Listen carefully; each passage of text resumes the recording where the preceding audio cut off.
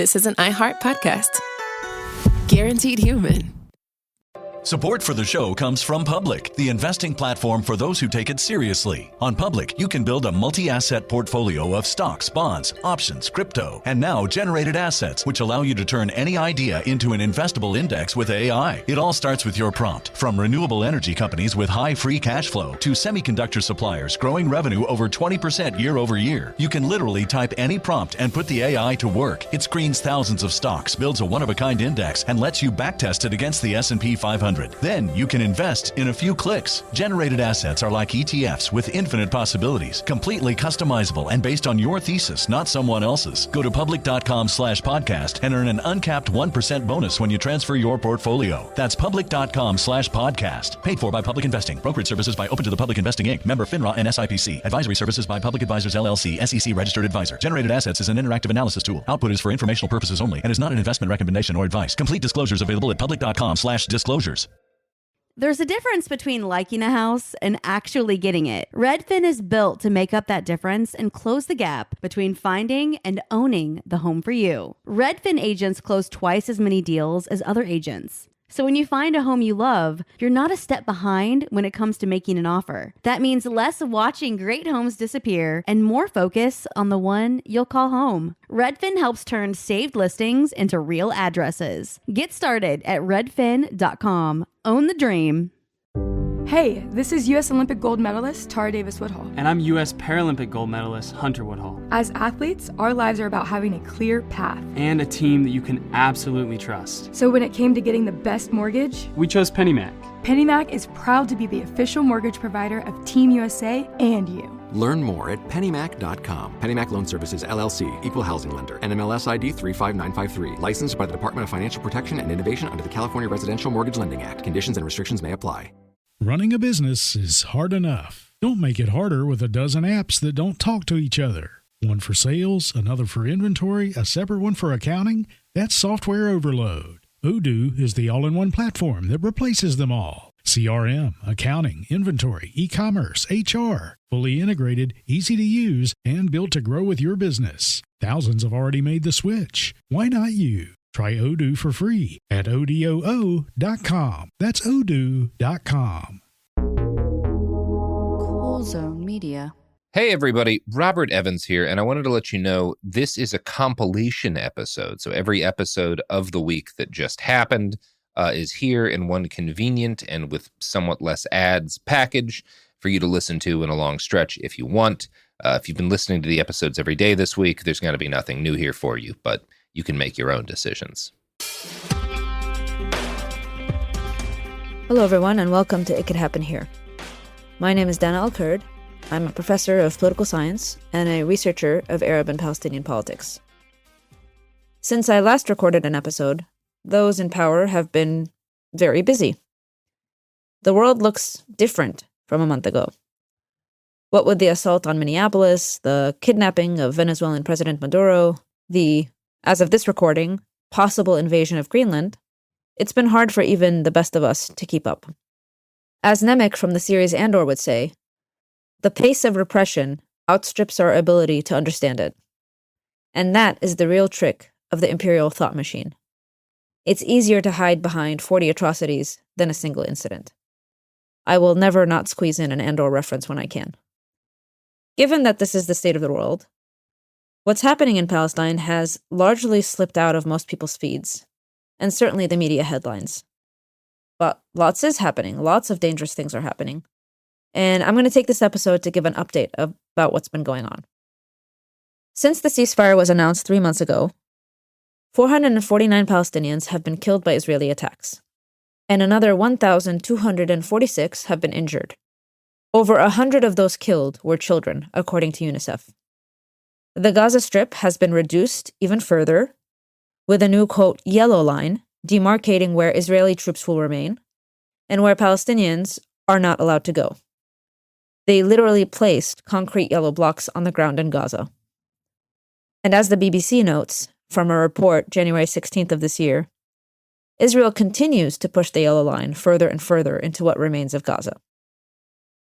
The United Nations Office for the Coordination of Humanitarian Affairs notes, quote, the Israeli military remains deployed in over 50% of the Gaza Strip, beyond the Yellow Line, where access to humanitarian facilities and assets, public infrastructure, and agricultural land are either restricted or prohibited.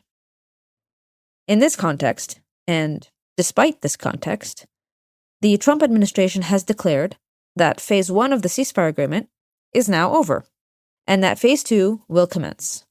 The US has announced the launch of the second phase of the Gaza ceasefire agreement. Special Envoy Steve Witkoff shared the news in a social media post, writing that Phase 2 establishes a transitional technocratic Palestinian administration in Gaza, the National Committee for the Administration of Gaza. He also wrote that it begins the full demilitarization and reconstruction of Gaza, primarily the disarmament of all unauthorized personnel. Witkoff says the US expects Hamas to comply fully with its obligations, including the immediate return of the final deceased hostage, and warns that the failure to do so will bring serious consequences. Now, this is the declaration, even though, really, aside from the return of Israeli hostages, no part of the 20-point plan that the Trump administration put forward as the, quote, peace plan was realized on the ground. Aid is being let in, but not at the levels that it's needed. Attacks against Palestinians haven't stopped. Nonetheless, Phase 2 is apparently starting with the naming of members of the Board of Peace. Now, if listeners will recall from a previous episode, Trump declared himself the chair of this Board of Peace that's supposed to bring peace to the Middle East, and Tony Blair was tapped to run it, much to the outrage of anyone who witnessed Blair's cooperation in the destruction of Iraq.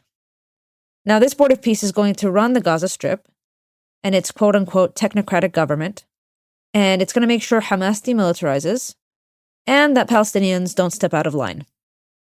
The Board of Peace is one aspect of the GREAT plan, GREAT standing for Gaza Reconstitution, Economic Acceleration, and Transformation Plan, a plan that apparently will turn Gaza into the, quote, Riviera of the Middle East.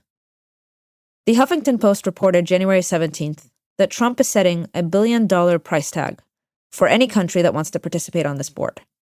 Members so far include Tony Blair, Secretary of State Marco Rubio, son-in-law Jared Kushner, U.S. Special Envoy to the Middle East Steve Witkoff, Mark Rowan, the CEO of Apollo Global Management, Israeli billionaire Yakir Gabay, and a number of others along the same vein.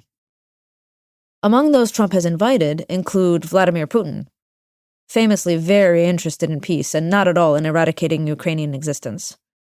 Trump also sent a letter to Viktor Orban, far right-wing president of Hungary, to join the Board of Peace.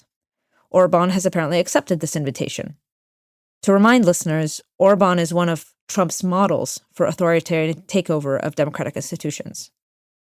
Orban has also very close ties with Prime Minister Netanyahu in Israel, despite his anti-Semitic politics.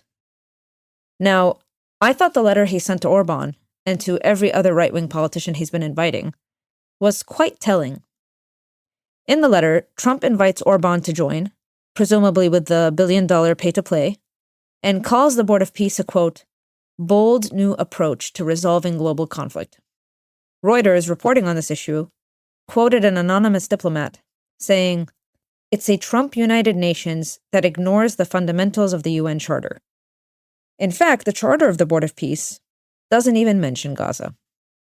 So, what is this bold new approach to resolving global conflict? It's apparently a resolution to conflict that includes a neo-colonial oversight board run by white men to make sure the natives don't get too excited. Now, this oversight board is intended to manage conflict. Because let's be clear, this isn't about solving conflict, at the expense of the people who have been facing the brunt of this conflict. So we should take them at their word that this is going to be the way that global conflict is going to be resolved from now on. This is the blueprint. Gaza is only the test case. And in this new form of authoritarian conflict management, the world will operate without any pretensions, under the premise of might is right. And if the Gaza Reconstitution, Economic Acceleration, and Transformation Plan is any indication, this plan is predicated on encouraging Palestinians to ultimately leave Gaza, at least some significant segment of them. So not only might is right, but ethnic cleansing is a more than fine way to resolve a dispute. And finally, the plan is predicated on the idea that reconstruction is a business opportunity. So to review, might is right, ethnic cleansing is A-OK, and war is a prime real estate development opportunity.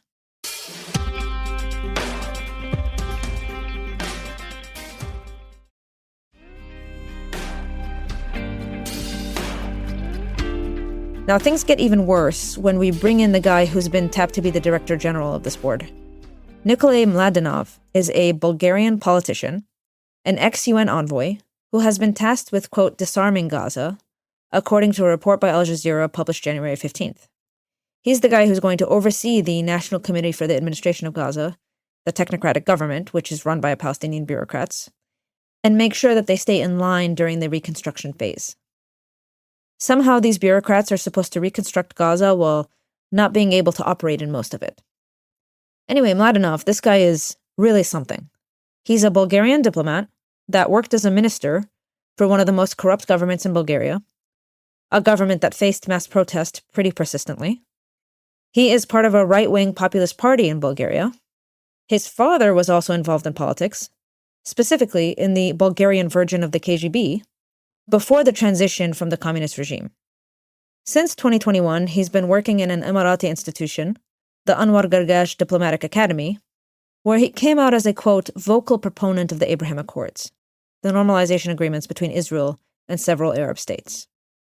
Now, it all checks out, honestly, that this is the guy who's going to be the director general.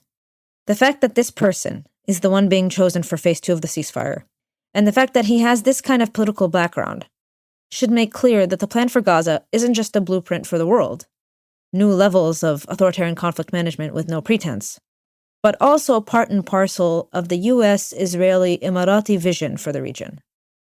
Now, this vision is one where Arab authoritarian regimes and Israel, with the US supporting, remake the Middle East into a, quote, modern, developed, tolerant Middle East, essentially by pouring concrete over graves and building megacities on top of rubble. Their vision of the Middle East is one that is authoritarian and contained, where citizens are subjects. These subjects can have some social freedoms and maybe some economic opportunities, but should never think that they can have an opinion on anything that happens to them.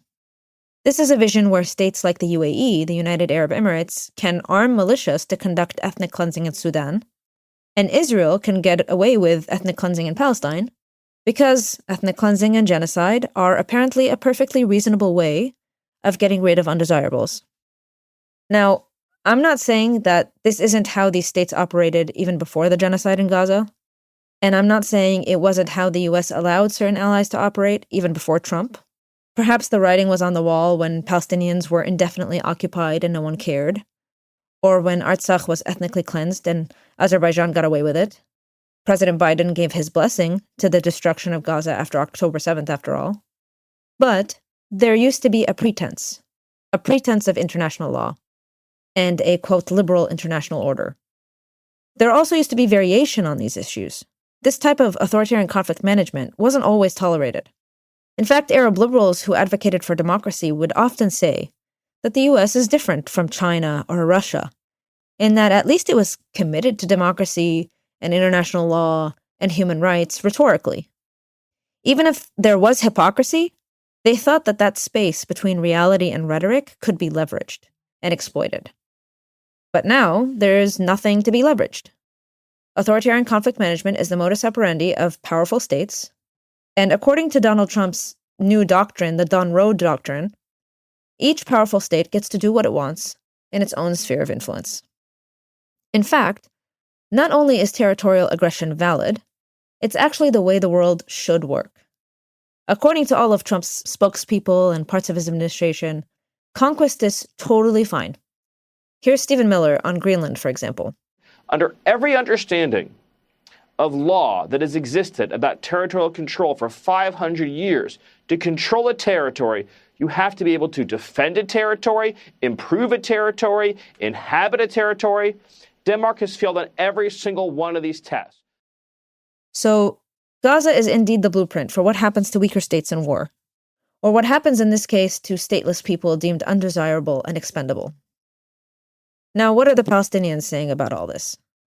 The technocratic government, made up of Palestinian bureaucrats, is saying it's committed to a reconstruction of Gaza that is rooted in, quote, peace, democracy, and justice. The Palestinian Authority, the largely illegitimate and undemocratic governance body that apparently governs the West Bank somehow and represents Palestinians, they're putting out statements welcoming the Board of Peace and Trump's vision. Maybe because they think this will earn them a seat at the table, or maybe it's a way to sideline their main opposition, Hamas, in whatever crumbs of Palestine they're allowed to control in the future. Hamas has said in a statement that they also welcome the formation of the Administrative Committee for the Gaza Strip to, quote, achieve calm in Gaza, while noting that they are working with mediators to get to the next stage of the ceasefire, and they accuse Israel of trying to break the ceasefire agreement. The Israeli government, ironically, rejects any Palestinian involvement, even at the technocratic level, and have vowed to take it up with their friend Trump. And the Palestinian people? Well, here is Gazan journalist Hind Khodari of Al Jazeera English. And what has been the reaction in Gaza to that announcement of a move to Phase 2? Well, just like you said it, an announcement, a symbolic announcement to Phase 2. Palestinians did not see anything on the ground. There's no change. And despite all of that, we're still hearing drones. As you can hear in the background, we also heard a couple of explosions since the early hours of the morning where demolishings are still going on across the Gaza Strip, especially after the yellow line. But Palestinians are frustrated. They're very disappointed. They thought that Phase 2 would give them the freedom of movement, that would give them reconstruction of Gaza, would also give them a little bit of what they lost. But on the ground, nothing happened, nothing changed. What we know so far is there are 15 members that have been approved on to be ruling Gaza. But there are a lot of questions and concerns. How is this going to happen? What is going to happen to the people here? The reconstruction, the Rafah crossing, thousands who need to get education, and also people who need to travel abroad to either get their treatment, to get to reunite with their families. So there's a lot of questions, but mainly there's a lot of frustration because there's nothing changing on the ground. People in Gaza are beyond exhaustion. Everyone wants some path forward out of this nightmare. But I really don't think, for all the reasons I described here today, that this is it. And we shouldn't let them, the Trumps and Orbans and billionaires of the world, get away with the narrative that they're peacemakers, and that apparently this is all in the name of tolerance and peace. That's it for me today. Thank you for listening, and hope you're all staying safe.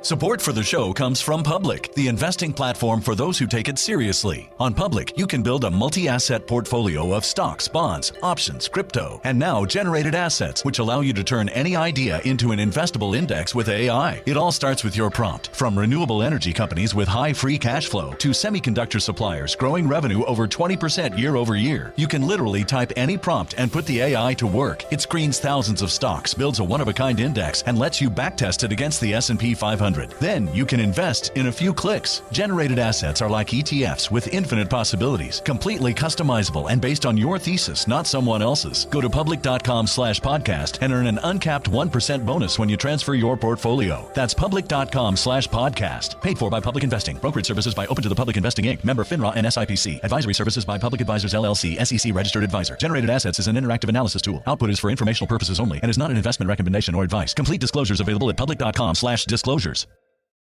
Hey, this is U.S. Olympic gold medalist Tara Davis Woodhull. And I'm U.S. Paralympic gold medalist Hunter Woodhull. As athletes, our lives are about having a clear path. And a team that you can absolutely trust. So when it came to getting the best mortgage, we chose PennyMac.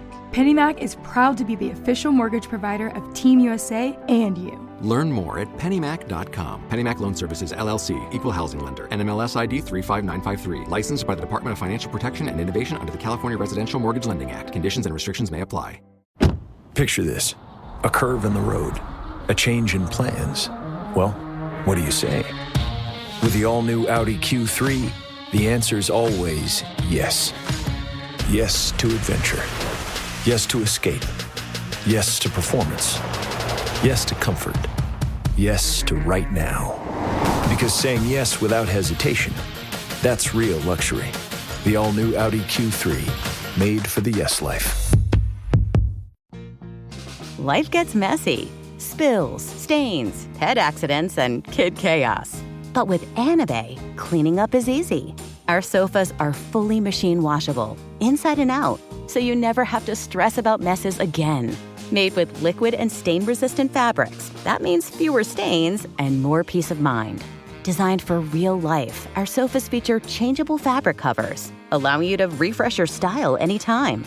Need flexibility? Our modular design lets you rearrange your sofa effortlessly. Perfect for cozy apartments or spacious homes. Plus, they're earth-friendly and built to last. That's why over 200,000 happy customers have made the switch. Upgrade your space today. Sofas start at just $699. Visit washablesofas.com now and bring home a sofa made for life. That's washablesofas.com. Offers are subject to change and certain restrictions may apply.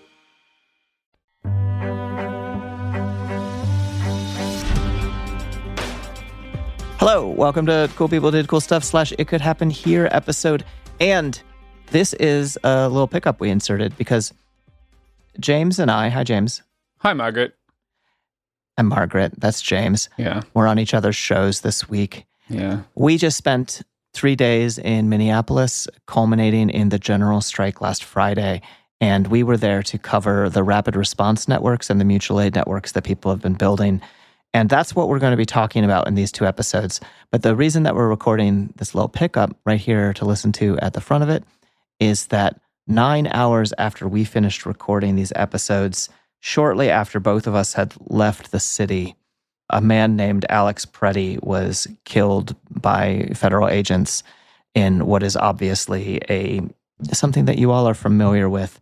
And we just kind of want to mark that because I think the tone in what we're talking about right now is we're so excited about these networks that people have been building, but obviously the tone would have changed a little bit had we recorded it only 9 hours later, and we would have been talking about something slightly different, and that's just the breaks of podcasting.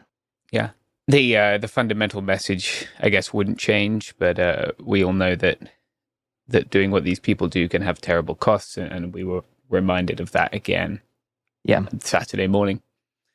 And I guess we should just say that, like, we grieve his passing, and we're sending our thoughts to his family and the people who loved him. Yeah. It's going to be a really hard time for them. Absolutely. Hello, and welcome to Cool People Could Happen Here. I'm one of your hosts, Margaret Killjoy, and with me today as my other host is James. Hi, Margaret. We are doing a special crossover episode of It Could Happen Here and Cool People Who Did Cool Stuff, and we're doing it because James and I are in sunny Minneapolis, which is true. The sun was out. Yeah, I saw the sun. Yeah. Yeah, I saw it through a cloud of cold air. The vapor of our own breath, freezing. Yeah. I have seen more people today with frozen eyelashes than any other point in my life put together. Yeah, I breathed into my goggles briefly, and that froze. Yeah, So I took them off, and my eyes froze. Yeah. Yeah. It was minus 30 Fahrenheit feel, I guess, with wind chill. With wind chill. What is that in Celsius? They come together at minus 40, so it's going to be like minus 35, I think, something like that. Yeah. It was, for those who are not familiar, cold, very cold. And so the two of us came up to Minneapolis a few days ago, and we've spent the past 3 days here talking to everyone we can about the rapid response networks that people have built to try to keep themselves and their neighbors safe from ICE and federal repression and the sort of federal occupation of the city. And so what we thought we would do, this is kind of, neither of us have written scripts yet. We are still here. We just had a fun, slightly hectic day where we spent only about 20 minutes reasonably sure we were getting arrested, but we didn't get arrested. No. Thank you, Comrade Train. Yeah. We got on a light rail and were able to leave a kettle by a light rail, which is a new experience for me. Yeah, it was very European. Yeah. And we came up here to talk to people, and that's been the the story that I'm most interested in, right, is that we have all of these stories that are absolutely true. The stakes are really high here, but the things that people are building here are really incredible, and people know that they're holding down ICE here in a way that no one would have expected, I think. And I don't know. So yeah, should we just talk about kind of our days? Since we've been here? I think I just want to ground people before we do that, in that so much of the reporting on Minneapolis has focused on trauma, and so much reporting on migrants focuses on trauma, right? And I think people who have listened to our podcast know that that's not really our game. And so I understand when they hear that we've been in Minneapolis, I think we're going to talk about horrific things that we've seen. I want to talk more about the beautiful things that we've seen, because I think those get missed, and they're super important, especially if you're listening in another city in the US, which will face some degree of this or is facing some degree of this, right? So I want to ground this in saying that rather than talking about the trauma people are experiencing, which I'm sure will be incidental, I want to talk about how closely people are holding each other here and how special that is and what we can take from it. Yeah, and like without, obviously, we're not trying to paint a rosy picture of what's happening here, because what's happening here is like, I'm a cold-hearted journalist historian person, and I was crying multiple times in the past couple of days as people told me about some of the stuff they've experienced. But some of it has been, we've asked people, we've said like, hey, what do you want people to take away from this? And one of the main things is that kind of a like, hey, you can do it too kind of thing. And the other thing that people have talked about is like, it would be really nice for people to see that what we're doing is amazing here, even if it's like coming out of such horrendous adversity. Yeah, like one of the things that I've taken throughout my career is that in hard times we can build beautiful things. Yeah, like that's what I wrote my book about, really. Yeah, and what I've tried to report on all over the world. I think this is more evidence of that. And so, like, you're going to hear things which are amazing, and the people who have done them are wonderful, but they're not uniquely special. You can do all these things too. And like, I want you to see that it is possible where you live. Yeah. So one of the first things that we did when we got here, we talked about, to put ourselves in the story. I drove a long way, and James flew a long way. And, I picked up James at the airport, and we came to where we're staying, and we were talking about and it was late at night, and we were like, all right, what are we trying to do tomorrow? And what are we trying to see? And what are we trying to learn? Yeah. And one of the main things, one of the first questions we had was like, what's the scale of what's happening here? Yeah. Right? Like what were your impressions of the scale of what was happening? We should talk about what's happening here. Just like really quickly, I bet you all know about it in the news. Why do I have a different tone of voice when I'm talking into a microphone in this way? Usually I'm in a Zoom call, but instead we're both sitting in a bedroom on opposite ends of the bedroom, talking into microphones. And I somehow have a different cadence, and I don't know how I feel about it. Also, I've had to drink caffeine, which I don't do because we've had to do an awful lot. And anyway, what was I about to ask you?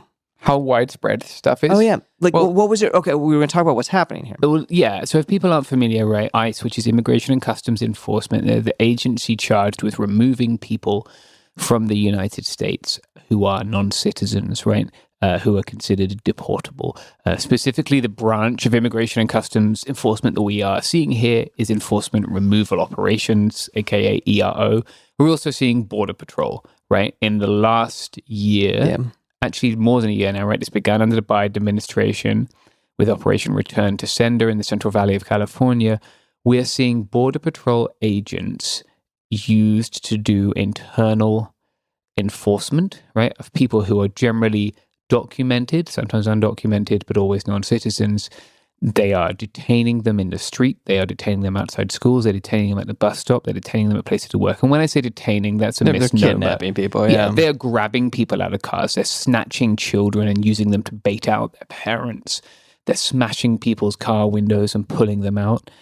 They're barging into businesses. In one case, they ate at a Mexican restaurant and then arrested the workers there later that day. I've visited a lot of places where terrible things happen, right? The shit that is happening here It's the shit that people come to America to get away from. Yeah. It is men in masks with guns pulling people who have done nothing wrong, who are here not harming anyone, people who do not have criminal records, just for the... I don't feel like I need to say that on this show, but I need to say that every time I talk about this, right? Like the vast majority, something like 80% last time I looked at the stats of these people have no criminal records, and a criminal record could be something like fucking parking in the wrong place. Like, I've been arrested. Yeah, also, I don't care. I don't give a shit. I've done a lot of crime. Everyone listening to this has done a lot of crime, whether or not you've been caught. Yeah. You probably... Speeding is a crime. You sped. Yeah. You went a little bit too late through a red light, whatever. Like, I don't think that matters. Actually, right, exactly. Right? Even if you're a lib, even if you believe that our justice system is fair, it should be fair for everyone. There shouldn't be different consequences for different people. Let's move past that, right? Mm-hmm. So, how widespread is this? Margaret and I got in late. We sat up even later talking. We ordered a shitty vegan pizza. We ate it. It kind of was shitty. I was a little sad about it. Yeah, I've had better. I won't name drop. We woke up the next morning, and within 5 minutes of our waking up, we heard like beep, beep, beep, beep, beep coming down the street. Yeah. Both Margaret and I ran to the front door, spent a while trying to put on snow boots, and watched an ICE agent rolling down the street in what they normally drive in, right, which are rental SUVs with the windows blacked out. Yeah. And people following them, alerting the block that ICE was here, right? Yeah. And we're not downtown. We like picked an area that's like slightly, we thought it was slightly out of it. But we got warned that nowhere is goon free. Yeah. And they were right. Nowhere is goon free, right? Yeah. I mean, we have probably been within a 30-minute radius of the spot we're staying at for 3 or 4 days, right? Yeah. We've seen ICE pile their car into a telephone pole. We've seen spent munitions on the floor. ICE tear gas some people a few blocks from us, but they were gone by the time we got there. Yeah. And I want to get this out like front and center at the start. It was not ICE who kettled protesters today. It was Hennepin County Sheriff's Office. Yeah. It was not ICE who arrested people who approached them with their hands in the air trying to work out what was going on. That was Hennepin County Sheriff's Office. I've seen press conferences with Minneapolis police. I don't know what their deal is. I'll tell you that Hennepin County Sheriff's Office are actively participating in this, right? Yeah. I'm not buying this local cops good. This will shock listeners. Yeah. I'm not buying the local cops good, federal cops bad narrative. Yeah. When cops get asked what side they're on the side of the other cops. Well, it's interesting because the thing that you have is that you have, there's the great classic, like if those who are neutral in times of oppression are siding with the oppressors, right? Yeah. Because the overall situation here, it seems to be, is that you do have much more, the oppressive force here is an outside force as compared to any other protest movement I've seen in the United States. People are very aware that it is outsiders who have come to their city to steal their neighbors. Yeah. Right? And so because of that, the federal forces are the forces everyone's mad at, whereas a lot of the people who are standing up to federal forces are neutral or fine with police and even like the concept of other federal agencies. They just don't want people snatching neighbors. Now, that's not universal, but that's like some of the people we've talked to. Yeah. But what state level law enforcement has decided is that they are committed to keeping the peace. And they can't keep the peace against ICE, which they probably on some level morally know that they need to, but they don't. And instead they're like, all right, well, we can mess up with the protesters. There won't be protesters, there ain't protesters. Right. But yeah, like when we saw people drive down honking, the very first thing that we experienced in this town, and we weren't sure what it was. We were like, is that people following ICE and honking? Yeah. And I had done a fair amount of research before I came, and I kind of knew about the whistles, but I didn't really know about this like incredible network that people have built. Yeah. That what we saw was not in any way exceptional, right? No, that was just a standard street on a Wednesday morning. Yeah.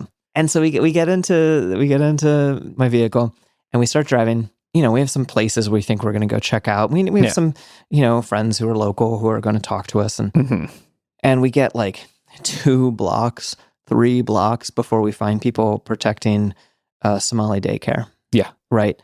And we, before that, right, we went to the food co-op to get food. Yeah. And we went into the food co-op and we got our food. And on the way out, we see this big old sign on the door, which is like, we're closed on the 23rd. ICE out of Minnesota. Yeah. ICE out of Minneapolis, whatever it is. And it's in English and Spanish. And it's like, in solidarity with our migrant neighbors, we're not opening. Yeah. And like, obviously it's a food co-op, right? Right. It's not a reactionary space. That sort of planted a seed for me, like, like this is a big ass business, you know, it's not a business that necessarily relies on migrant labor, but I can see it being a space where people are in solidarity. I wonder how wide that is. Right. And they, even in the time we've been here, I've seen businesses put those up that didn't happen when we were going out on Wednesday, right? Totally. Like people being like, nah, this isn't right. But yeah, to go back, what happened was that Margaret was driving. I was riding next to Margaret. I saw a group of people. One guy had kind of tan trousers on, and I was like, stop. Margaret slowed down, signaled, and turned into the parking lot that these folks were at.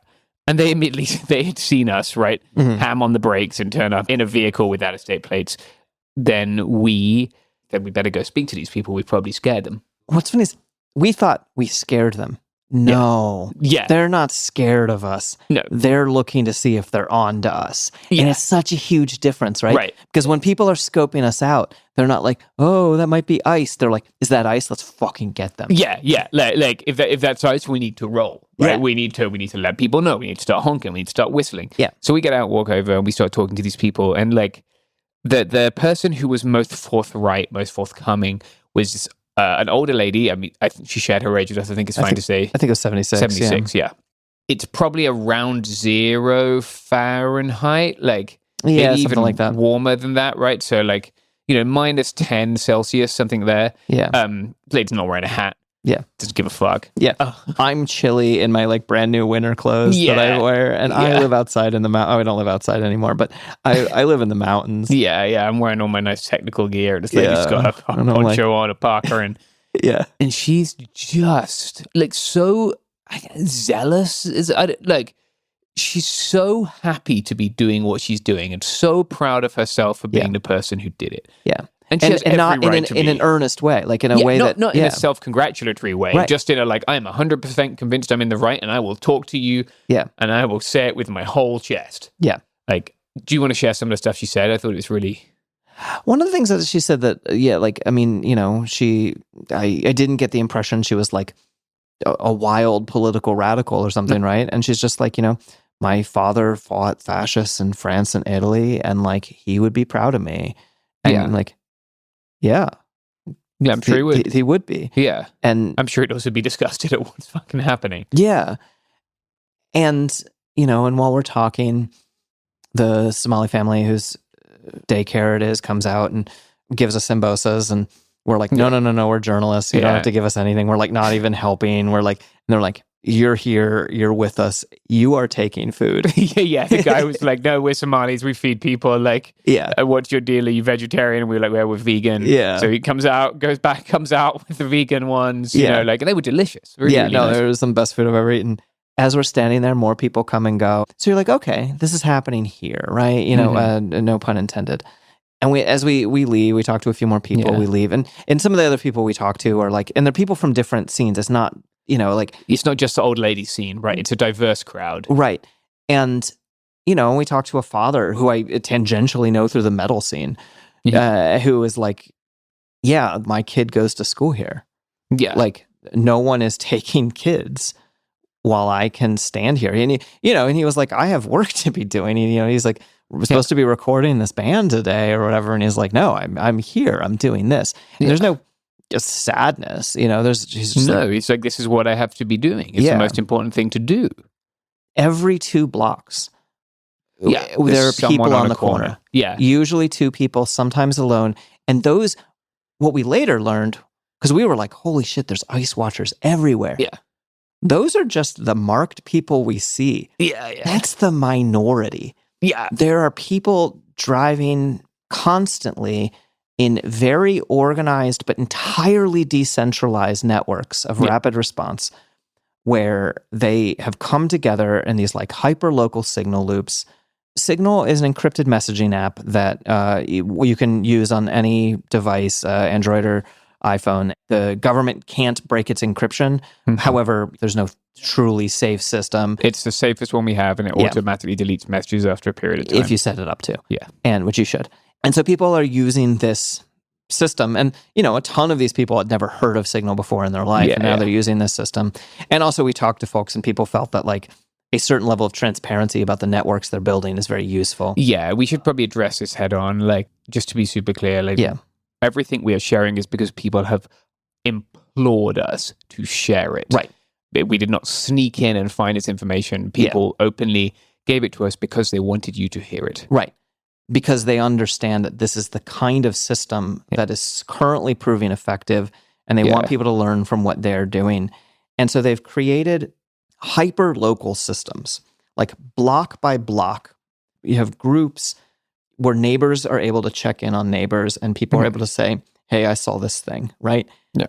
And so there is constant presence all over town. And when I say town, we spent our time in Minneapolis, but we have talked to a lot of people who say the St. Paul is doing a similar thing. The suburbs are doing a similar thing. Yeah. Even some small towns elsewhere in Minnesota are starting to do this. Yeah, I don't quite know where the town is, but if people are local, like a few years ago, I went to a massive Ren fair here, and I really outed myself.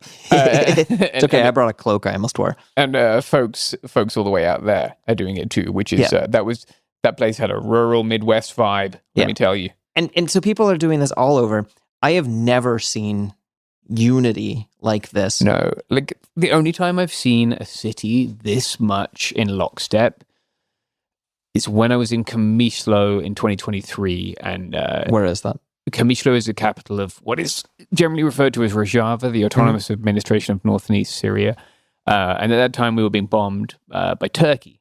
Turkey takes offense at Kurdish people having any autonomy. And this is what that felt like, because there is someone invading your town and taking your friends. Yeah. And everyone, I remember there were funerals, right? Because one bomb killed 34 ICE Shirts, the internal security forces. Yeah. And I remember everyone rolled out for the funeral. Like, it was like a general strike. Yeah. And that's what it feels like here. Like, you could walk through town the day that happened and see people were sad, and but they were sharing their sadness. Yeah. And here, people are mad, and they're sharing their anger, but also their love for one another. Yeah. Even when someone was killed by ICE, this did not stop people from doing this work. Yeah. It brought more people out to do this work because people were like, no, this work needs to be done. And on some level, the scale is that, right? Like, because if someone is seeking asylum, like no one runs unless they have a reason, you know? And so sending people back to the places that they've sought asylum from often just means killing people. Yeah, I mean, let's look at the things that have happened in the last month, right? Gay men being sent back to Iran, where the punishment for that is death. Yeah.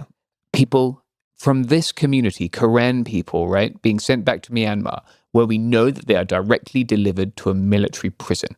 They are sending people back to Mauritania, where again, you can be punished for being queer by death, right? Yeah. Like what is happening here is that people's lives are at stake. I think sometimes people think, oh, it's inconvenient. You go back to a place where life is less, you don't have a target. No, that's not the deal. Yeah. We're sending people back to Venezuela, right? We're sending people from the US to Venezuela. The US, notably, just kidnapped the president of Venezuela. Yeah. Those people aren't going to have a nice time. Yeah. Right? And if you were a US intelligence agency and you wanted to insert people into Venezuela, that's how you would do it. Yeah, and Venezuela knows that. Venezuela, they're not that dumb, and they are very paranoid. Yeah. And they are a state which has a great deal of ability to do violence based on that paranoia. And so people are aware of the stakes, and they're doing something about it. And what's cool, it's so interesting, because at the same time, there's a little bit of like, yeah, we're built different. And certainly around the cold, that is absolutely true. Yeah. And there is all of this stuff in the history of at least Minneapolis that people have built resistance out of, right? You know, all of this very active multiculturalism going back decades. We've talked to organizers who grew up in, we talked to an organizer who grew up in the American Indian movement and was talking about like Black and Indigenous solidarity going back to the 60s and 70s, right? And, and was saying like, there's all of this multicultural and solidarity. There's also all of these like cultural events, right? They have this huge May Day parade, right? Or festival. Yeah. Every year. It's funny, I've spent a lot of time in Minneapolis, but I've never actually been here for this, but everyone's always talking about it. Where basically people go to this park and build puppets and build giant puppets together. But it's decentralized. And so there's all of this history of decentralized organizing. And in 2020, of course, the uprising kind of began here. Yeah. And people are very aware of that. And so they have all of these networks that have been built for years. And they weren't necessarily like crazy active in the intervening years. Right. But people know each other on some level. And that's the thing, though, because I expected people being like, yes, they had all of these deep interconnections. And most people we're talking to were like, no, I know my neighbors now. Yeah, 6 months ago. We have these like small seeds, right? And so people here are and aren't special about that. Yeah. But do you know what is special, James? I shudder to think, Margaret. I think what's special is the fact that you and I run anti-capitalist podcasts. It's special as a lot of meanings. Yeah. That are interrupted by advertisements. Yeah, it is different. It is a thing. And here they are. Yeah. Thank you. Please insert name of advertiser here for buying us a low-grade vegan pizza, which still cost us more than $50.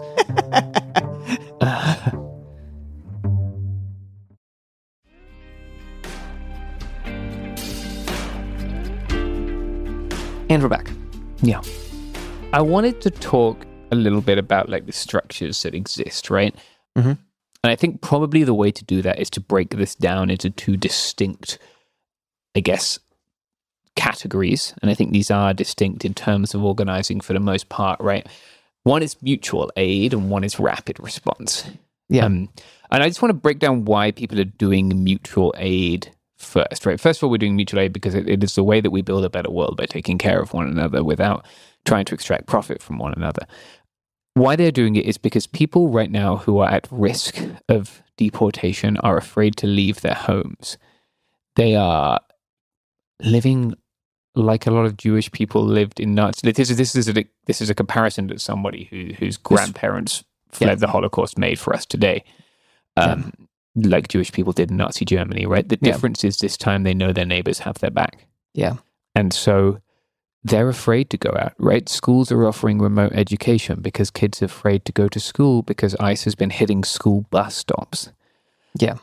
People can't go out and get groceries and they can't go to their jobs. So they can't pay their bills. And so that requires, if we want to take care of people, we have to feed them. We have to help them pay their bills, meet their material needs, get their kids educated, right? That is a heavy lift. Capitalism extracts a pretty heavy fee for paying rent, right? We give most of our lives to capital so that we can get food and pay rent and clothes and shit. We have to do that without that here, right? Yeah. And people are doing it. So they are organizing food drop-offs. They're organizing diaper banks. They're organizing to give people rides who might not feel safe driving by themselves. Yeah. They're taking people's kids to some often, right? A scenario that I'm very familiar with is citizen children born to non-citizen parents. So those kids, no one is safe when you have this many people running around with weapons, right? And very poor training and don't know how to drive. A lot of anger and not very good at driving in the snow. But their kids are still able to go out and go to school. But it's a bad idea for their parents to take them. Right? Yeah. So you're seeing people organizing school runs, getting food for people. Then you've got businesses that are owned by migrants, right? Or businesses that are largely staffed by migrants. So it's trying to keep those places afloat so that community can continue to care for itself. But when its workers can't come in, or what if the majority of the clientele of the business are migrants?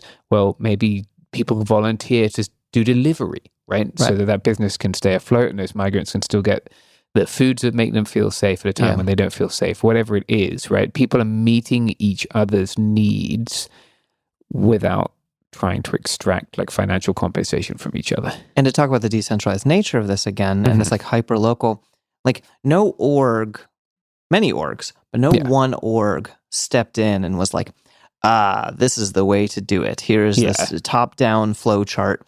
Instead, all of these groups started in different ways. Like we've talked to people from like different neighborhoods where like, it all started like this. And then they paint a completely different picture from people from 3 blocks over. Yeah, right? yeah.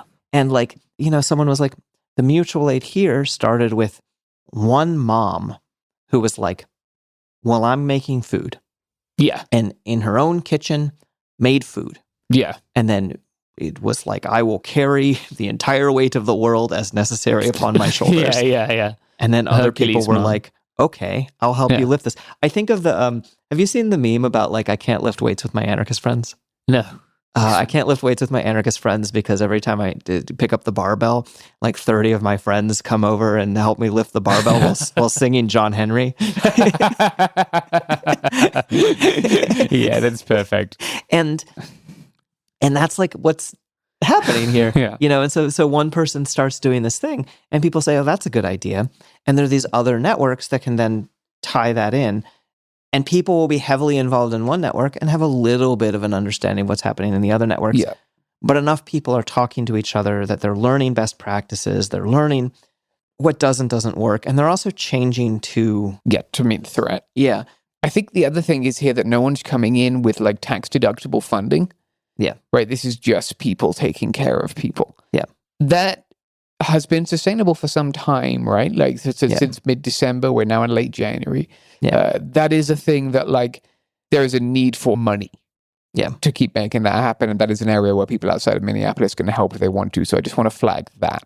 Yeah. And we'll drop some resources at the end of these 2 episodes. And we'll probably drop at the end of the first episode. Yeah. And hopefully if you feel so inclined, you'll be able to help financially. But yeah, let's talk about rapid response. ICE is not as large of an agency as they wish it was. No. There's so much news about how hard of a time they're having hiring people to the point where they like hired the like leftist journalist who was like applied as a joke, or applied as a, and so they've had this surge here, the flood they called it, I believe, of agents here, and there's about 3,000, I think, ICE agents in the city. Yeah, I think it was Metro surge here. Midway flood was Chicago. Okay, and they can't do that everywhere at once. No. So if you play video games, Minneapolis is tanking. Do you know the concept of tanking? Yeah, you don't have to be a video game. You can do it in Dungeons & Dragons. I know. They do it. Yeah, you can tank in Dungeons & Dragons. But the actual, weirdly, I think the concept of tanking comes not from Dungeons & Dragons. Yeah. Later editions of... This is a nerd tangent. Anyway. Yeah, James and Margaret talk about Dungeons & Dragons etymology. Yeah. The concept is that one person stands there and takes the damage while other people heal that person and do damage to the people attacking that person. Or like prepare themselves. Yeah. Well, in the video game version is one person takes all the damage while everyone else is also helping do the damage back. That's literally just the World of Warcraft version. Okay. But Minneapolis is tanking.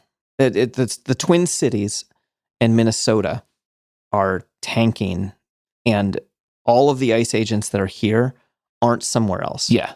And one of the ways that they're making that possible is through rapid response. Yeah. And rapid response, that's what the name says. It is a way to respond rapidly, which is this is the other question I had coming in. Why does this work? This was my thought. I was like, why does blowing whistles at ICE agents make them not able to kidnap people? Yeah. So I was like, does this work? And that was one of the main questions we asked people. Yeah. The answer is yes. Yeah. It doesn't work all the time. This is still a tragic situation. Yeah. Where everyone involved is kind of traumatized to medium to greater degrees. I don't want to say to lesser degrees. Yeah. But what happens is that if the ICE agents are outnumbered, they usually don't successfully abduct anyone. Yeah. Even though they're the only harmed people in the situation, even though they theoretically, the way that police would act, being outnumbered, it helps, but it's not as much of a game changer. Yeah. With ICE being wildly unpopular, occupying force, so far, at least currently, outnumbering them seems to often stop abductions. At first, I believe December-ish, the way that ICE was handling things was these big, spectacular raids that we've seen in a lot of places. 30 agents are showing up and raiding this place, right? And so if you get a call about that, a rapid response can be 20 minutes, can be 30 minutes. You can show up and you're still part of fighting against this happening. And this is what's happening all over the country, right? Yeah. So ICE here adapted and started moving faster and faster. Yeah. And so now often these abductions take 2 or 3 minutes. So they were like, how do we get a crowd in 2 minutes? And when an organizer first, like, which everyone here is an organizer, when a person who does this first suggested that to me, my thought was like, well, you don't. Yeah. That's impossible. It's not. They do it. Yeah. And they do it because everyone here in Minneapolis, like, not everyone, but I haven't run across too many counterexamples. Yeah.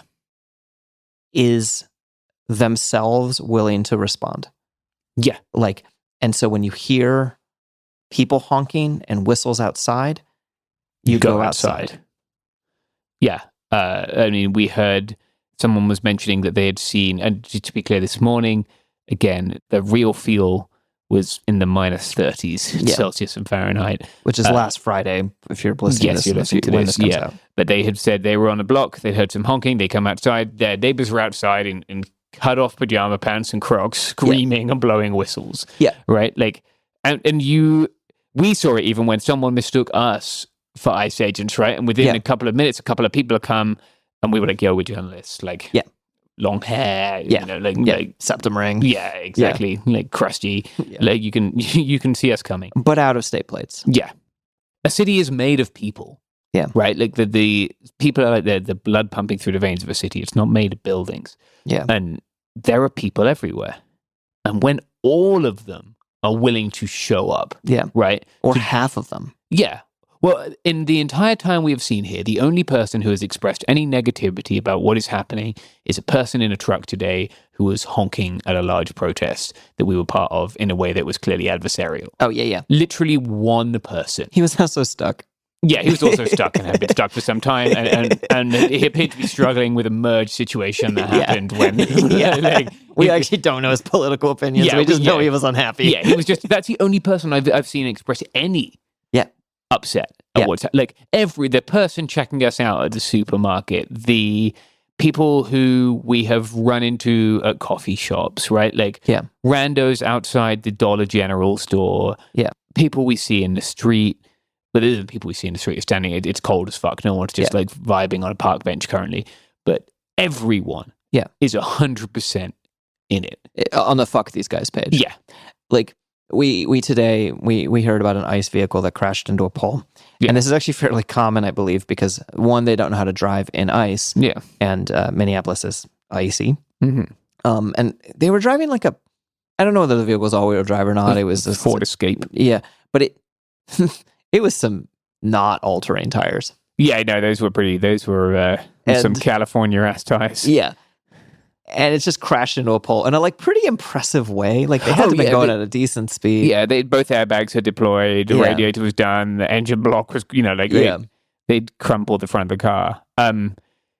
It's because they drive erratically when people are driving behind them to try and get rid of them, and they are driving ill-equipped, both skill-wise and vehicle-wise. Yeah. And so we showed up an hour and a half after the crash. They just abandoned the vehicle there. Right. They came and got some of their stuff out of the car. Tossed some tear gas. Yeah, tossed some tear gas. We saw the canister on the ground of CS gas. And they just left it there. And they were not going to clean it up. I don't believe they will ever clean it up. That'll be on the local police or whoever, Yeah, city. And we're standing there, and a guy drives by, and he's just a normal man. No distinguishing features. No man in van. Yeah, no belief to be subcultural or lefty. Or someone drives by and is like, "Oh shit, is everyone okay?" And I was like, "Oh, that's an ICE vehicle." And he just starts laughing. He parks his car. He gets out. He's taking pictures. Yeah. And this happens this must have been happening over and over for an hour and a half. Yeah. Well, what else I noticed then was like, so we were walking up and this person popped out of their house and was like, "Hey, what's happening?" We were like, "Oh, I biffed it into this pole." Yeah. And they were like, "Okay, if you guys need anything, like I'm here, I'm taking care of some kids or an elder, I can't remember." Yeah. But they were like, "You need to come in the house, it's cold, just come knock on the door. Like you need a hot drink, you know, like." And we're marked press. We're not like, "Hello, we are the activists." Yeah. You know? Yeah. Like, to be clear, I'm wearing a helmet. Mark, we're both wearing helmets with big blue press patches on them.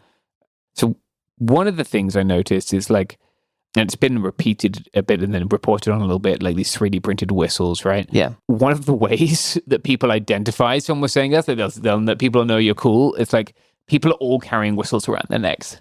Yeah. Like almost, I was just keeping an eye on this as we met people throughout the last few days. Everybody had a carabiner with their keys and a whistle on it, or a whistle around their neck, or there was a whistle on a lanyard on their wrist. It's like a little marker. And what's interesting is we've talked to people about how at the beginning, a lot of people are like, this seems kind of silly. Yeah. Right? You're like, oh, they're the federal, they're the Gestapo, right? Like, yeah. And we have whistles. And so it seems so absurd. Yeah. But there's so many parts of it. They want to operate in secrecy. Yeah. We see watchers on every corner. We don't see ICE. Like, this is a city under occupation, but it's like visibly under occupation by its own defenders. Yeah. Right? It is like infiltrated by federal agents. Not like you don't, I've been in places where you have like the police rolling around in their tank things with tires. Yeah, Bearcats. Yeah. And like, this isn't that because they can't actually express much force. They can't even be seen as they go. They're trying their very hardest to hide, right? Yeah. They have tinted vehicles. They cover their faces. Yeah. They keep getting different rentals so people can't recognize it. Yeah. Like they are trying their best to blend in and failing. Yeah. And everyone having a whistle. So not only is it effective because it draws attention to them, it makes you a defender. Yeah. It's a very cheap and easy way. You hand someone a whistle and you're handing them responsibility. Mm-hmm. You're saying like, you are now, it's like, he's handing someone their goddamn sword. In a like knight fantasy land way, right? Yeah, like you're one of us and we take care of each other. And you are going to defend people. Yeah. And you're going to defend people by casting these people. Like, it's so interesting because I'm so used to thinking like power doesn't need to hide. Right? Like, when journalists are like, oh, well, what they really fear is the truth. And, I'm like, well, power doesn't need to hide, but the power is not with the folks driving around in occupying the city right now. The more relevant power is with the folks standing on street corners who don't feel the need to hide, who aren't afraid, right? And like, this is part of why I hate saying things like this. I think we're going to win. And I haven't felt that way in years. And like, I think that this spirit, the spirit that is animating this city, is the thing that will get us through it. And when I say when conditions are all weird and hard, and we're going to lose a lot of people. Mm-hmm. Like, we're going to lose a lot of... like grabbing people off the street here every day despite all of this. Because when I'm like, people are stopping so many abductions, they're also... Everyone we've talked to has stopped abductions and failed to stop abductions. Yeah. And that haunts a lot of them, I think. I think so too. And people are really torn between those two things. Yeah. I'll just say that, like, as someone who's been in it for a minute when it comes to like advocacy for migrants, right? Yeah. If I go back 3 years ago to 2023, it was 100 crusties and anarchists and Quakers and Sikhs who were feeding thousands of people in the desert, right? Yeah. And in a big city, a metro area of 3 million people, 45 minutes away, people didn't believe me when I told them it was happening because nobody gave a shit to include the local media. And then I was in LA, right, in summer this year. Yeah. And there were young folks there who were mad as hell and not going to take it anymore, right? Yeah. And did really inspiring stuff. Did really inspiring stuff and very brave stuff. And so many of them were those kids who are in that situation where they are citizens and their parents are not. Yeah. And they believe in the right to freedom of expression and speech and they came to use it, right? But I could walk 5 blocks from there and it could have been any other day in LA, right? Yeah. I went to a fancy coffee shop. I overpaid for coffee. Because the white people didn't give a shit, you mean? Or didn't for the most do a part, shit. No, you're right. Yeah. But they cared. I think they cared. A lot of people say, oh, it's terrible what's happening. Yeah. But, some people spoke to me about their film script. It's LA, right? That's a given. But it did not feel like the city was locked in. This feels different to that. Yeah. It feels more locked in than it even felt in 2020. Yeah. Because everybody sees this as an external thing. Yeah. But do you know what doesn't like doing ad transitions right now? It's me. I don't actually like doing it, but that is my job. And here's some ads.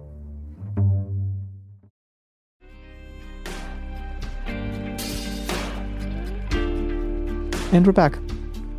The external threat part is really fascinating and is like a key to a lot of this, I believe. Yeah. You know, the difference between the tone of 2020, where it was this nationwide internal threat. This is still absolutely present, right? Is absolutely all of the problems from 2020 are still here Cops and pointed bigger. 40 millimeters at us today. Yeah, earlier today. Yeah. And we watched them arrest a lawyer. Yeah. And we'll get to that. But the thing I've been thinking about is that in protest movements, you often say things like, oh, it radicalized you, or I got radicalized by this. Or, Yeah. This ain't radical. This isn't radical. Yeah. Even though it's higher stakes, more risk, like, yeah, it's not radical to say, man, I don't think you should kidnap literal children. You know? Yeah. Like, It's I don't very think you should. normal. Yeah. Like, which is why very normal people are very pissed off. Yeah. And one of the things that's come up from multiple people, you know, and the internet commenters will say, well, then why'd they vote this way? And that's just that doesn't get us anywhere. Yeah, right? what the fuck are you doing? Yeah. We've talked to a bunch of people who are like, oh yeah, that Republican business is closed for the general strike. Or my neighbor who is very conservative is pissed as hell. Yeah. I saw a sign today, and we'll get to the big protest. I saw a what would Ronald Reagan do? Yeah. The person, right? So this person has not just thought that. Yeah. They have got out their pens and paper and their crafting supplies. Yeah. They've made that sign. They've got their ass down to the middle of town, and it is -10, -15, and they are out and about with their what would Ronald Reagan sign because they are that pissed off. And no one's mad at them. Yeah. Because at a certain point, it doesn't matter. Yeah, like I'd rather they were here. Yeah, like exactly. And like the thing I've been thinking about a lot is that glad you're here gets so much further than what took you so long. Yeah, 100%. And there just is a line. The federal government has crossed it. And the more people who are aware of that, the better. Yeah, I think it's really important that part of the organizing here has been so wide and so inclusive and so broad and yet so focused, right? Yeah. It's so focused on keeping their neighbors safe, and thus it can be so broad because most people think that's the right thing to do. That is what is allowing them to do this right now. Yeah. And it doesn't matter where someone was yesterday or in November of 2024 if they're on a street corner today looking out for their neighbors. And I'll say that I'm not going to name them, but to shout out, part of the reason I'm here is that like someone I know who, I don't know if they have a political ideology to their name, just a young queer person I know, was talking to them a couple weeks ago, and they were telling me about how, I didn't understand the scope of the rapid response networks. For it's hard to see from outside. Yes, it is. Yeah. And necessarily it's something that people don't always talk about to everyone, right? Right, totally. And so, talking to this person, and they're like, oh, earlier today, I, went and stood in front of an apartment building because of ICE. And I was like, your apartment building? And they're like, no, about a block away. And I'm like, okay. And they're like, yeah, I just went to go stand out front to make sure ICE didn't get in. And I'm like, okay. Yeah. I don't quite understand, And then they're like, oh yeah. And I go to the hotels where ICE are at, and me and my friends sit there and write down license plates. And I'm just like, and I'm imagining this is just like an activity they're doing. Yeah. Like, right. I don't quite understand, but I'm like, why are you doing it? Right. Yeah. And not that it's an obvious answer on some level, but they're like, because I told myself I was someone who would do what's right. Yeah. And I think that in all of our hearts, we tell ourselves that when it comes down to it, we do what's right. And like, people like talking about like comparisons between now and Nazi Germany and the rise of fascism. And they're like, there's the meme about like, how y'all ended up fascists? You're failing an open note test. Yeah. But Minneapolis isn't failing the open note test. Yeah. They're passing with flying colors, right? Like, yeah. I mean, yeah, I think, you and I are both history appreciators. Yeah. And history has taught us a lot, right? The big coalitions do better than small ones that fracture into a million pieces. That like leadership isn't what we need. Participation is what we need. Yeah. And you see a lot of it in action here. And like all of us, right? Like anyone who's spent any time reading, writing, learning, listening to history, whatever, has thought, what would I do? What we're finding out is that, we're not alone in having thought, what would I do? And most people have said, well, I wouldn't be one of the ones who did something. Yeah. And so they're doing something. Yeah. And I think about just maybe my last thought for today is that when ICE abducts people, which they do every day, they just disappear people, right? They just show up, they pull someone over, literally just for being brown, to be really, 100%. Really transparent. Yeah. Like the police have come out and been like, could you please stop pulling over all of the brown cops? Yeah, right? yeah. Like, and when they pull someone over, they just take them and they leave the car, sometimes running, sometimes in drive. Yeah. And just drive away. And I was like, are we walking into a ghost town? Right? Are we going to see this everywhere? And like, in my 3 days here, I haven't seen the abandoned vehicle except the ICE abandoned vehicle that they crashed. But it is happening every day. And we have talked to people who see it every day. Yeah. And a very common activity is the ghastly approaching an abandoned vehicle, a vehicle that has been the person for the vehicle has been stolen. Yeah. And trying to figure out who the fuck it was. And going through and finding the information to contact people's loved ones and say like, hey, your wife has been stolen. Yeah. You know? And like, and we were talking to, a decent number of the people that we talked to about this were Jewish. And they're, talking about like, this is what my family told me about. Yeah. And like, that was one of the first things that someone told me that really made me cry. This whole thing has been like really challenging all my cynicism and detachedness from hard things. But hearing those stories and then just seeing the people who do that, which could be anybody. Yeah. Because people step up. It's God, I say I can only imagine it, but it like that is a daily reality here. Is someone was just stolen. Yeah. A person was just stolen, and I have to go through their effects to figure out who they were. Yeah. I guess when we were speaking about that, I was thinking about experiences I've had in the desert, right? Where you find someone's bag as they're walking through and it's got too hot. They've taken off their bag and you go through all the little ephemera, the little things that people thought were worth carrying across the world. And you try to piece together their life and work out who they are. And you look at pictures of their children and you look at pictures of their spouse and their home and you hope that they're okay, right? Like, and in this instance, they're not okay, right? And it's not the abstract violence of the structures of borders and walls and surveillance that have killed them or taken them in this instance, right? It's 5 people in masks in a car over there. Yeah. And it's happening in the middle of cities where people can see it, right? Part of the function of the border is to take the violence away from where people can see it. Yeah. And they got away with that for so long that they figured they could just bring it into cities. And it makes my heart so proud that when people could see it, they said, fuck, no, you're not doing this in my town. Yeah. Because for so long, I've believed that if people could, like the reason I'm a journalist, right? The reason that I have spent the better part of 10 years like receiving trauma is because I really believe in my heart that if people could see the cruelty, they would care and they would do something. Yeah. And like this confirms that for me, right? People can see it and they have cared and they have done something amazing. Right. And that makes me so proud of them. Yeah. The Paradise Built in Hell, as Solnit put it. Yeah. People are finding community in a really active way and learning what people can do for each other and the levels in which people are plugging in. There's the whole long-standing cliche that for every frontline activist, there's 10 support people. Yeah. And you're like, well, here it's, those lines aren't so clearly delineated. Yeah, yeah. Because on some level, we've talked to people who've been like, oh, my neighbor who, has so many mobility issues that they can't leave their house. Yeah. They're just hanging out on their front porch.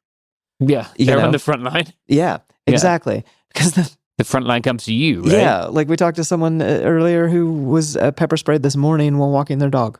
Yeah. Because while walking their dog, they witnessed masked agents stealing a person. Yeah. Well, that'll about do it for part one of It Could Cool People Here. Mm-hmm. And we'll be back on Wednesday or whenever we actually don't know what the scheduling is going to be of this particular episode. Yeah, we'll be back in the subsequent episode of the podcast feed you're listening to. That's right. And you're going to final... let me say this, right? Mm-hmm. I was really sad when I came here because my friends were dying in Rojava. Yeah. And I wish I was with them in a strange way. Yeah. Because I know the sense of togetherness they feel. And I felt that here, and that was really special for me because I would struggle to be dealing with this alone. Yeah.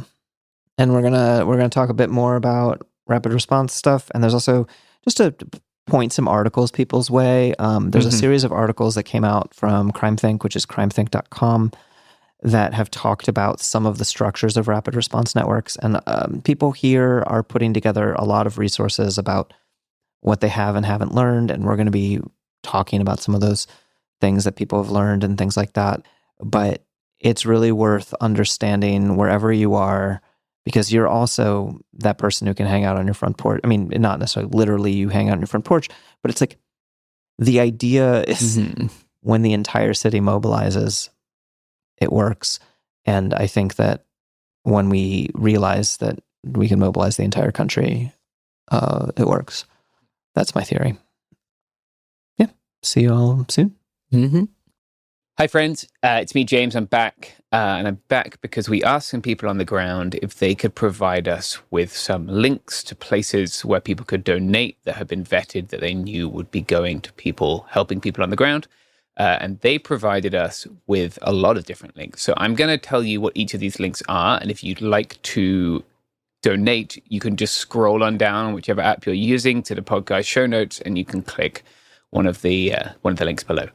So there's rent support for neighbors in Phillips, rent support for neighbors in Central, rent support for neighbors in Powderhorn, supplies for political art making, protective gear for legal observers, diapers and menstrual supplies. There are Abolish ICE T-shirts that you can purchase. There is a fundraiser for Northstar frontline street medics and the Twin Cities Swoletariat bail fund. There are links for both a Venmo and Cashapp donation there.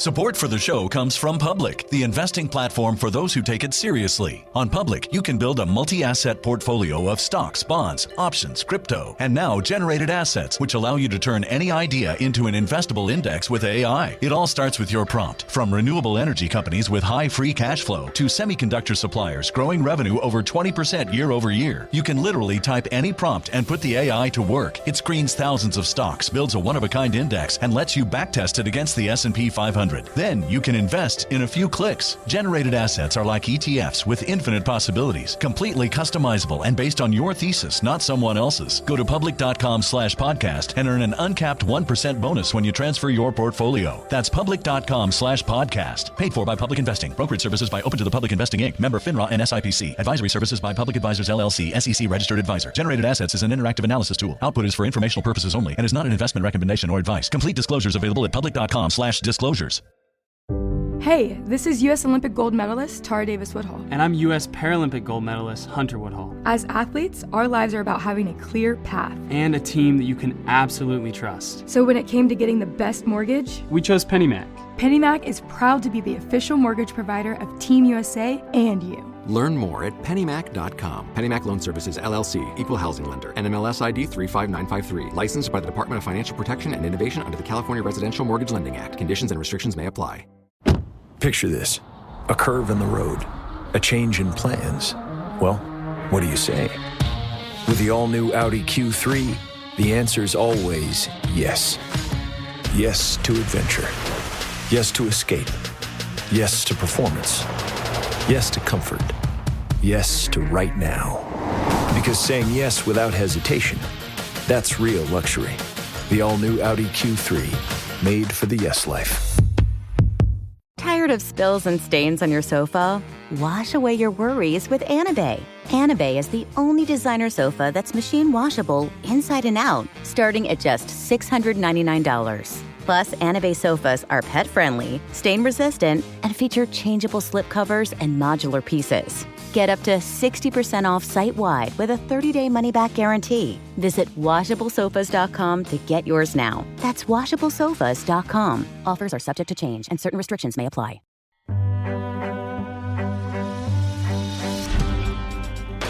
Hi, friends. It's me, James, and I just wanted to explain, as you're listening to this, we recorded this around midnight on Friday after having spent, I think, 3 days, 4 nights in Minneapolis.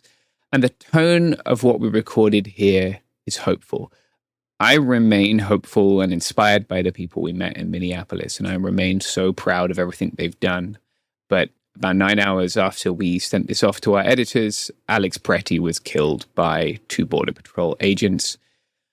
And the tone of this would have been different if we had recorded after that. And that's just the nature of the work we do. But we don't want anything in the hopeful tone here to suggest that we don't grieve his passing, that we aren't thinking of the people who loved him right now, because we understand that they're going through a very difficult time.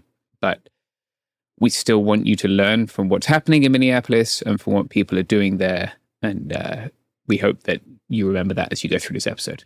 And I think that, honestly, those two things that we have to balance just as we deal with the state of the world is just, everyone we talk to, this was so present on their minds, is both an awareness of the beauty of the things that they are building and also an awareness of the darkness that has caused them to need to build these things. But anyway, we hope you enjoy these episodes and are following more closely with more current news about what's happening and are talking to the people around you, wherever you are, about how you will keep yourself and your neighbors safe. And yeah, thank you.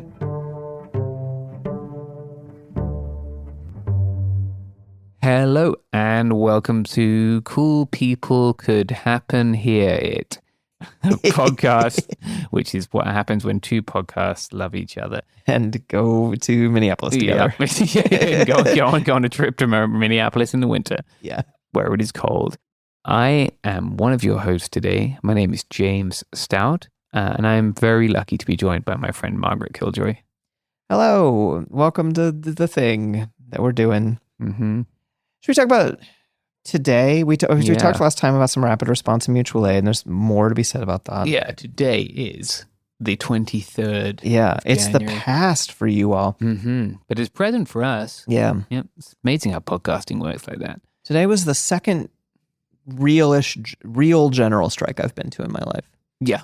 First one was in Oakland during Occupy. Okay, sick. They pulled off a pretty serious general strike. Thousands of us shut down the ports.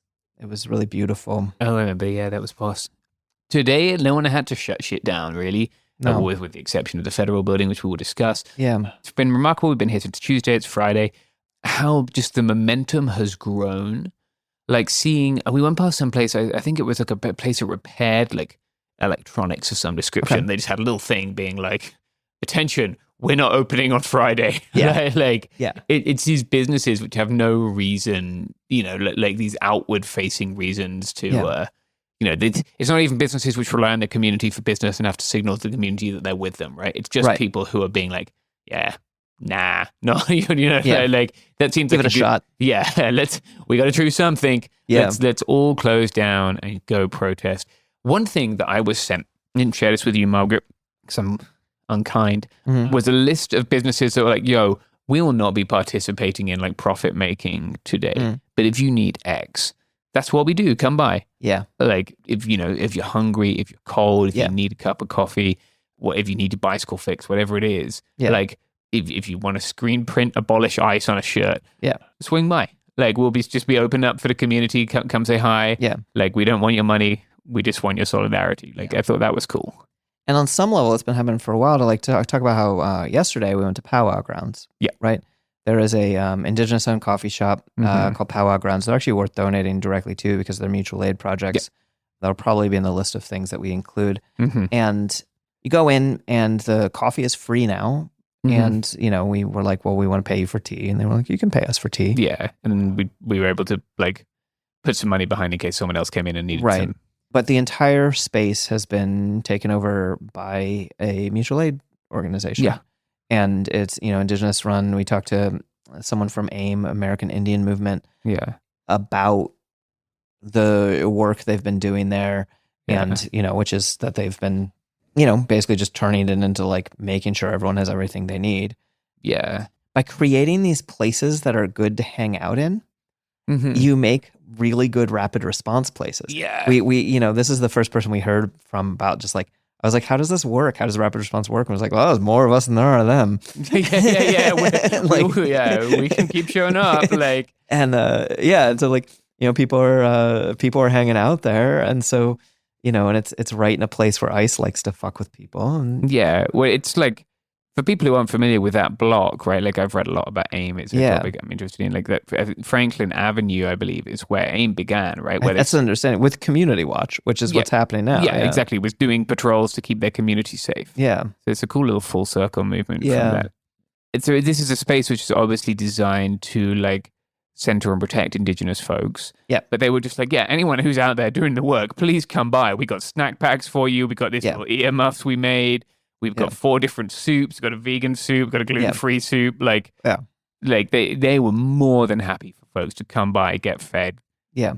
Get warm. Yeah. A big thing here. People, we sort of make light of, there's the whole quip that really works on me, which is the ICE made the classic Nazi mistake. They invaded a winter people in winter. Yeah.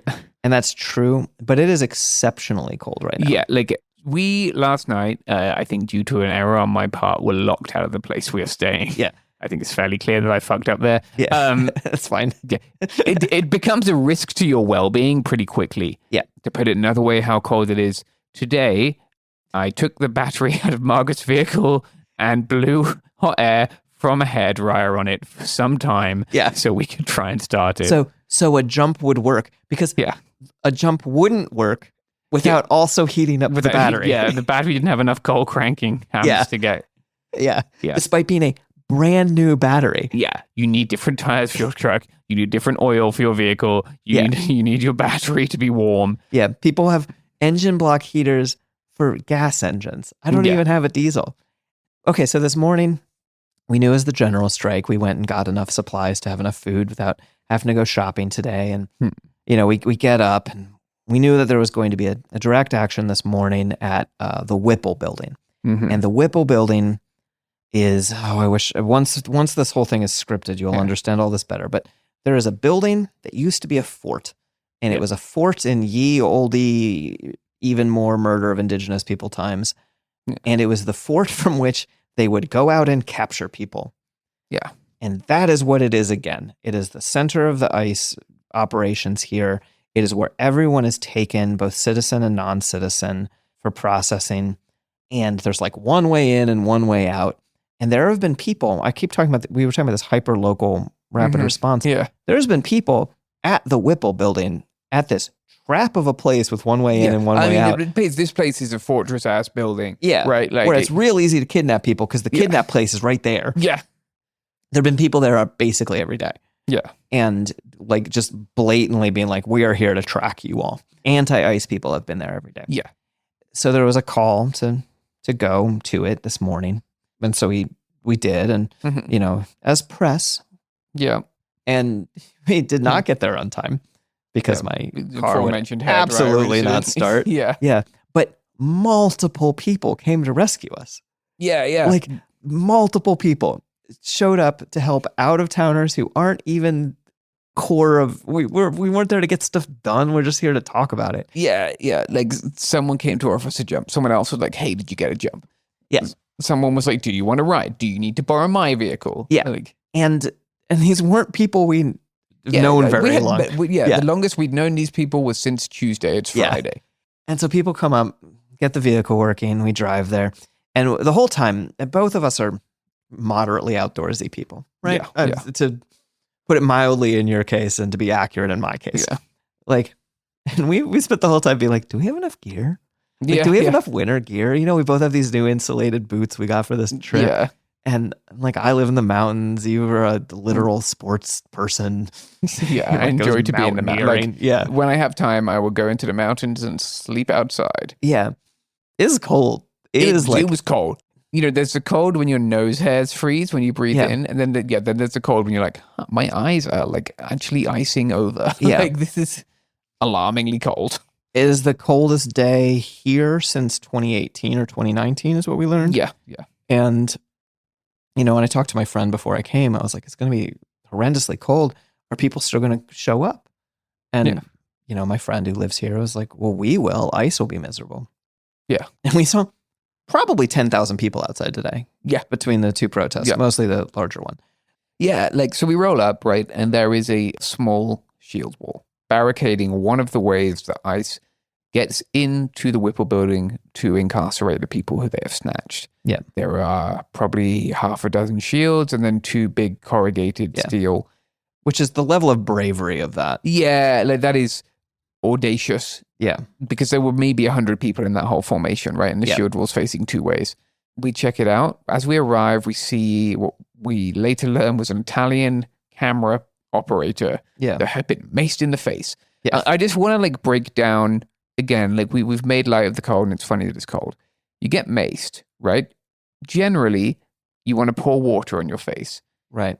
The clock is ticking pretty quickly once you start pouring liquid on exposed skin in these temperatures. The clock is ticking on exposing skin in these temperatures. Yeah. Any exposed skin is danger. I have this like basically balaclava that I don't wear to protest. That's sketchy. Yeah. And then I'm like, oh no, I'm going to like die if I don't wear this thing that covers every inch of my face. Yeah. Like I have a helmet with goggles and I wasn't wearing the goggles for particularly like, I didn't think I was going to get a pepper ball in the eye. I needed the air not to touch my eyes. So like this macing is serious, right? And I saw that and I saw them pouring water and I was like, oh shit, actually that's quite grave. And they actually did have a staged water truck to spray people. They didn't spray people with water. Yeah, that's what we heard, right? That there was a water truck staged in the parking lot. To be clear, like that could have killed someone really easily. Yeah. So then that was one entrance. We were like, let's go scope out the other entrance to see what the whole scene is here. As we're walking, first of all, we come past someone with one of those like trolleys that people pull. They have the better part of like 1,000 hand and foot toe warmers. Yeah. And they are stoked to be giving them out, right? So we put hand warmers inside our gloves. Then we see someone who's pulled up in a minivan that is the warming car. Yeah. So people do get cold, they get in there and they warm them up. Yeah. We come around, someone has snacks, someone's playing Public Enemy. Yeah. As we come around further, we see this is the place that ICE are coming in with people, right? Yeah. And so there are people who are there shouting at them. I saw a couple of like snowballs thrown. Yeah. And like, there were people who were throwing snowballs, right? But there were also folks who just turned out to be like, I'm more of a, that's not my vibe. Yeah. But if you would like a snack while you're throwing them, I'm here for you. Yeah. No one was like, hey, don't do that. Everyone was showing up in their own way. Yeah. And that was really cool. Yeah. And that's like one of the things that I asked at one point, I was like, what's the like discourse like about, the usual thing that divides people about like, I'm going to use air quotes here you can't see, but violence and nonviolence, which are like complicated damage, and and and there's obviously people like we've met people who've been like, and we're nonviolent, and they're like really excited, and that's an important There were part. people who had yellow vests on, being like, peaceful observer, don't shoot. Right. And then there's also people who are like, we didn't see any of it, but there's graffiti all over town. Yeah, like fuck peace, justice doesn't bring him back. Yeah. And I was like, what's the discourse like between these groups? And everyone we've talked to is like, there isn't time for that. Yeah, we got shit to be doing. Yeah. And like, even when people are discussing things, they'll try to start having a discussion and someone's like, hey, ICE is on that corner. Yeah. And not that these discussions aren't worth it. Well, my pinned post on Blue Sky's discourse is the mind killer.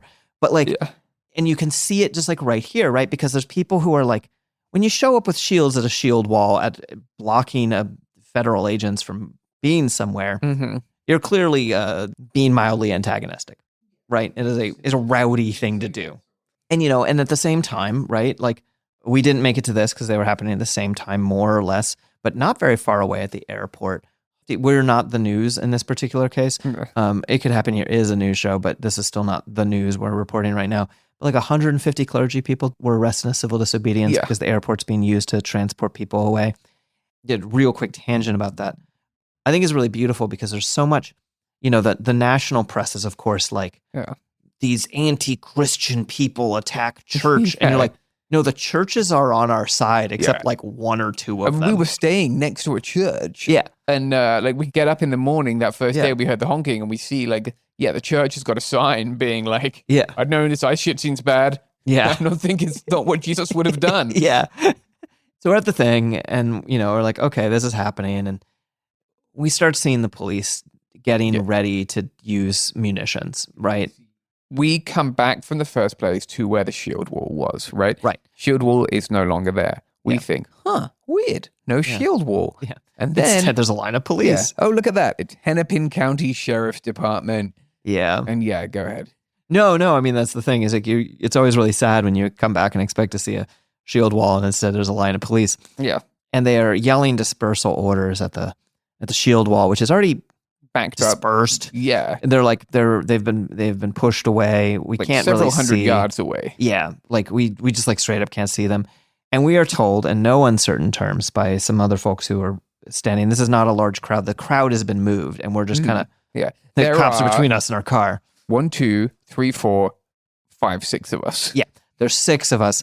And I was counting people in my head. I can say 6. No, you're right. Yeah.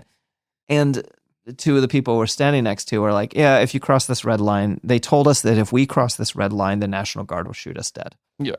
And we did not test that. Yeah. I'm not sure if they would, but Neil Young had a whole song about it. Right. And we're not in Ohio. It'll be fine.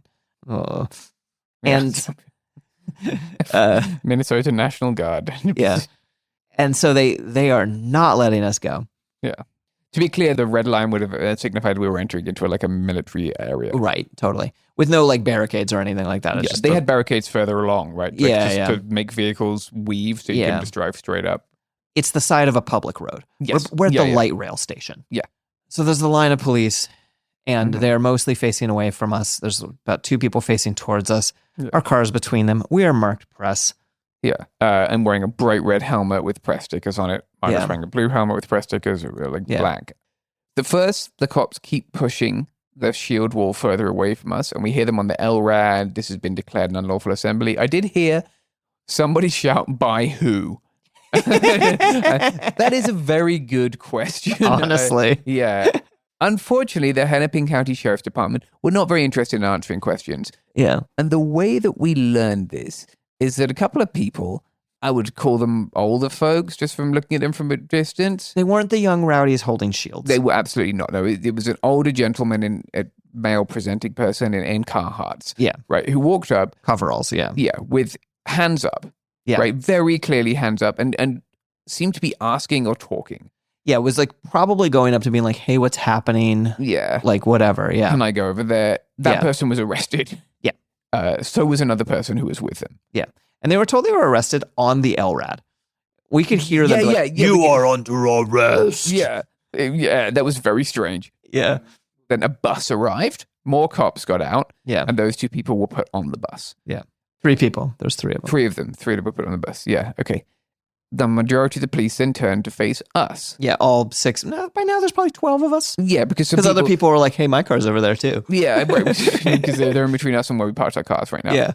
And then they turn the LRAD around, right? Yeah. And then they tell us that they have issued a dispersal order due to something about like illegal conduct. Yeah. Which again, we are standing on the platform of a light rail station at this point, and I have seen no one do anything other than stand around. I've seen someone throw a snowball, but that was somewhere else. We're in a different location. And then they say we have 5 minutes to disperse, and they give us a cardinal direction. Yeah. We have to disperse east onto a road that no one with us knew what was. Yeah, we're all looking like we're in a kind of weird maze of barricades. I had previously tried to walk up to this line and be like, can we go through to our car, please? Yeah, we would like to disperse. Yeah. Because at this point, we're like, this is just going bad. Yeah, we're there's maybe no under real point arrest for now. us to be there, right? We're here to report, and if we get arrested, we can't report. Yeah, and there's nothing to report on. Yeah, because the cops have kettled us with 2 other press. Yeah, the rest of the Italian news crew. Yeah, who now can't.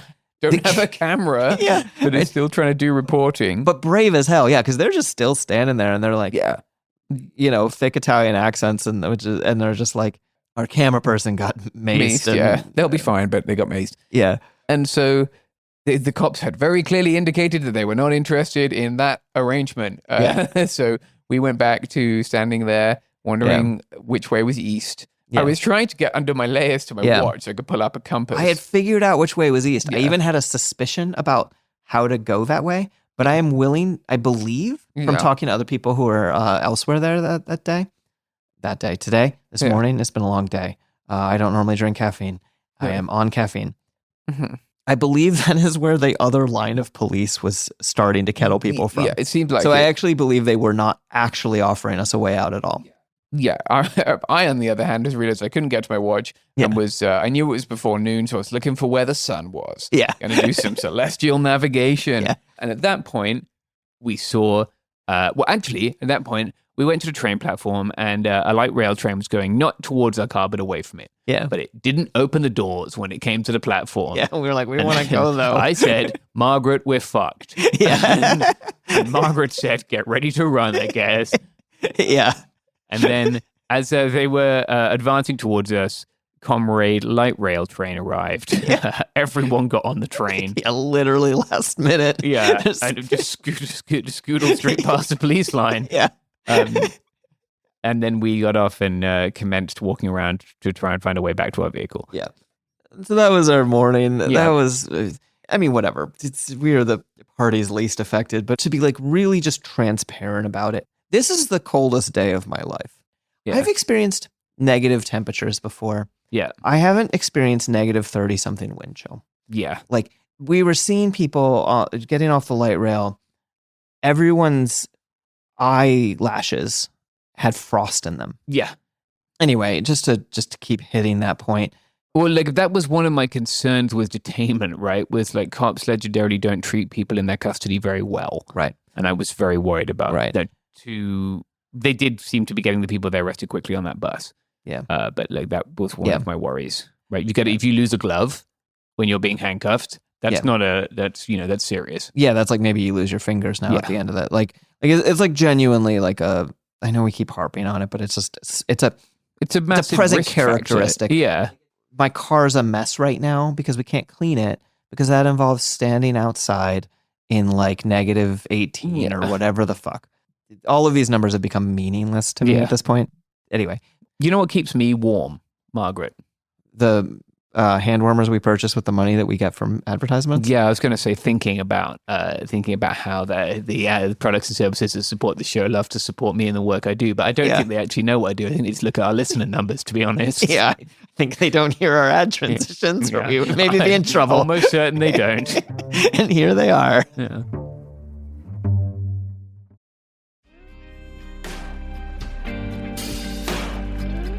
And we're back.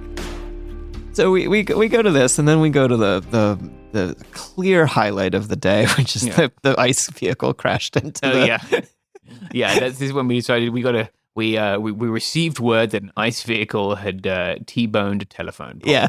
I was doing a Blue Sky thread, and I was like, nope, that's a shorter thread because we got to go. Yeah. I'm not as good as Margaret is at skeeting while I'm at things.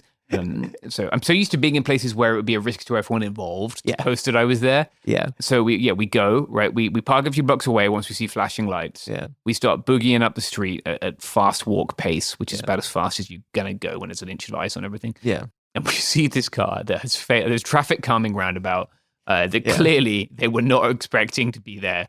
It looks like they've been trying to go straight over the roundabout and have... Yeah, they just, like the front of their car is just trashed in a 15-mile-per-hour street. Yeah, like a street where like you would expect a child to be riding a bicycle in the summer. Yeah, and it's like, it's one of those streets that's like cars on both sides, one lane kind of deal. The one lane that two cars have to pass each other by backing up. Yeah, and they clearly just blew through it. They don't give a fuck. And that's like a thing we've heard over and over from the people who tail them, is that they drive erratically, they drive recklessly because they think they are immune to all consequences. Yeah, and they are until someone like the only people giving them consequences are the people of the city. Yeah, not and the city itself or the state. Yeah, this is the thing. Actually, I have spent more time than nearly everyone at the southern border of the United States in more places, true, yeah. right? In California, in Texas, in New Mexico, in Arizona. I've been up and down the border. There is one thing that unites the border experience, be it on Tornotum Reservation in Arizona, be it in San Diego, be it in New Mexico, or in the Rio Grande Valley of Texas, and it is that border patrols driving is a risk to everyone.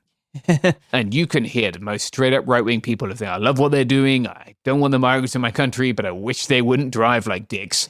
And like they've killed people on the Otom Reservation, right? Like this is serious. And that what is happening once again is that the border is coming to a city and people are seeing it. This is not new. It is new here. The driving erratically is such a perfect though example of like what power does to people. Like you have an unaccountable force. And they will do horrible things. Yeah. They will do major horrible things like kidnapping people, and they'll do petty, I don't care, I am just drunk on power things. Well, they will leave the cars in drive when they pull them out, right? Like, it doesn't take a second to pop it into park. Or like, in this case, they will case a telephone pole. Right. Anyway, so then we decided we're going to the big march downtown. Yeah. Because the general strike has a component that is a big march downtown. And the single most important thing about that to me was, again, to keep harping on it, the cold. Because I know a lot of people who go to these sorts of marches, right? And these are the sorts of marches that a lot of people go to who don't necessarily do a ton of other political activity. Although here, it probably feels a little different because a lot of the people going to that march who probably are the kind of sign holding, going to the big march kind of people are also quite possibly at the very least showing up when they hear whistles. Yeah. Doing the work, right? They're buying the groceries, whatever it is. Yeah. Like, I think one thing I was struck, so we're walking towards this march, and it is one of the things that you get this a lot when you're going to a big action, right? You feel like a salmon, and everyone's just swimming up. They're swimming in the stream together, or whatever, a tuna. And you're all going towards the same space. And that's cool. That's always nice to feel the size. And then we get there, and it's big. Yeah. Like, there's a lot of people, and it's cold. Like, I know we keep harping on about the cold. It is cold as shit. Yeah. Margaret's ear was a little bit out. We were both worried about Margaret's ear. You know, like, it's you want to ensure it, like, skin coverage in these temperatures. Yeah. We get there, and like, so they're meeting in like a big square, and then they're marching through the street, right? Yeah. And there are also people on, like, there are internal walkways between buildings above the street, and all of them are rammed with people with signs who are cheering and stuff. Yeah. And the thing I noticed as we got there was, like, immediately we set foot in that square, we're once again being offered hot cocoa, hand warmers. There's a guy with like a, those orange insulated containers they use at like sports meets. Like a Gatorade thing, but it's not exactly. Gatorade. But he's got soup in it. Yeah. And he's backpacking the soup. Yeah. And it's vegan and gluten-free, and he's handing out soup. There are multiple people who have just set up to care for people because it's cold and people might need caring for, right? Yeah. Like, there are all kinds of facilities there to like look after folks. Yeah. We received some hand warmers. I think you and I both took some hand warmers. And there wasn't, at least where we were, like a speaker. There was some chanting. At this point, like, I would love to include some B-roll of chanting. Unfortunately, it was so cold that both my voice recorders refused to work. Oh, yeah. One by one, every electronic device that James brought ate shit. And I, like, you all listen to my shit. I'm much more of a vibes podcaster where I like just observe and then write everything down.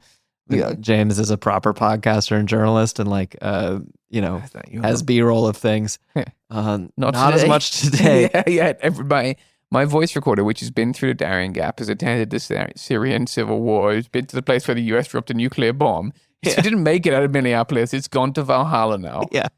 Which is sad. I even tried to record on my phone, but my phone just black screened on me. Like, it was comedy. Yeah, it was pretty funny. When the cell phone died, it was like previously I had been just to paint a picture for you all. using my nose to unlock the phone and then like actuate apps because I didn't want to take my glove off.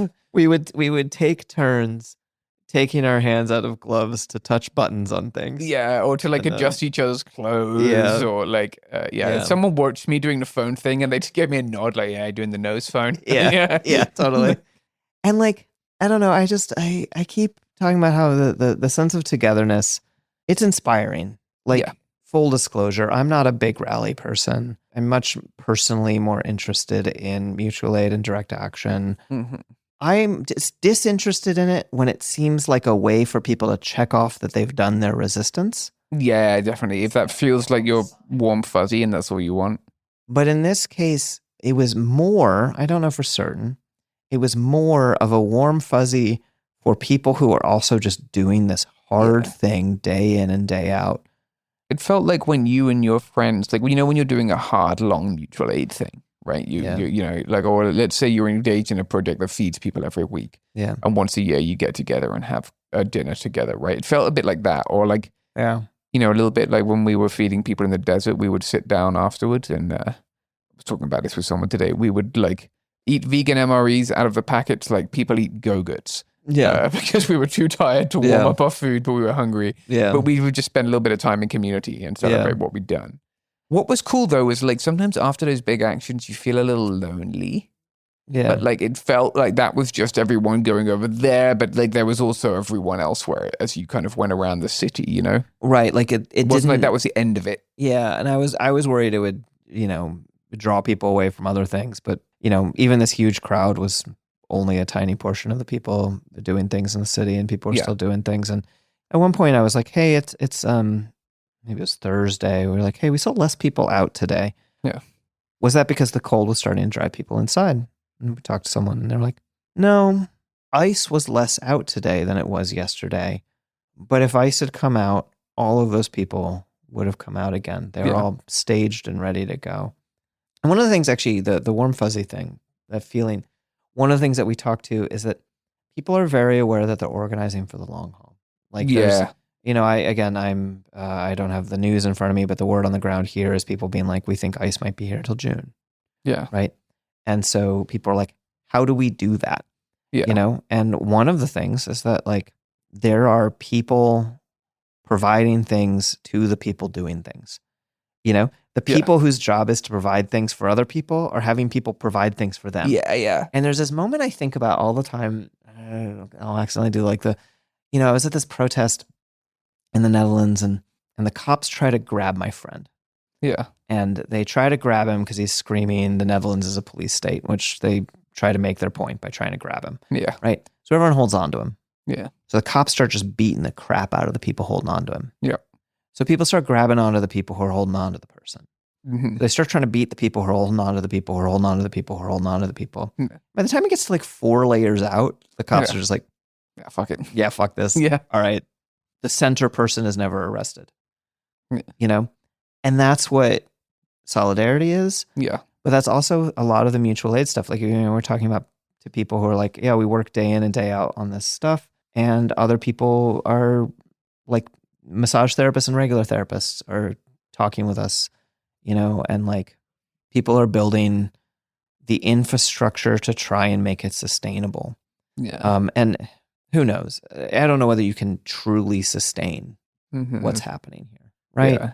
But like, they're going to fucking try. Yeah. The way I like to explain anarchism to people there's sometimes the confusion, right? That people think anarchism is a predilection for chaos and violence, and that's not what it is.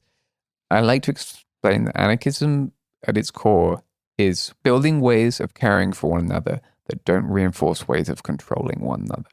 Yeah. And that's what people are doing here, right? Yeah, under any name.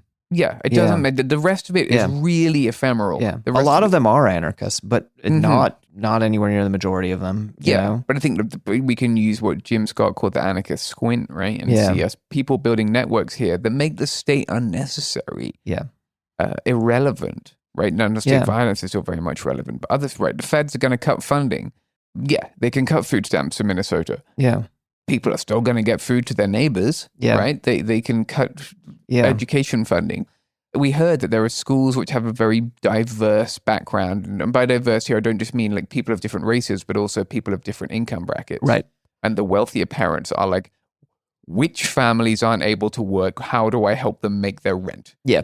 Oh, God, it was funny when, people were like, oh, the thing where like the rich parents are like really excited to help everyone and feed everyone. I was like, no, that's not how you realize get rich. that's not the stereotype, right? Let me tell you. And like, it should be. Yeah, it should be. Well, I think folks are really like, what does the world without these people look like? Worse. I don't want that. Yeah. Like, what do I have that I can use to stop that? I have my time, I have my body, I have my money. Let me give them all of them. Yeah. Yeah, I thought that was very cool. I think the specific thing that has made people... I saw little signs. He had the name for one of the guys from Liam, the young, very, very young kid, right? The 5-year-old kid with the Superman. The one who was, grabbed the other Spider-Man, day. who was grabbed the other day. I saw a lot of people with signs about that. Like, it made me want to cry even just seeing the signs. Yeah, well, these little outrages continue to bring people out of their safe, warm comfort bubbles and be like, no. Like, I am going to do whatever it takes, my money, my time, whatever, right? Yeah. William von Spronson? Yes. For people who are listening, there was an IWW member named William von Spronson who was killed by ICE a number of years ago now, because he decided that he would go and try to set some ICE stuff on fire in the middle of the night. Yeah, I think it was buses, right? Unoccupied buses, to be clear. Yeah, middle of the night, empty buses, the buses that they're using to kidnap people. Mm-hmm. And the cops showed up and killed him. Yeah. Right? And he was seen as kind of this lone wingnut. Yeah. And I'm watching it and I'm like, this man is going to be written about in history books as like a guy actually started doing something early about this. And in his statement that he wrote, I'm not telling people that this was a wise action for him to have taken, whatever, but in his statement he wrote a line, something like, I am off to fulfill my childhood promise to myself to be noble. And like, he knew he was going to die doing that action, right? That certainly seems to be the tone from the letter.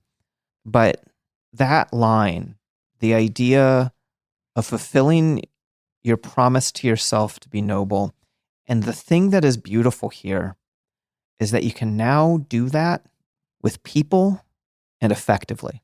Yeah. And I think that a lot of the things that stop people from taking action is a belief that it would be a shot in the dark. It would be a lone thing. It wouldn't accomplish anything. Yeah. Right? Because most actions you can take by yourself don't accomplish nearly as much. And to be clear, the people who built rapid response networks here, they learned from other cities. They learned from Chicago, who learned from LA. Yeah. Right? That is the lineage that I've heard presented. Yeah. But they have developed and expanded because this is actually a bigger thing than operation on ICE's part than either of those. But so people can do what we've been put on this earth to do, which is be our best selves. And I think that there's, even as hard as it is for people, I think that there's a dark beauty that they get to know who they are. And they get to know that they are people who will make sandwiches. Because that's the thing.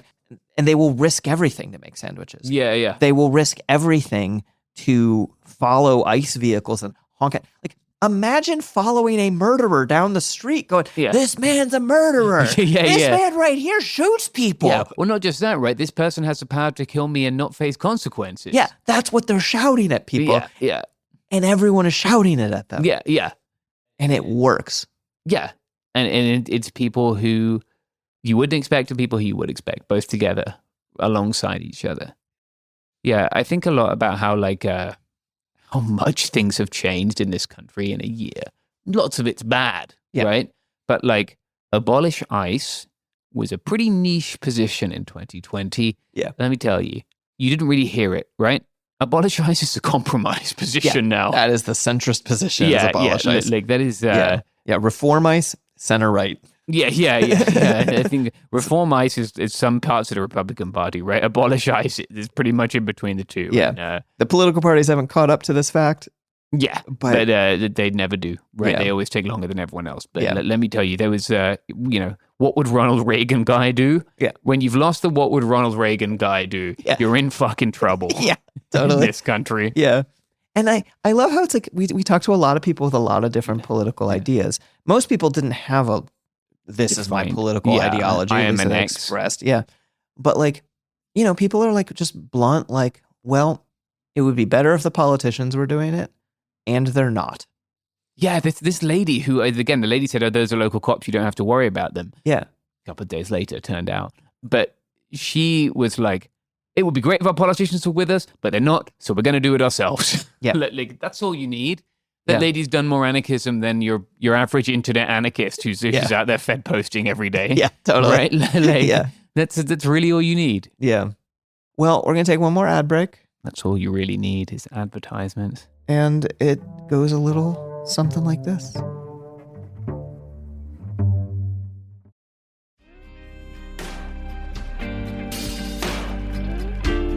And we're back. I feel warmed in my belly by those advertisements. Yeah, hopefully you buy something that you don't need. Yeah, I hopefully you skip past them. But yeah, you double tap the old headphone button. It normally goes 30 seconds. See, the problem is that I listen to a lot of podcasts, and I don't have Cooler Zone Media because I have Android. Yeah. So I have to listen to the ads. Worms. Yeah, I know. Yeah. So I have to, so the ads come on. Just remember, if you tag at I write okay, if you have any issues regarding the that failure, that'll definitely work. Yeah. And so sometimes when I'm because I listen to a lot of podcasts while I'm doing woodworking or cleaning or doing stuff with my hands. Yeah. And so I'm oh, I don't want to put down the saw in order to press the button. So I do it with my with my left earlobe against my shoulder. That's how I skip them. Yeah, because I don't have Cooler Zone Media either. Yeah. So. But maybe you do, in which case you only hear This has been a diversion about shit that doesn't bother you. Yeah. You lucky thing.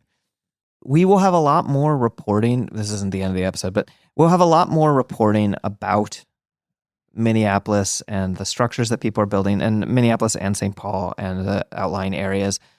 Someone kind of correctly checked me on the fact that I keep saying Minneapolis. It's just where I've spent most of my time. Metro. Yeah. And things are different, but things are different block by block.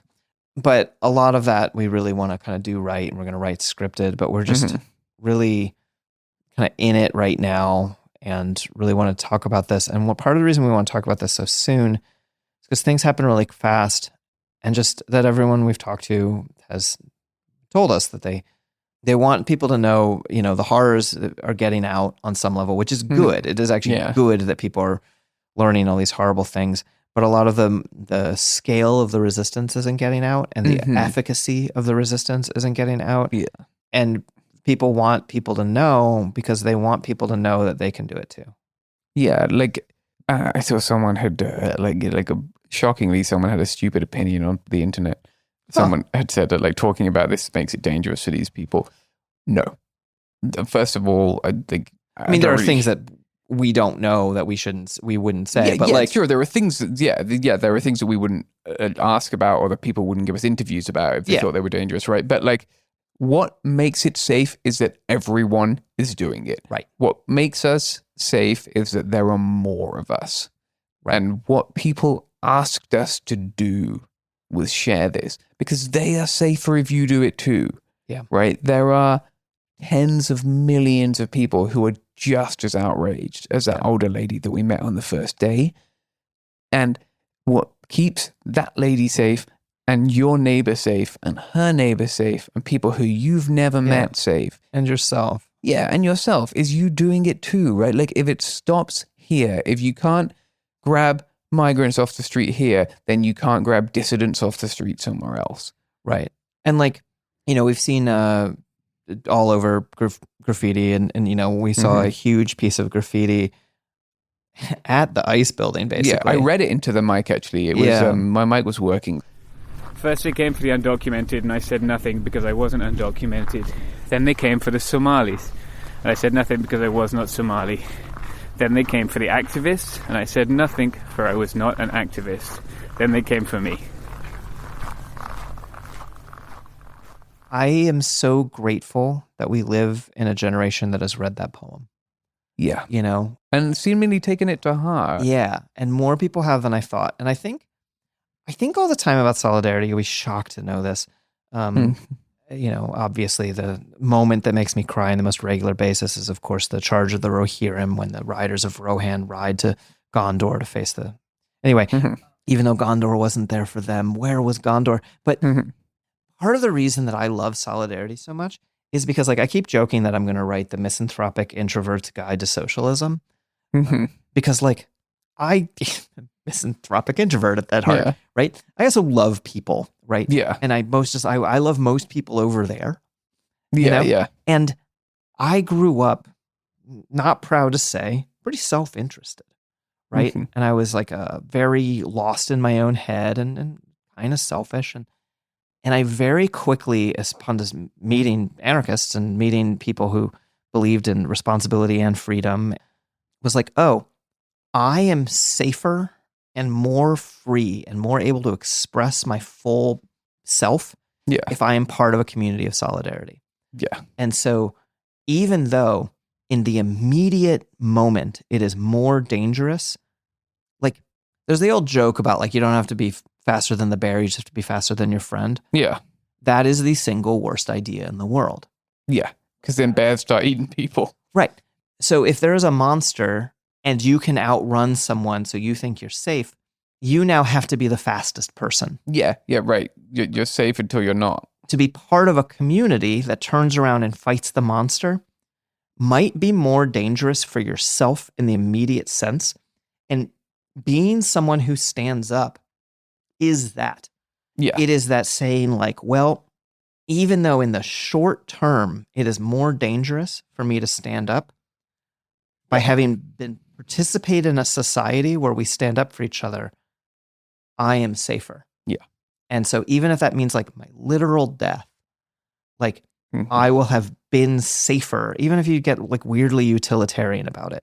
Yeah, in aggregate, you are safer. Yeah. And then so is everyone else. And so it's not a charity, it's a solidarity. Yeah. No, like solidarity is in a sense, is in your own self-interest because we want to live in a world where people take care of each other. Right. Not just union in case jobs pay better. You know, like not just in case we need to be taken care of. Right. But because I often think about that. I think it's John Stuart Mill, right? Ask not for whom the bell tolls for thee. Like what he's saying there is not, what's that bell ringing? What he's saying is, I participate in humanity, and so when humanity is devalued, in his case, talking about bell or funerary bell, right? When humanity is devalued, my humanity is devalued. Yeah. And therefore, in this case, where the bell is ringing for me, I am a human. And when they undermine our common humanity, therefore they undermine this thing that I have. And I won't let them do that because I participate in humanity. And so, as it happens, does a person who's been subjected to inhuman violence. And so I will stand up for humanity. And in doing so, I will stand up for making a humanity that will stand up for me. Yeah. And like, I think about it a lot because John McCain wrote it in an obituary for the last American Lincoln Brigade volunteer. And I don't agree with John McCain on anything, really. Yeah. Right? But I do on that. And like, I was thinking about it today when I saw What Would Ronald Reagan Do guy. Yeah, because John McCain was a man who believed something. He believed things I don't agree with. Yeah, including a lot of racist shit. But John McCain clearly thought that the Lincoln Brigadiers were on the right side of history. Right. Right? And like Winston Churchill's nephew fought in the international brigades. Huh. Right? Okay. Folks with whom I share very little in terms of politics. A lot of British upper class people fought in the international brigades. Yeah. They probably weren't anarchists, but they were anti-fascists. They were better anti-fascists than the people who stayed at home and well, you couldn't tweet in 1936, but they would have been if they could. Yeah. Right? Because they were willing to put their bodies on the line. Yeah. And many of them died. Many of them are buried in Spain, and Spanish people remember them fondly. Yeah. Right? They have annual ceremonies to remember the sacrifice they made before any of the people who are attending those ceremonies are alive.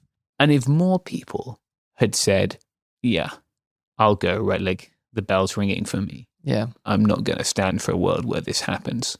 I'm going to fight for one where it doesn't.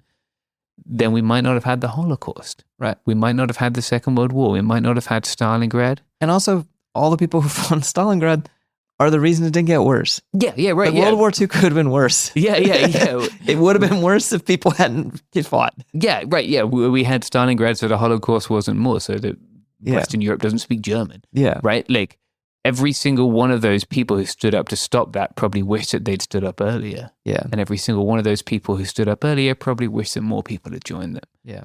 And I think about that a lot, right? It's not news to anyone who listens to this that I wrote my PhD on the Spanish Civil War and think about it every day. Yeah. If you wanted the non-dramatic version of all this, you're listening to the wrong two podcasts. Yeah. But I think a lot about like what we should learn from that, right? I translated a piece for a zine, Strangers in the Tangled Wilderness. Oh, yeah. You Nice heard of it, collective. Margaret? Good zine. It's a publishing collective that I work with. And I translated a piece by a Belgian anarchist who's referred to as a constellation of acronyms, right? But Charles Riddle was his birth name. Louis Mercier Vega was his name he lived with for most of his life. And he wrote this piece called Refuting the Legend, where he talks about like what he feels that he owes the people who died, right? And I think about that a lot. Like, the thing that he comes up with is that he owes the people who died the truth so that we can learn from it and do better. Mm-hmm. And he shouldn't just make them into heroes. He should make them into real people with flaws so that people can understand their flaws. Yeah. And they can know what we can do better. And I think about that a lot, right? So many people have gone before us. So many brave people have gone before us. And we owe it to them to learn from them, right? Yeah. And I think we have. Like, I was thinking about this when that older lady said to us, "Oh, my father was in the Second World War." Like, and I was thinking about it again when I saw the poem today. Like, we have to learn from that experience, right? And you have to stop it now, not when it comes for you. Yeah. Yeah, and the fact that we talked to multiple people who some of their families had survived the Holocaust. Yeah, the reason they were in America in many cases was because their grandparents had come here to flee the Holocaust. Who were making comparisons to that, and you're like, they're not doing that lightly. And I feel like almost, when we talk about this sort of grandiose things, I almost feel like we're talking about people with whistles. We're like, yeah, but we're not. I mean, we are. We're talking about people with whistles. Yeah, but let's hope it stops at whistles. Right. And that is what is effective right now. And it is, it's spreading something. And it's going to be so interesting to see what comes of this. Everything will be changing. There's no reason to specifically set up everything that you all do in whatever city or town you live in exactly the same as they do it here. But there's so many things to learn from them. And more than anything else, the thing to learn from them is you just show up. Yeah. It's not that every single person in the city has quit their job to do this full time, right? Yeah. Obviously, economies don't function like that. But you don't have to quit your job to walk outside your house when you hear someone yell help, which is what is happening with whistles and honking. Yeah. Right? And just spreading a culture of we take care of each other and neighborliness, right? And that is weirdly, fundamentally, it is an American cultural idea. We're just bad at it. We've kind of forgotten a lot of it. Yeah. It's because obviously isolation is a big part of American individualism is a big part of it. But everyone's a little bit happy when they get to oh, you need a lawnmower. Oh yeah, when I get to fix my neighbor's truck. Yeah. Love that. Yeah. Get out and give someone a chainsaw. And one of the things that we, to maybe kind of end on, and the thing that I want to end on, we were asking people what they wish other people knew, what other people could know. And there's a couple things that people mentioned, and we'll write more about this and podcast more about this. But one of the things that people mentioned is they wish they had started earlier about knowing their neighbors. Mm-hmm. Obviously, it wasn't too late. It's the whole like with any kind of preparedness, right? You're you wish you started earlier. Yeah, but now is the best. Yesterday is the best time, and today is the next best time. Yeah, right. And just literally knowing them, not necessarily becoming their friends. A lot of people are like, no, I wasn't friends with them. I just sort of knew them. Yeah, And then also one of the other things that people, as another thing, people mentioned that they wanted people to know is that when you build these networks, you need to build autonomy into them at every level. Yeah. You need to build the idea that the person who is following ICE is at the end of the day in charge of how they do that. Yeah. Even if, people are like, oh, ICE is over here, you can't say everyone go do this. Someone can suggest that. Yeah. Right. But having built autonomy into these networks makes them so much stronger, and in an interesting way, partly because it makes them less predictable to ICE. Right, because you never know what they're comfortable with, what they're not comfortable with. Yeah, so like that is basically a diversity of tactics makes movements strong. If they don't know how we are going to behave, they can't, and not just like if everyone's rowdy. No, like if people are if you're going to be rowdy. Combination, and when the rowdy and non-rowdy support people, they support each other. Anyway, those are the kind of last thoughts I have before I actually sit down and look at all my notes and write something real. Yeah, I think for me, it's everyone here said that it was funny when people were like, we were like, how did you start organizing? And they were like, last July we had a block party and a potluck. Yeah, and it just seemed to be just a thing until it became the foundation of this thing that exists now, right? Yeah. If there's one thing you can do, it won't cost you any money. It will take you a little bit of time, and it will probably make your life better.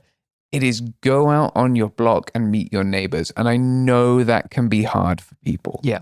I know it can be scary. But we're talking like trans motherfuckers who are doing this too. Yeah. It's people who have more at stake than I do. Yeah. Right? Like I'm a cisgender white man, for people listening.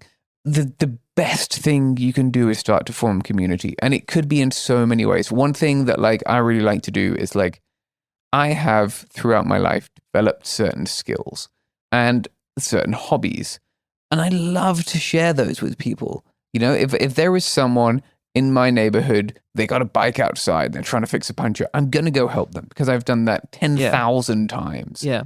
Right? Whatever it is that is your thing that you like to talk about, that you're good at, that you know about, think of a way you can share that with people. Maybe you like to bake, maybe you like to knit, maybe whatever it doesn't matter. It doesn't. Oh, there's people with free hats and scarves at these things. Yeah. You could just be the person who knits the scarves. If that's your way to contribute, if that's your way to meet your neighbors, right? Yeah. To put on a knitting circle, to put on a baking thing. I like to grow plants, so I'm always growing plants, and I'm stoked when my neighbors stop by and say, hey, I really like your basil plant, and I want to make... Which is how they pronounce it when they say that Yes, to they you. do. Yeah, when they say it to me, because otherwise I look at them and say, "Get out of my home." Mm-hmm. And if they want to make something, I give them some, right? Or if they say, "Hey, I just need a couple of tomatoes," and I notice, of course, I'm going to give them, right? Yeah. It's whatever that is. Your neighbor's away for a couple of weeks. Hey, do you want me to look after the house? Your car won't start. Let me jump it, right? I have one of those little jumper packs. I love to use a little jumper pack. Oh yeah, if you have a tool and someone needs the tool, having a multi-tool on you is the best way to feel good all the time, because someone's like, oh, I wish I had a wrench, or not, I wish I had Phillips pliers. head, and there you go, like Superman. Yeah. Do those things now. I know Margaret and I both hop on about this, but this is how you build a better world. It starts on your block. It starts by building a better neighborhood, building a better street, building a better apartment complex.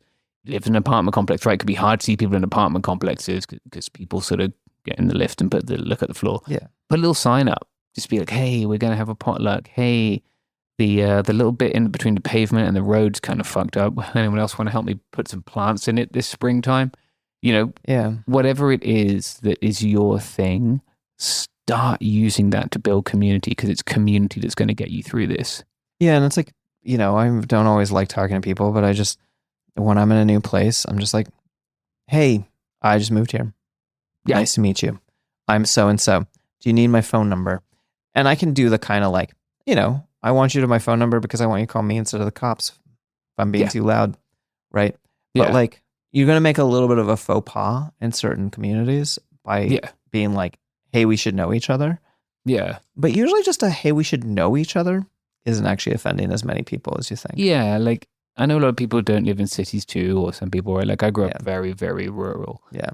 But actually, we had to know each other because, there wasn't really anyone else you could go to. Oh, yeah. In my mind, I'm when I live rural, and I'm like, that's how you have to know people. I remember someone's horse fell in some wealthier people had a swimming pool. I ain't lifting the horse out by myself. Oh, yeah. My neighbor's pumping pig out the keeps pool. walking onto my property. Yeah. It's not as big of a deal as the horse falling in, but just constantly my neighbor's like, my pig got out again. Yeah. there are a million reasons why in rural areas I'd hope you would know people anyway. But again, like, hey, I'm so and so. I just moved here. I just wanted to say hi. Maybe you bake something, whatever, take something over. Most people aren't going to be mad at you. Yeah. Well, that's kind of our preliminary stuff, and we're going to be doing so much more with it, but we just kind of wanted to get some ideas out while we were both in the same place in this shockingly beautiful city. Yeah. Around people who are so fucking inspiring. Like, yeah. Just everyone we talk to is so inspiring. And even if the tragedy of it, you know, I feel so weird being like, here's the hopeful stuff, when I'm like, we're describing a horrible land of kidnappers. We're like it's just like literally kidnappers have descended upon the city and are like, hey, we're just gonna kidnap people. When you and pay the your cops taxes are like, this year, that will fund the kidnappings. Yeah. For cool people did cool stuff. That's the core idea of the show, is that when people, you know, it's the intro. It's when people are trying to do bad things, there's people trying to do good things. And so that's why taking a break from history content, talk about something that's just fucking happening right now. It is cool people doing cool stuff up here, and or maybe more than cool because it's freezing. Yeah, freezing people doing cool stuff. Yeah, feel free to workshop at home. Yeah, a better way to do it. Yeah. I don't know. I'm coming back from a place more hopeful than I left. I know that's my thing that I do. But like, I really believe that in the darkest times we can build beautiful things, and I don't believe that any less after being here. Yeah, that's the great thing about being a goth. Beauty in the dark stuff. That's like fucking. Anyway, we will talk to you all for me next week, and for James, who knows? Probably freaking tomorrow. Yeah, a couple of days here. Yeah. God. Yeah. Thought my job was hard. Anyway, good luck with everyone, and take care of your neighbors, and fuck ICE. Yeah. Thanks everyone for listening to all of this. And if at the end of this you're thinking that you would like to help some of the people who are on the ground, we asked people that we trusted on the ground to provide us with links to different fundraisers. And basically, you know, I never share a fundraiser unless I can support it with my whole heart, and I would support it with my own wallet. The links themselves are going to be in the show notes, but there's a couple different ones. There's rent support for neighbors in Phillips, which is a neighborhood, rent support for neighbors in Central, rent support for neighbors in Powderhorn, supplies for political art making, protective gear for legal observers, diapers and menstrual supplies is another fundraiser. Abolish ICE Shirts, including the shirt I am wearing right now as I record this, Northstar Frontline Street Medics, and the Twin Cities Swoletariat Bail Fund. And there'll be links to both a Venmo and a Cashapp for that one. Anyway, thanks everyone, and take care of each other.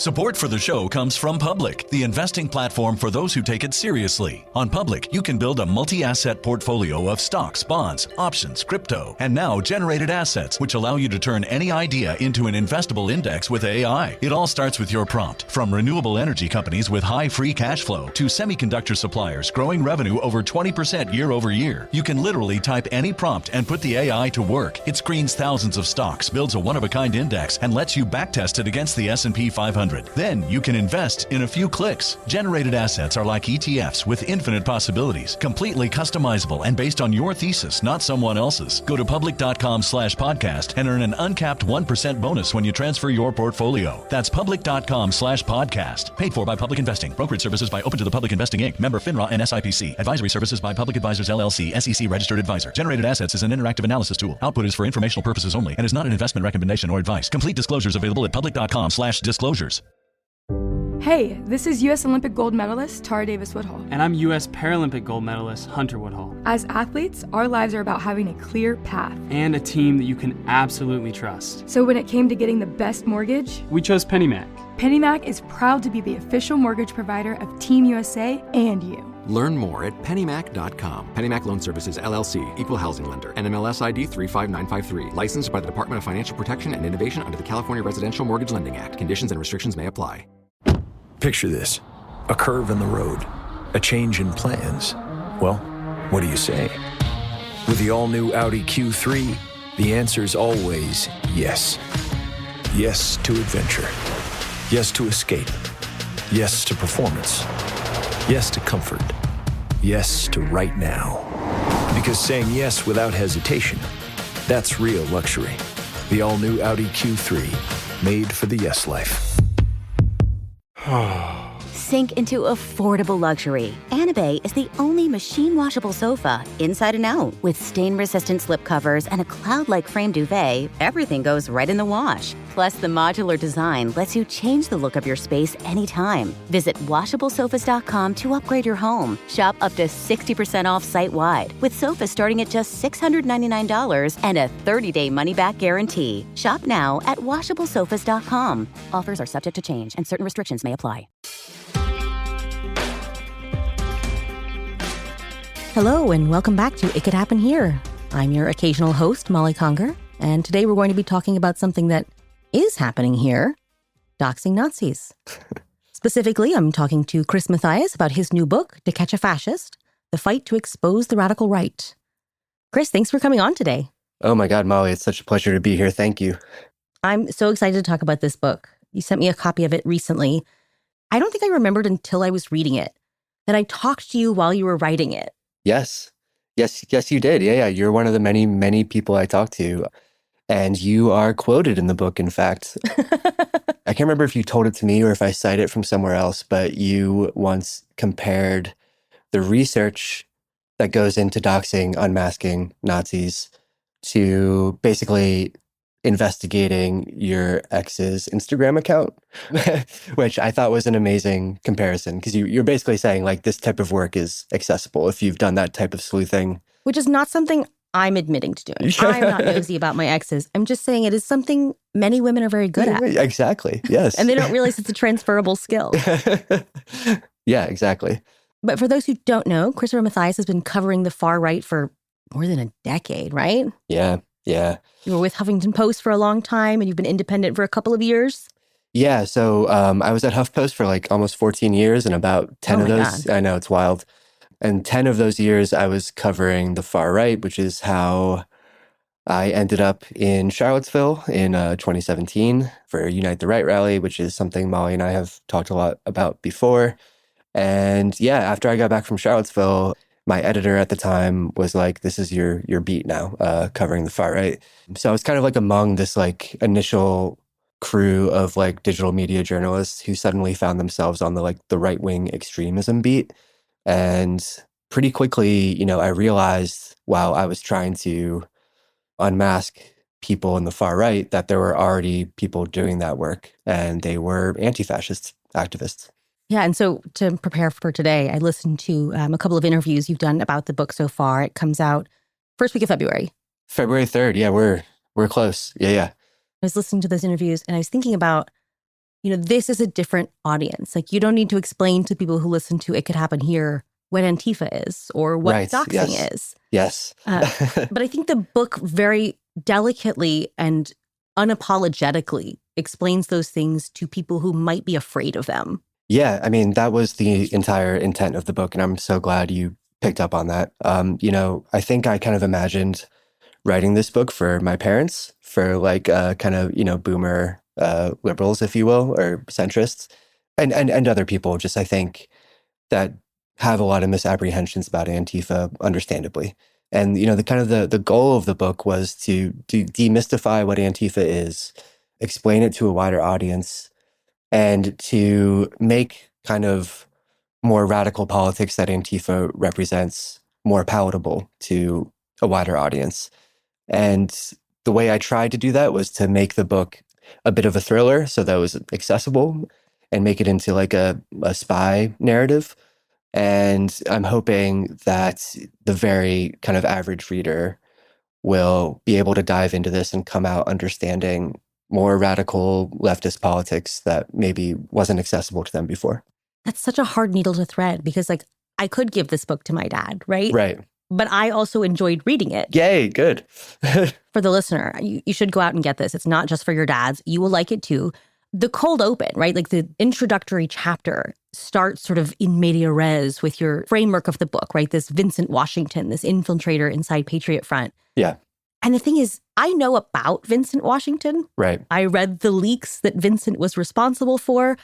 I was actually the one who told Thomas Rousseau in person about the leak. What? I didn't know that. Oh, yes. For the listener, Vincent Washington is not a real person. Well, he is a real person, but that's not his real name. Yes. Right? It was so within Patriot Front, they all get a pseudonym, and then their last name is like their state. So Vincent Washington was a man whose name is not Vincent, who might be from Washington. And he infiltrated Patriot Front, and he leaked all of their rocket chats. And the day that leak was published, it was January 21st, 2022. Yes. It was the day of the March for Life. Yes. So Patriot Front was in Washington, D.C., and I had a suspicion that Patriot Front would be there. Mm-hmm. They don't announce that kind of thing ahead of time, but I was pretty sure they were going to be there. So I went to Washington, D.C., and we were standing outside the National Archives. And Thomas Rousseau had his little bullhorn. He had like 20 or 30 guys in their little matching fits.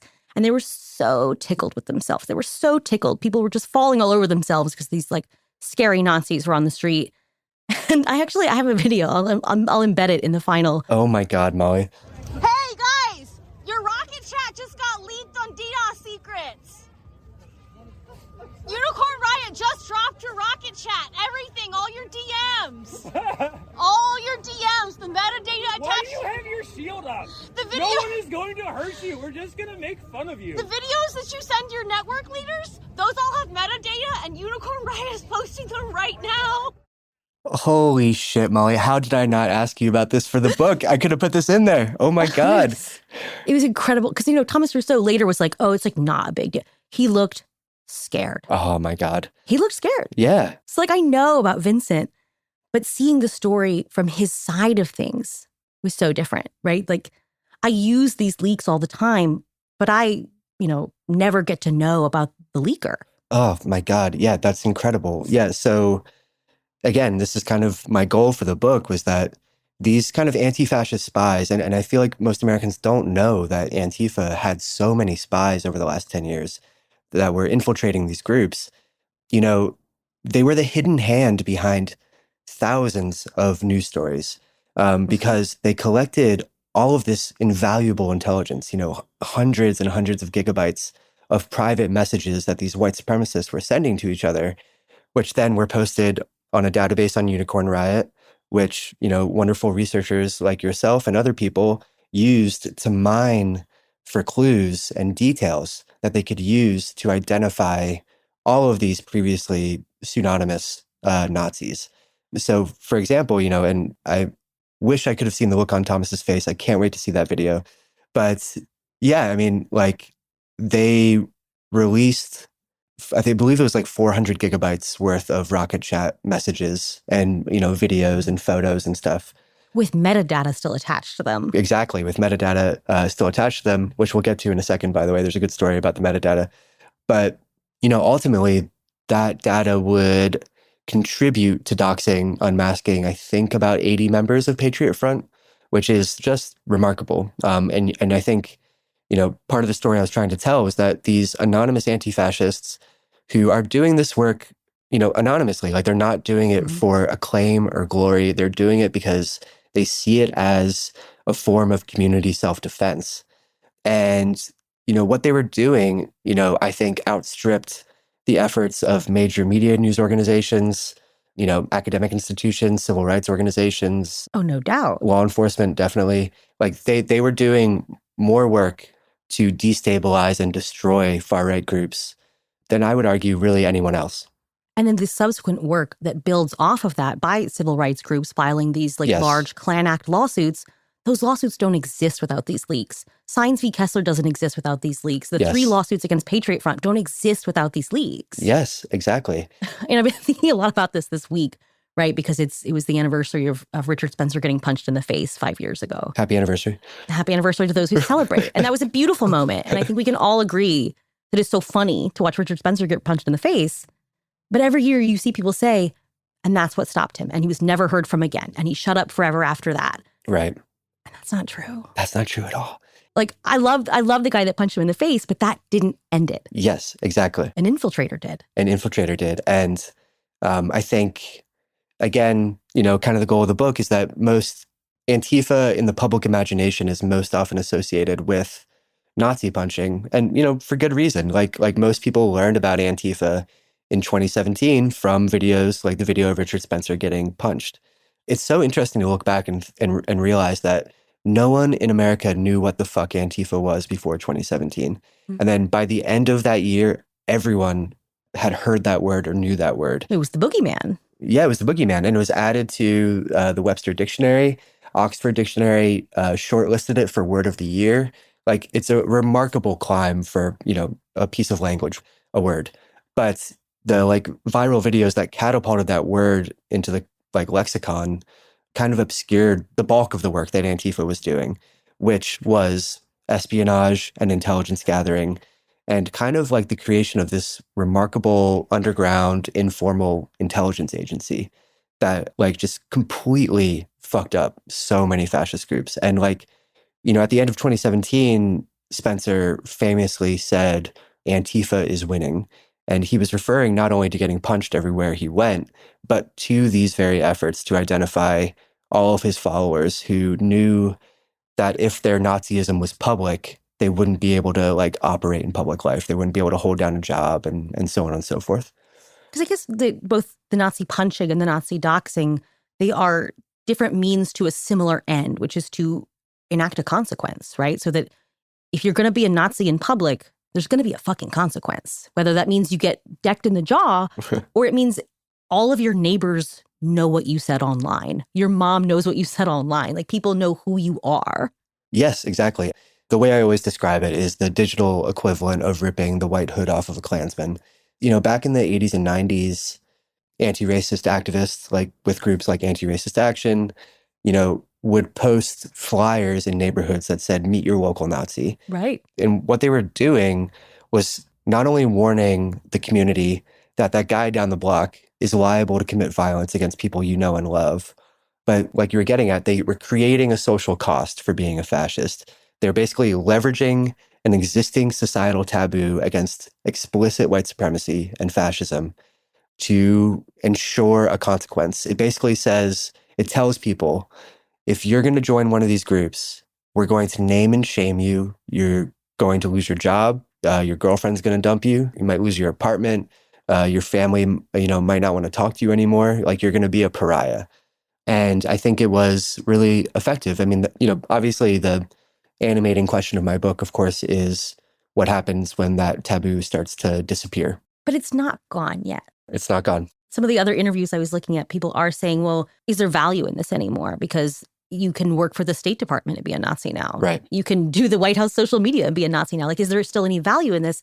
And I think the answer is obviously yes. Yeah. They wouldn't wear masks if they didn't have to wear masks. Yes. Right? Some of them are mask off, quote unquote, but not all of them. Patriot Front still marches in masks. ICE agents still abduct children in masks. They're covering their faces because they know what they're doing is wrong. Yes, exactly. And I think it's also as much of a mask off moment as we might be living in some ways. This act of research and identifying the threat is still so important because it's, preserving that societal taboo. It's still saying that that social cost is something we still want to preserve. And it is, I think very interesting that the anti-fascist work now is kind of pivoting towards identifying ICE agents. And MAGA and the Trump administration is horrified of this tactic of identifying ICE agents, and for good reason, because, the story I try to tell in my book, this tactic played a really big part in destroying fascist groups. They know that it could destroy their ethnic cleansing project. And when you look at the polls, since Renee Good, the favorability for ICE has just plummeted, and the support for slogans like Abolish ICE have skyrocketed. So that societal taboo against kind of white supremacism, right, that's being displayed by ICE is definitely still there. And you ground this sort of in the history too, in the book, in the chapter about sort of the history of unmasking, whether that's with digital doxing or, identifying members of the Klan. There was still a social cost to being identified as a Klansman in the 1920s. Yeah. Like there was no social taboo against being racist in the 20s, but there was a social cost to being identified as a Klansman. And I think we find ourselves in the same unfortunate place. Yeah, totally. I mean, and honestly, that was one of my favorite parts about researching the book, was diving into the efforts to unmask the clans. Obviously, there were efforts to unmask the first Klan, but one of my favorite stories about unmasking the second Klan took place in Buffalo, New York, and there was actually a very large Klan chapter in Buffalo. And, the second Klan wasn't confined to the South. It was everywhere. It was in the Northeast and the Midwest. Right. And it was animated not only by anti-Black racism and anti-Semitism, but also by anti-Catholicism. They were really angry at this new wave of immigrants from Eastern and Southern Europe. They didn't allow Catholics in until the 70s. They had to have a big summit about it. Yes. Yeah. When they decided that Catholics are white. Yes, exactly. And this is, it's so much to unpack because obviously my family's Catholic.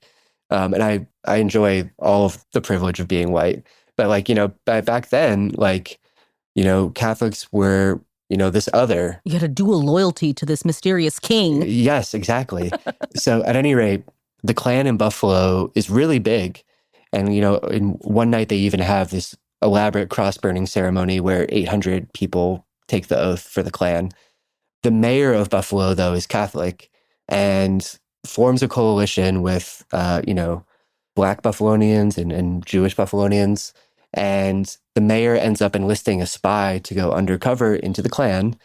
One night, the Klan's secret headquarters in Buffalo are broken into and ransacked. And suddenly, this list of the Klan's membership ends up in the hands of the mayor.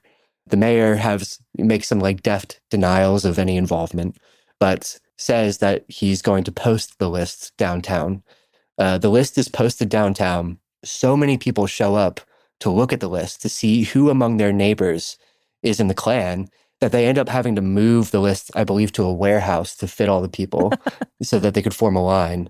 And then in the ensuing weeks and months, Klan-owned businesses are boycotted and vandalized. Klansmen turn up to their jobs only to learn that they've been fired. Good. And before long, the Klan just completely falls apart. And interestingly enough, Klan headquarters down in Georgia heard about what was happening in Buffalo and was really alarmed by it. So they send an investigator to Buffalo to figure out who the spy is. They figure out who the spy is, and they get in a shootout, and they both die. Jesus Christ. Which underscores, the stakes of this work sometime. Right, which is why, the Richard Spencer Puncher and the infiltrators, they do their best to stay anonymous because the stakes are lethal. Yeah. Right? They will kill you back. Yes. These organizations can't survive sunshine, and they're so aware of that, people have been killed for this. Yeah, absolutely.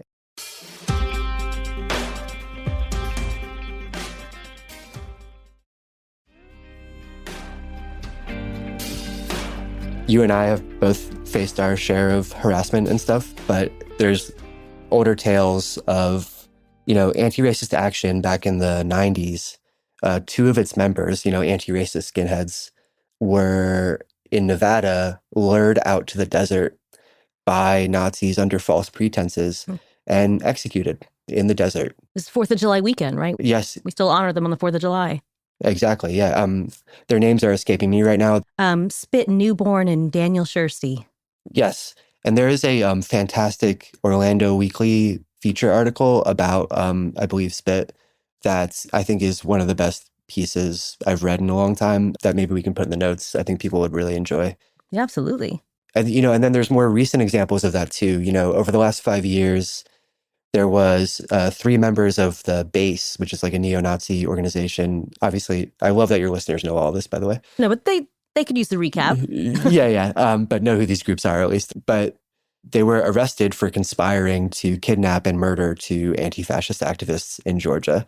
It was a couple living in a kind of remote area, and they had a very detailed plan to burn down their home and kill them in their beds and kill their pets. And I mean, it was, if not for the FBI agent who was their friend, that couple would have been killed.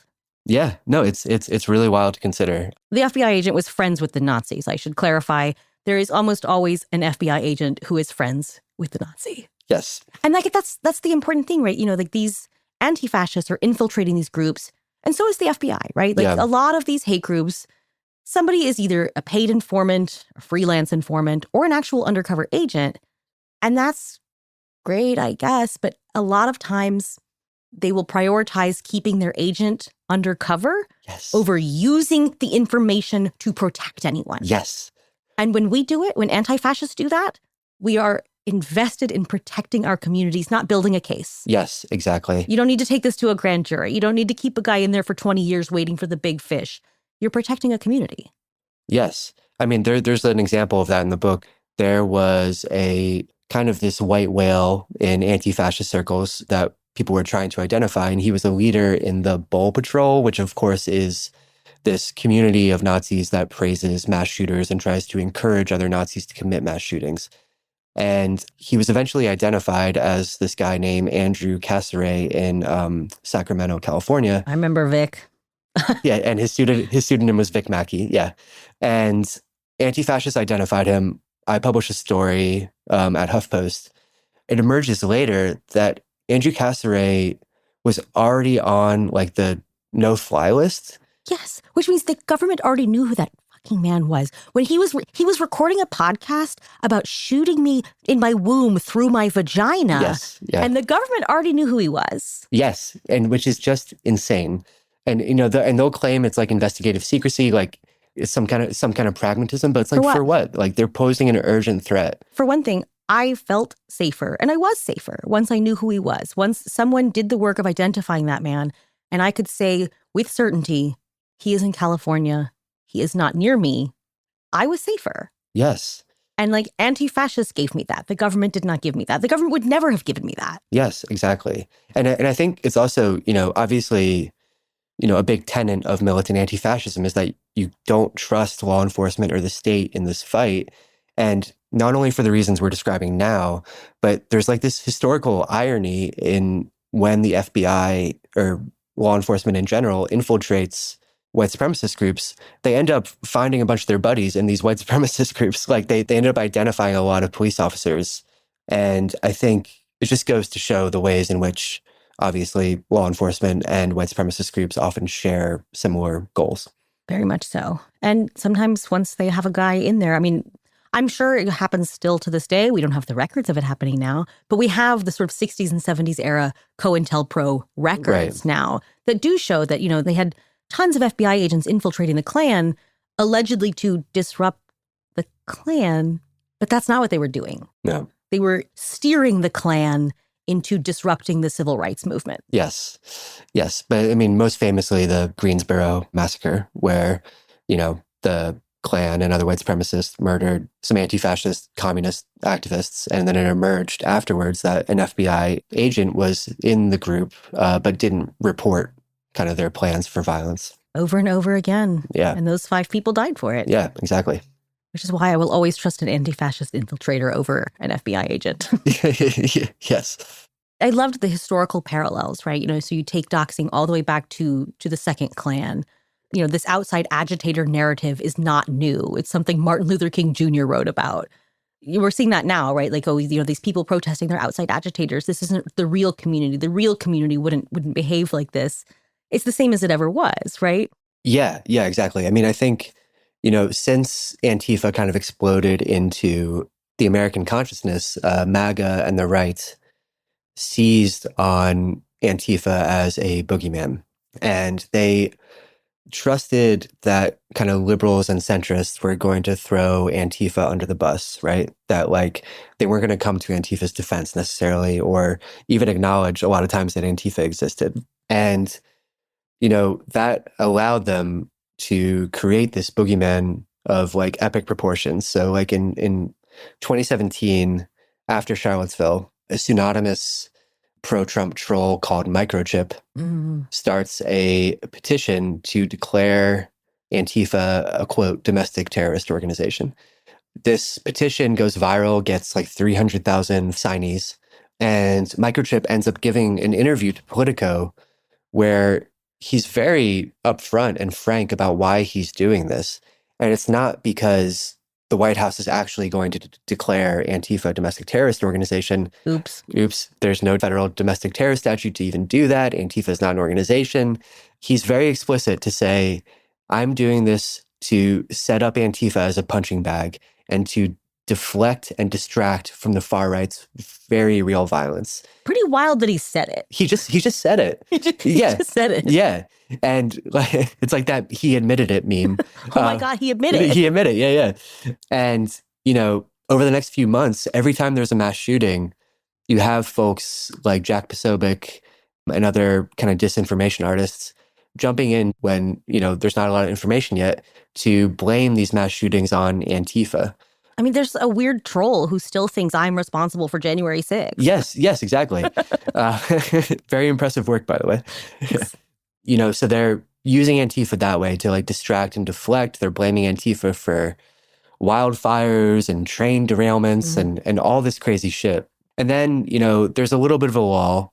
And then in 2020, the George Floyd uprisings happen. And, you know, the George Floyd uprisings are one of the biggest mass uprisings in American history. It's completely grassroots and organic, and it is led by Black protesters in their communities, inspired by uprisings, again, in Minneapolis. It's too soon for history to be repeating. I know, it's really crazy. But Antifa, the Antifa boogeyman now is repurposed as kind of this outside agitators trope on steroids, right? So Trump and all these MAGA influencers rush to blame Antifa for fomenting these mass uprisings, which is absurd. Yeah, sure, and Antifa activists were at these uprisings, but, you know, they weren't instigating them, like, nor would they have the organizing power to instigate such a massive uprising like that. When the right is doing this, it's an effort to make these uprisings seem artificial or, you know, kind of astroturfed. Something you can dismiss. Yeah. Something you can dismiss as inorganic and artificial. And it's a way of like distracting from the very real grievance at the heart of these demonstrations, which is that we want cops to stop killing Black people. So throughout the summer of 2020, the Antifa panic reaches like absurd levels where, you know, there are rumors, viral rumors of busloads of Antifa roaming the countryside looking to burn down white businesses. You know, again, Antifa's blamed for wildfires in the West. All of a sudden you get these paramilitary groups, militia groups out West using these Antifa rumors as a pretext to literally occupy towns, entire towns. You know, you have 40 white dudes in full camo and vests carrying big guns, patrolling the streets on the lookout for this Antifa menace. You know, there's like a story about in Sandpoint, Idaho, which is this gorgeous town in the Panhandle. And these like group of like high school kids go on a Black Lives Matter march across a bridge. And all of a sudden they're being followed by these like middle-aged white dudes carrying AR-15s and calling them racial slurs. Jesus Christ. So like basically the Antifa boogeyman in 2020 is repackaged, again, not only to sow division on the left and to create this outside agitators narrative, but to create this pretext for vigilante violence. And there was a lot of vigilante violence that occurred in 2020. Of course, you know, now we're in 2026, and we saw throughout last year as well, the Antifa boogeyman again is being, you know, summoned to call whoever opposes the Trump regime's effort to ethnically cleanse the United States, you know, domestic terrorists. Right. The enemy is simultaneously very weak and very strong in their minds, right? Like, yeah. we're all a bunch of soy boys who live in our mom's basements, but we are also a massive, networked, armed organization with unlimited funding. Yes, exactly. And, you know, obviously Trump claimed to formally designate Antifa a domestic terror group in September. Doesn't mean anything. He did say it. And then he held a Antifa roundtable at the White House with a lot of our friends, Andy Ngo, Jack Posobiec. But, you know, as farcical as it all is, it's also deeply dangerous and alarming. In September, Trump designates Antifa a domestic terror group. And then last month, they murder Renee Good in cold blood. And what do? They call her a domestic terrorist after the fact. Exactly. It's pretext. It's all pretext. Because if you create this sort of shadowy network of unidentified agitators who are responsible for unspecified but very bad crimes, you can kill anyone and say it was them. Yeah, exactly. I wrote a piece for The Nation recently about how there's a tendency in response to like this escalating MAGA hysteria about Antifa. There's a tendency among liberals and centrists to dismiss Antifa as not existing, to alternately say that it's not even a thing, or to say, well, Antifa just means anti-fascist, so we're all Antifa. But like, to me, that entirely misses the point. Like, Antifa is real, and it refers to a very real subculture and a very real tradition, militant tradition of anti-fascist organizing. And if liberals and centrists can't acknowledge that Antifa is real and come to their defense, then, the people doing this work might be in some danger. And I think it's important to show them some solidarity right now. It's such a complicated reality, right? Because it's not a group. Yeah. But it is. It's 1,000 different groups of 2 or 3 or 10. It's not like a nationwide membership organization. It is just an idea, but it's also a history, a set of tactics. Yes. It's all of those things, and it's none of those things, and it's different depending on who you ask and why you're asking. Yeah, exactly. And anyone can do it, Right. Anyone can take up the mantle of militant anti-fascist work. A lot of people are doing it on their own. Yeah. And I think that's what's been so kind of inspiring to me about Minneapolis and the uprisings, right? Is, everything that community is doing right now is a grassroots organic response. And they're doing it because no one else is going to do it for them. Yeah. There's this axiom that we talk about a lot in anti-fascist spaces and anarchist spaces and Black liberation movements, this axiom of we protect us. And, that is on very big display right now in Minneapolis, where you have people doing what anti-fascist activists were doing to Nazis in 2017, which is monitoring them, following them, disrupting them. They are figuring out where they are staying, where they're eating, and pressuring those businesses and those hotels not to serve them. They are showing up outside their hotels doing noise demos. They are identifying them. Yeah. Yeah. And I think, we protect us is such a, it's such a short, pithy phrase, but you don't know what it means until you feel it. Yeah. Right? I think in Minneapolis, people are feeling it. They're protecting each other, right? Here in Charlottesville, after Unite the Right, when local authority figures were saying things about Antifa, you would have, white grandmas get up there and say, don't you say that about Antifa. You're right. Don't you say that about Antifa. Yeah. It's a word I didn't know a month ago, but they saved my life. Yes. Right? That once you have experienced that kind of community solidarity, that we protect us ethos, once you've seen it, you know what it means. Yes, exactly. And nobody's going to tell you different. Yeah. And it's just so clear in Minneapolis that the Democratic Party and, law enforcement, the local police are not doing anything, they're not there. The people that are supposed to protect you aren't going to. The police will watch you get beaten in the street. Yes. Yes, exactly. And your senator will say nothing when the president calls you a terrorist. Yes. And so, I think it just kind of goes to show that this kind of militant anti-fascist tradition it's an organic response to conditions. It is like an insurgent form of community self-defense. As horrifying as the footage coming out of Minneapolis is, especially that photo this week of the 5-year-old being detained, which I can't get out of my head and which makes my blood boil thinking of it. I can't cry on the recording. Yeah. No, it makes me want to cry too.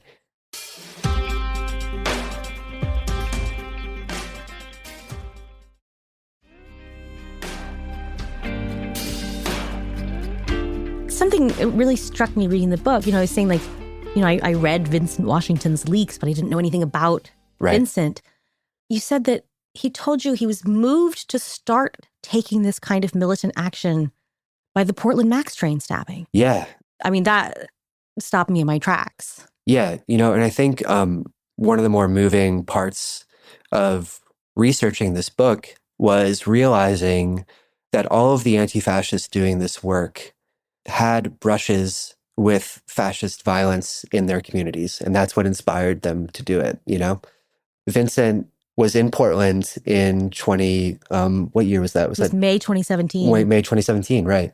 And he gets on a train at Hollywood Station in Portland, goes to a friend's place, has a good time, and then later reads the news and realizes that had he taken one train before his that left about a minute before, he could have been in this car where this white supremacist named Jeremy Christian started harassing two Black Muslim girls. He is haranguing them, telling them to get out of America, when three men intervene. Mm-hmm. Jeremy Christian slashes the throats of the three men, and two of them die. All right, God, we're going to get emotional on this, but like one of the last. This one really gets to me. I've sort of brushed up against the story in a couple of things I've written, and I mean, it's one of the most moving encounters of all of these sort of moving pieces, right? That a Nazi committing violence against a Somali immigrant, right? That's so relevant today. Ordinary people intervening. Only one of them was sort of an active anti-fascist in his community, the young man that survived, Micah Fletcher. The other two were just everyday dudes. Everyday dudes. They didn't have anti-fascist politics, but they saw a Nazi threatening a little girl. They saw a Nazi threatening a little girl, and they lost their lives. And as one of them, and I'm blanking on his name right now. It's Talesian, was lying, bleeding out. He said, "Tell everyone on this train I love them." So I actually flew to Portland a few days later and ended up interviewing his girlfriend. Oh my God. Who kept a journal of their relationship and read me passages from it, and how beautiful the relationship was. They had just moved in together. They were growing a garden together. And before he left that morning to get on that train, he said something really wonderful just about how much he loved her. So, basically his day started and ended with these expressions of love. That always really wrecks me. Yeah, me too. But seeing that was sort of, as someone who got into this work after seeing what happened where I live. Yes, exactly. It was very striking to me that, it was the same for Vincent. It was something that he was not involved in. He didn't witness this stabbing, but he was so close to it. It felt so intimate to him, and he felt like, well, I have to do something. Yes, exactly. And there were so many other examples that I name in the book of these really horrendous hate crimes taking place in Portland and Seattle and across the Pacific Northwest, which, historically has been a hub for white supremacist organizing. So, for Vincent, if the threat felt very real to people he knew and loved, which is why he decided to go undercover into Patriot Front and to fuck up Patriot Front. He had done some other anti-fascist work before that, like kind of monitoring the Proud Boys. But then, I think when the Proud Boys were on a bit of a decline after January 6th, he started to look at groups that operated more in the dark and were more secretive. And he decided to focus on Patriot Front. And how prescient at that time. I mean, Patriot Front in 2017 first didn't exist in early 2017, but sort of as they rebranded into 2018 from Vanguard America, I mean, how prescient of him to know that would be the place to go. Yeah, no, totally. Like that's where I think the energy was, and like kind of the anonymous organizing was going. And, and what he did was really remarkable. I think a lot of anti-fascist infiltrations and spy work is done online. Mm-hmm. People just creating a username and an avatar, and they can manage to do most of the espionage from behind a computer screen. One of the more significant acts of espionage during this era is a guy that goes undercover into Identity Europa, and again manages to get reams and reams of their private messages, which end up on Unicorn Riot. And that destroyed them too. Destroyed them. And, those messages, the Panic in the Discord database, ends up identifying 100 Nazis in Identity Europa, which is just remarkable. The anti-fascist spy that did this, I talked to, and he just had to do an interview with an Identity Europa leader to get into the group. And I got to listen to that recording, and it's remarkable. But, after that, he didn't have to do that much in-person, method acting to pretend to be a Nazi. Vincent, however, did. He, for 5 months. He was going hiking. He was going hiking, man. Like, because Patriot Front requires you to go on missions and hikes and, kind of group activities, he had to do shit in person. So, like, this dude was acting, like, deserves an Oscar. So he climbed Mount Rainier for 2 nights with 13 other Nazis. Oh, my God. And by the way, at this point had earned the trust of his local chapters so much that he was named the official photographer and videographer for the chapter, which is just delicious. They're so smart. They're so smart. So smart. I mean, it's like that Simpsons bit, right? Like videotaping this crime spree was the best idea we ever had. They take video of everything they do. Yes. And then because of these leaks, we see that in several lawsuits against Patriot Front, right? Like they are recording video as they, vandalize civil rights monuments and things like that. And then they got sued in 3 places. Yes. And it's basically the Stringer Bell, like, are you taking notes on a criminal conspiracy, meme? Yeah, they are. And they are. So, eventually all this data that Vincent collects, and by the way, so he's in the group for about 5 months. He's scheduled to go to their big march in DC, but at the last minute claims he can't because the FBI knocks on his door. That's a lie. He's just doing that to scare Patriot Front. When Patriot Front gets to DC and goes on their march, some anti-fascists in DC know their plans, and they know where they are parking their vehicles for this march. They know where Patriot Front is going to march. And let's just say some Nazi cars get redecorated. Some tires did not make it out of DC that night.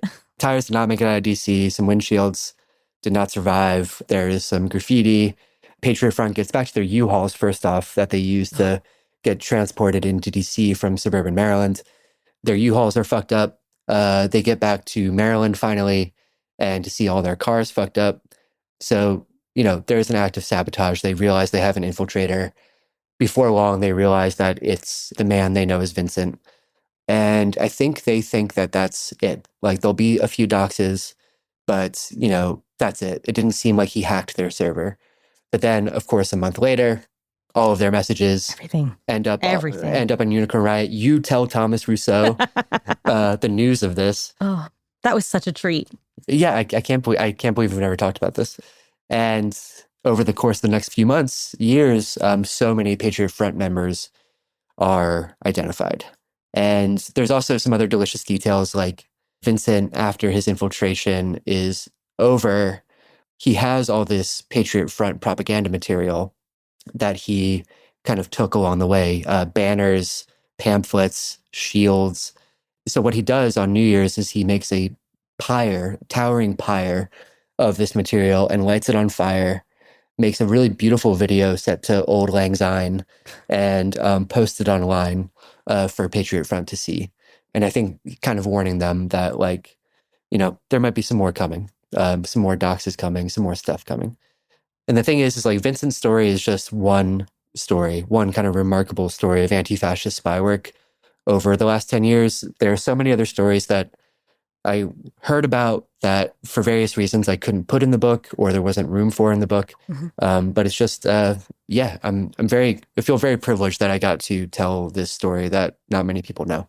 And it was such a great framework for the book, because it's not just about that particular infiltration, but it sort of provides this running framework, this sort of introduction to the concept. I thought that was very nicely done. I was excited to learn about Vincent because I have only, like I said, read his leaks and then the lawsuits that had inspired, and then the lawsuit against him. Right, yeah. Which was dismissed last week. Yes, it was. So congratulations, Vincent. Yes, it was, yes.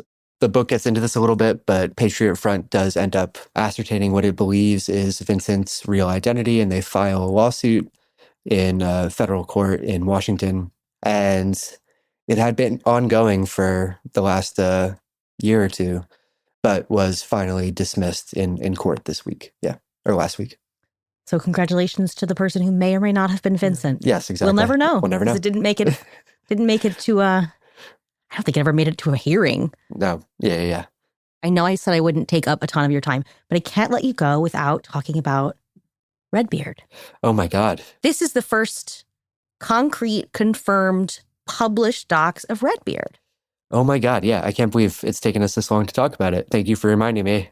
So for the listener, we talk about how this is work that is accessible to everyone, but it is not for everyone. And Redbeard is someone I have read so many incorrect doxes of. And that's why it is so important.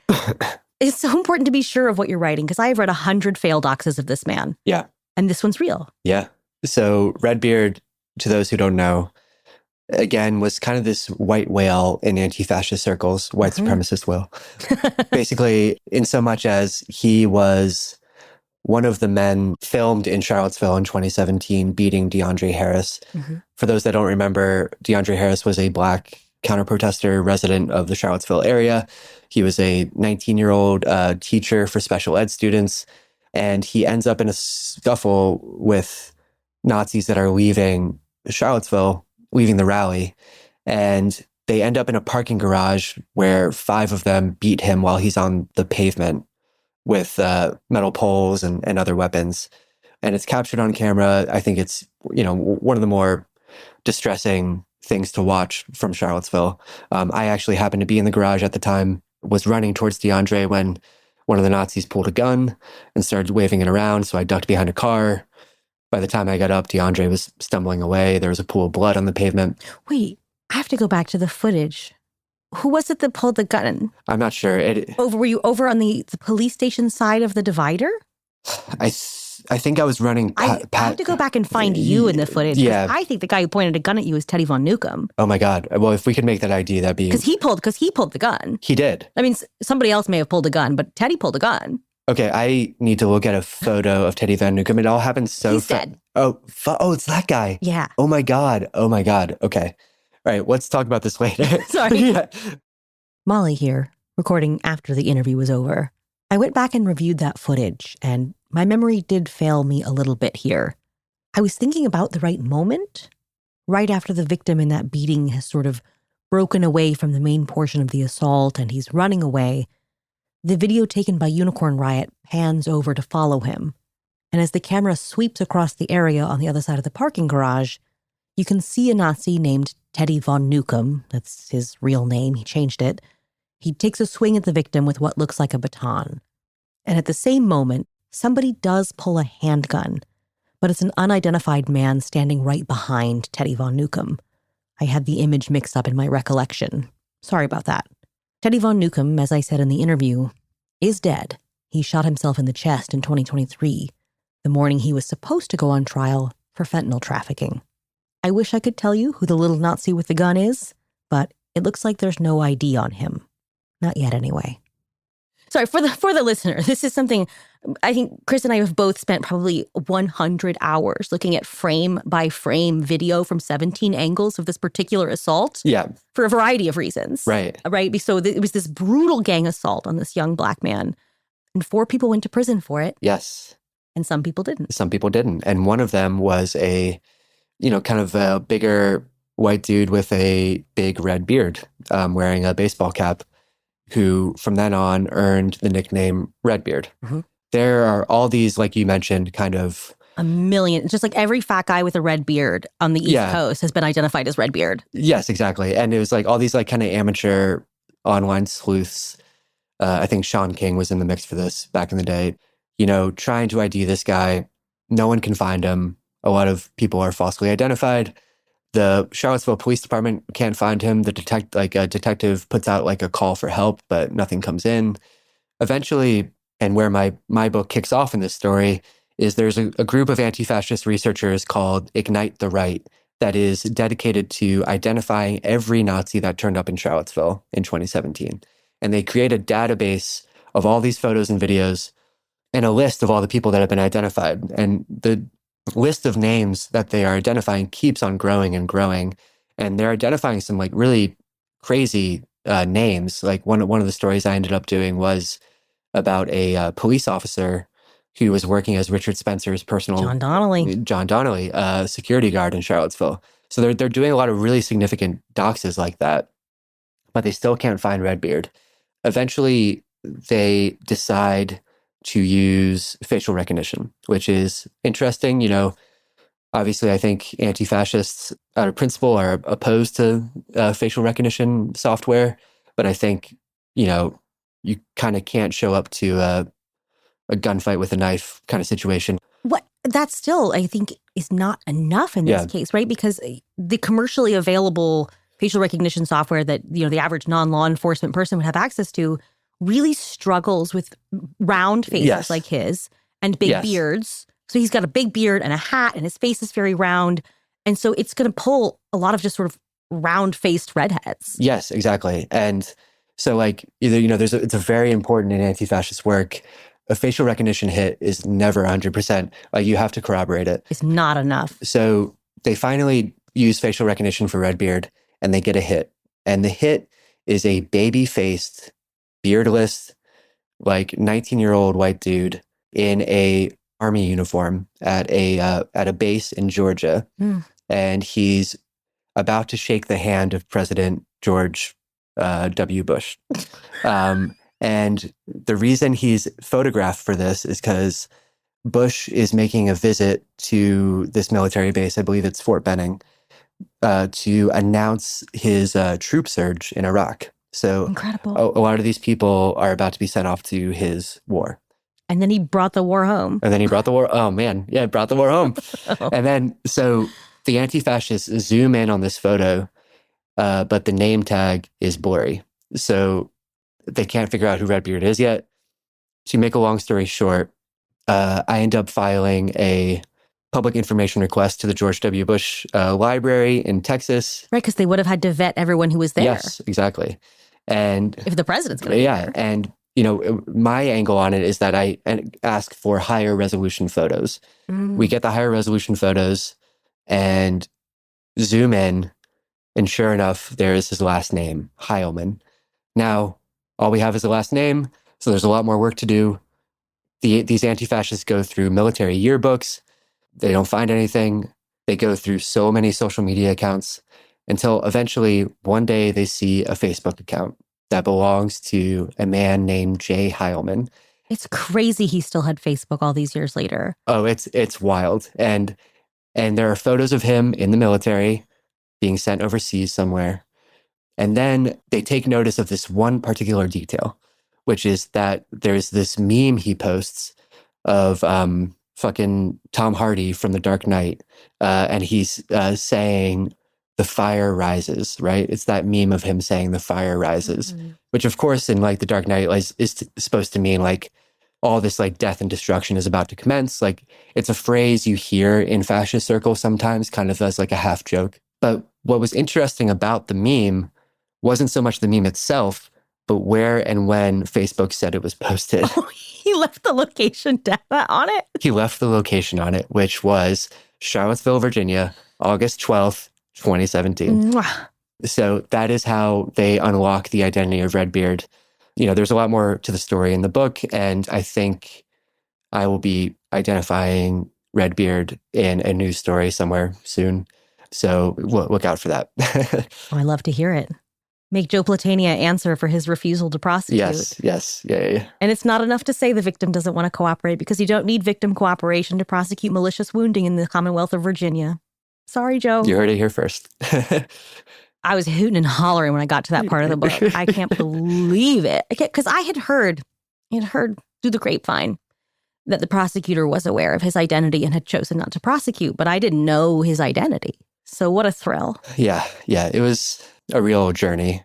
My ex at the time joked that there was a third person in our relationship, and that person was Redbeard, because I was so obsessed with trying to find him. I mean, truly a white whale. Yeah. In, I guess, several senses of the word. But yeah, exactly. But like I said, I promised I wouldn't take up a ton of your time. I'm just so excited about this book, about this story. It's not just for your dad who doesn't know what Antifa is. Yes. I thought it was thrilling. I learned a lot about some guys I've been thinking about for years. Right.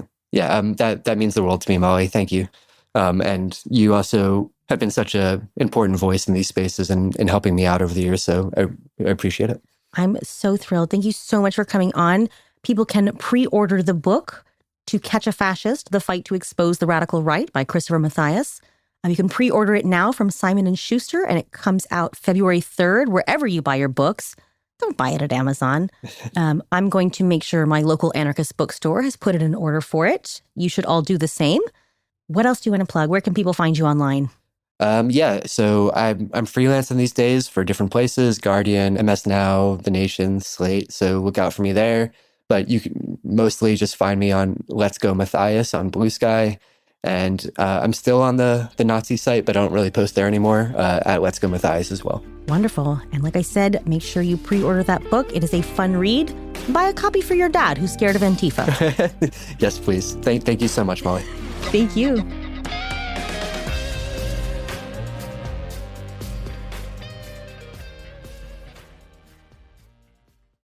Support for the show comes from Public, the investing platform for those who take it seriously. On Public, you can build a multi-asset portfolio of stocks, bonds, options, crypto, and now generated assets, which allow you to turn any idea into an investable index with AI. It all starts with your prompt. From renewable energy companies with high free cash flow to semiconductor suppliers growing revenue over 20% year over year, you can literally type any prompt and put the AI to work. It screens thousands of stocks, builds a one-of-a-kind index, and lets you backtest it against the S&P 500. Then you can invest in a few clicks. Generated assets are like ETFs with infinite possibilities, completely customizable and based on your thesis, not someone else's. Go to public.com/podcast and earn an uncapped 1% bonus when you transfer your portfolio. That's public.com/podcast. Paid for by Public Investing. Brokerage services by Open to the Public Investing Inc. Member FINRA and SIPC. Advisory services by Public Advisors LLC, SEC registered advisor. Generated assets is an interactive analysis tool. Output is for informational purposes only and is not an investment recommendation or advice. Complete disclosures available at public.com/disclosures.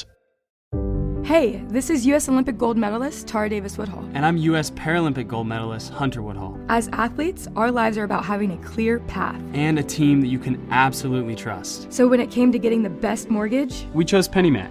PennyMac is proud to be the official mortgage provider of Team USA and you. Learn more at pennymac.com. PennyMac Loan Services, LLC, Equal Housing Lender, NMLS ID 35953. Licensed by the Department of Financial Protection and Innovation under the California Residential Mortgage Lending Act. Conditions and restrictions may apply. Picture this: a curve in the road, a change in plans. Well, what do you say? With the all-new Audi Q3, the answer's always yes. Yes to adventure. Yes to escape. Yes to performance. Yes to comfort. Yes to right now. Because saying yes without hesitation, that's real luxury. The all-new Audi Q3, made for the yes life.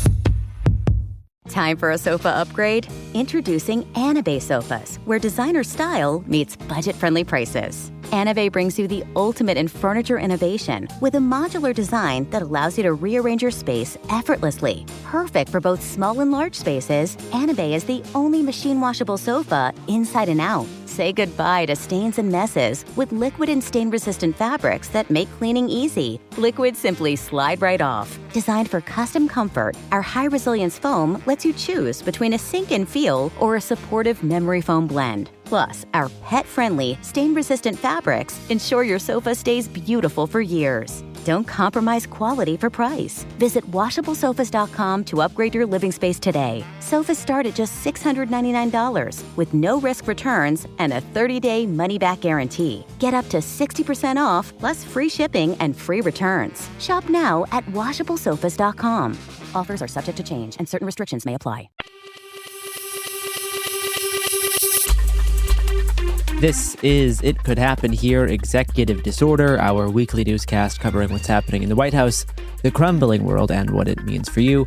I'm Garrison Davis. Today I'm joined by Mia Wong, James Stout, and Robert Evans. This episode we're covering the week of January 21st to January 28th. Massive snowstorm across most of the country, at least the real parts of the country, which is the East Coast and the South now. And wow, there is a lot of snow. It makes me feel kind of like a penguin just walking off into the mountains by myself, weathering the weather. Finally, I feel akin to the president, who is now also a suicidal penguin. At the wrong end of the globe. Yeah. Yeah, well, you know, as soon as they start the remigration, they're going to be deporting penguins to Greenland. To Greenland. Yeah. It's held in a military detention camp off of Greenland now that we might own a tiny bit of our military base. Still very unclear what the details of that Greenland deal are. No, he just wanted to be able to say he made a deal. And Like, I don't know if it's going to be any different than the status quo was before, but he'll claim victory, and so will his supporters, and we'll all move on. As we kind of already have. Yep. There's too much other bullshit going on. That is the motto for 2026. Mm-hmm. Some of that bullshit is the third immigration enforcement related shooting in Minneapolis in just 3 weeks. Yeah. James, do you want to start with that? So yeah, I was in Minneapolis. I was actually just in Minneapolis airport when this happened. On Saturday of this week, Alex Pretti was shot by 2 CBP agents in Minneapolis while he was filming an immigration raid in which ICE agents attempted to pursue someone into a donut shop that seemed to have locked the doors. Pretti seemed to be trying to assist a woman who had been pushed to the ground by agents when the agents grabbed him, maced him, beat him, disarmed him, and then shot him several times. Pretti, who was 37, he was a Veterans Affairs ICU nurse, and when this confrontation with immigration agents began, he was legally carrying a SIG P320 handgun concealed inside his waistband. I can go on and summarize the video for anyone who hasn't seen it. It's obviously quite distressing, so, if you're going to watch it, just know that you're going to see someone die. Video shows several agents beating Pretti as one grabs a handgun from his inside waistband holster. Very quickly after this, 10 shots are fired by at least 2 agents. You can hear at one point an agent shouting, "Gun, gun." He's got a gun. Yeah. And then in the aftermath, another video shows agents asking, "Where is the gun?" So it doesn't appear that the agent who cleared Pretti's gun informed the other agents that had happened. Though the agent that first fired at Pretti was standing right behind the agent that disarmed him and is literally like looking down at where the gun is being removed as he then seconds later starts shooting. Pretti falls to the ground. Then more agents fire on his body as it lays flat on the ground. Yeah.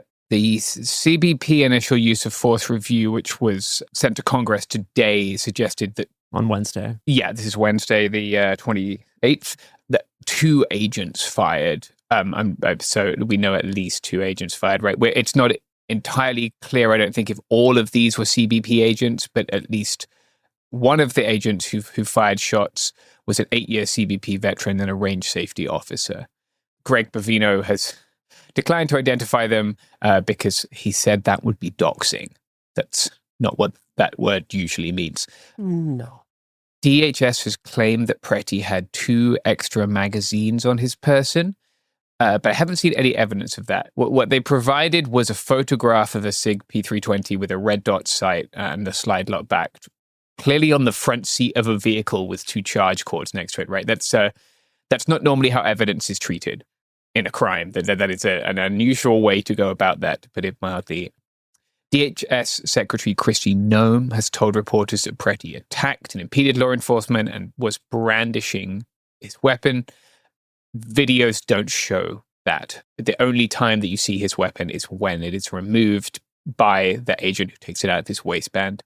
Pretti appears to be holding his black cell phone for the entirety of this interaction. Yeah, and it's very clear that it's a cell phone, right? CBP agents are inches, obviously, from the phone and his face. Yeah. There is no reasonable claim. No, as a rule throughout the interaction, there was never any confusion that would have led them to believe he had a gun in his hand or to be unaware that he had been disarmed. Yeah. There's no argument for that. No, you can't make a case for that reasonably. People will do it unreasonably. I don't care. The allegation that he attacked them was repeated by FBI Director Kash Patel in the interview he gave to Fox News. I'm going to give a little video of Noem's claim. This individual impeded the law enforcement officers and attacked them. State the facts as they unfolded on the street today. We were doing a targeted operation against an illegal criminal, and this individual came with a weapon and dozens of rounds of ammunition and attacked them. And these agents took action to defend their lives and to defend the lives of the people around them and acted according to their training. CBP Commander at Large, potentially no longer Commander at Large, Gregory Bovino, claimed that Pretti had assaulted federal agents and throughout a press conference that Bovino gave, referred to Pretti as a suspect and the people who killed him as victims. Bovino also claimed that Pretti planned to, quote, massacre law enforcement.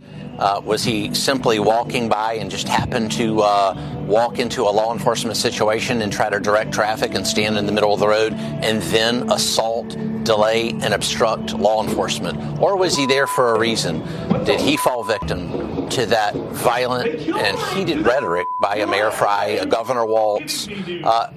Look, Dana, they're trying to portray Border Patrol agents and ICE agents as Gestapo, Nazi, and many other words. Did this individual fall victim, as many others have, to that type of heated rhetoric? I want to stay focused on this incident right now, because what you were saying is that he went there to try to stop this law enforcement operation. All of the video that we have seen shows him documenting it with his cell phone, which is a lawful thing to do. And the only time he seemed to interact with law enforcement is when they went after him when he was trying to help an individual who law enforcement pushed down. So where do you have the evidence to show that he was trying to impede that law enforcement operation? Sure, Dan, at first he was there in the scene. He was in the scene actively impeding and assaulting law enforcement to the point. But that's not illegal. He wasn't Dana, impeding it. He was filming it, which is a legal thing to do in the United States of America. Dana, let's don't freeze frame adjudicate this now. He was there for a reason. And that reason was to impede law enforcement to the point. What evidence do you have of that? And here's a good point, Dana, is the fact that de-escalation techniques were utilized during this action. Those de-escalation techniques, whether it was physically trying to remove them from that law enforcement scene, that active law enforcement scene in which law enforcement... I wanted to include a little bit more there because I feel like that's one of the few times we've seen him not just able to deliver his... Right, where someone's pushed a little. Yeah, exactly. Yeah. Well, and there's a thing in the video that I think is really effective where, you know, you can hear him lying about the video and then the video is playing next to it and you can just see what is happening and then he's just saying shit. Yeah, it's a good piece of as television news goes, that's not the worst piece I've seen. Like, him saying they use de-escalation techniques as you watch half a dozen guys mace him in the face and then beat him is... I mean, there's this line I think a lot about in Chapter 7 of 1984, which was the party told you not to believe your eyes and ears. It was their final, most important command. I mean, if this ain't that, then I don't know what is. Yeah. I mean, they don't even try to convincingly lie at this point. Yeah. Like they just keep to the narrative that has been set at the top. Yeah. Well, not even in this case at the top. It was kind of set at like the upper middle. Yes. Because the top has been backing off from this narrative at least a little bit. We'll get to that kind of back and forth in a sec. Yeah.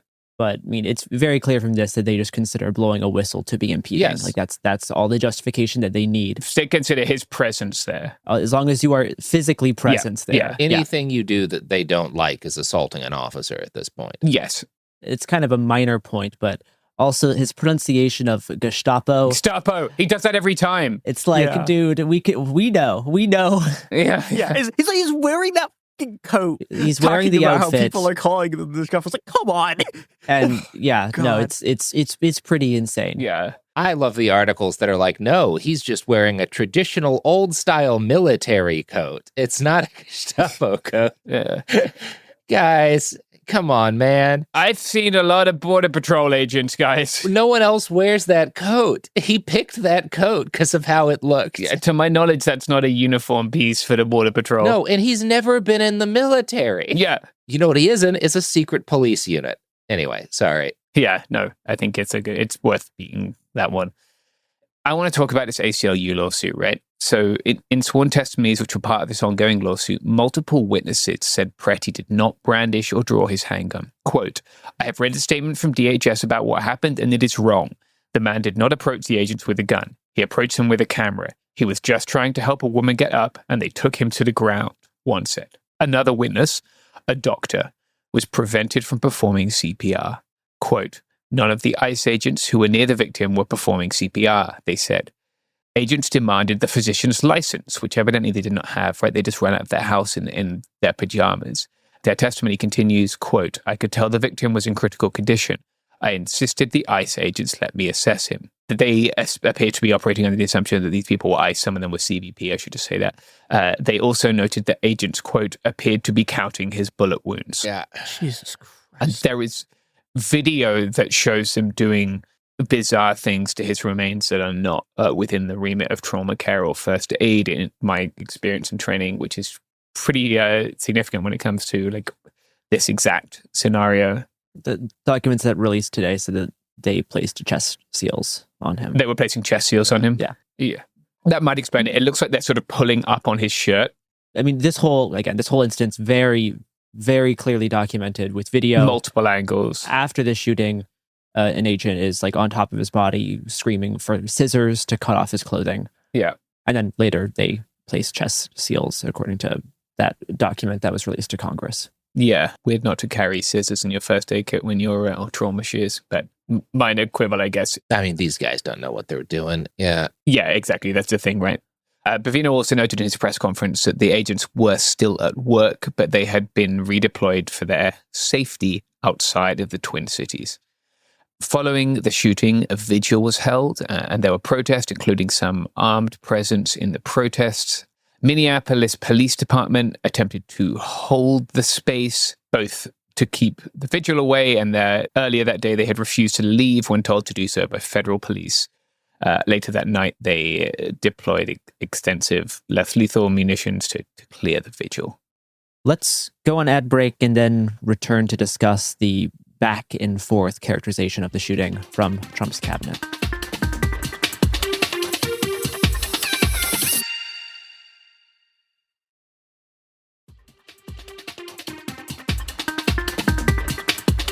We are back. The day after the shooting, Kash Patel went on Fox News to say that it is against the law to bring a firearm to a protest. Nope. Here's a clip. As Christie said, you cannot bring a firearm loaded with multiple magazines to any sort of protest that you want. It's that simple. You don't have that right to break the law and incite violence. Yeah, that's wrong. In Minnesota, it is not against the law for permit holders to carry a firearm while attending a protest. And it's arguable whether what Pretti was doing is even, quote unquote, attending a protest. Mm-hmm. Yeah. These sorts of spontaneous mobilizations against ICE are not like a formalized, we are protesting in this location at this point. It's not a protest rally. It's community mobilizations. The term protest is going to be applied a little bit loosely. Now, the DHS statement 3 hours after the shooting made this claim, quote, "This looks like a situation where an individual wanted to do maximum damage and massacre law enforcement," unquote. This is the phrase that Bavino said verbatim at the press conference on Saturday following the shooting. Mm-hmm. Miller said something similar on Twitter as he was tweeting at Democrat politicians, quote, "A would-be assassin tried to murder federal law enforcement, and a domestic terrorist tried to assassinate federal law enforcement," unquote. Kristi Noem also had a press conference the day of the shooting where she said, quote, "When you perpetuate violence against a government because of ideological reasons and for reasons to resist and perpetuate violence, that is the definition of domestic terrorism. This individual who came with weapons and ammunition to stop a law enforcement operation of federal law enforcement officers committed an act of domestic terrorism," unquote. But by Monday, the White House began softly backtracking previous DHS claims about the shooting. Press Secretary Carolyn Leavitt said that she has not heard President Trump characterize Pretti as a domestic terrorist. That same day, Fox and Friends asked DOJ attorney Todd Blanche about whether Pretti committed domestic terrorism, and he replied like this. With all due respect, sir, my question is more pointed.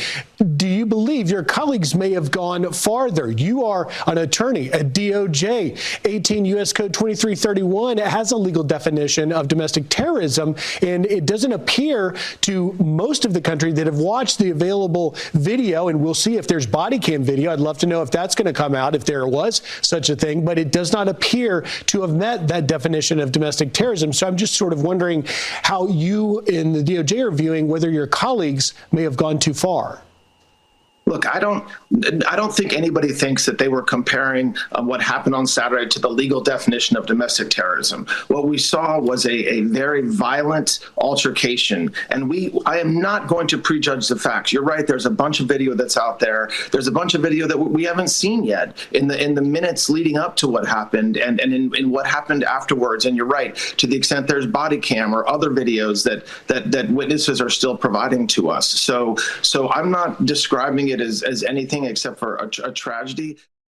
That's pretty wild. 2 days after Kristi Noem tried to literally give a definition of domestic terrorism at a press conference. And then DOJ attorneys just claiming, no, it's not the real legal definition of domestic terrorism. Yeah. Like, this word is just a rhetorical tool for the administration to deploy at will. Yeah, we just were using it because we killed a guy and we wanted to shut down discussion. Yeah. Yeah. And when we didn't stick the landing because there were multiple angles on video, now we got to find something else. Yeah. And we just did this. Like, how many weeks ago was the... No, I mean, this whole incident shows how vital documenting interactions like this can be, and how much public opinion is something that is not just fully dictated by administration statements. Like, they tried to deploy a narrative which, after enough circulated documented footage contradicted, public opinion of this incident formed in pretty strong opposition to the administration's claims. Yeah. This has penetrated into a lot of places that are, under ordinary circumstances, either extremely apolitical or very conservative. Yeah.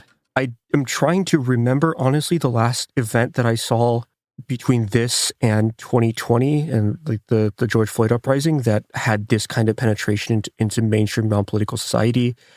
I remember one of the biggest things that I saw was this moment of, oh, actually, this specific shooting has gone to a point where it's reaching people who normally would never hear about this stuff. There's an NFL commentator named Kurt Warner, who used to be, he was a very famous quarterback. The only thing he ever talks about is quarterback play in football. This is the only thing he ever does.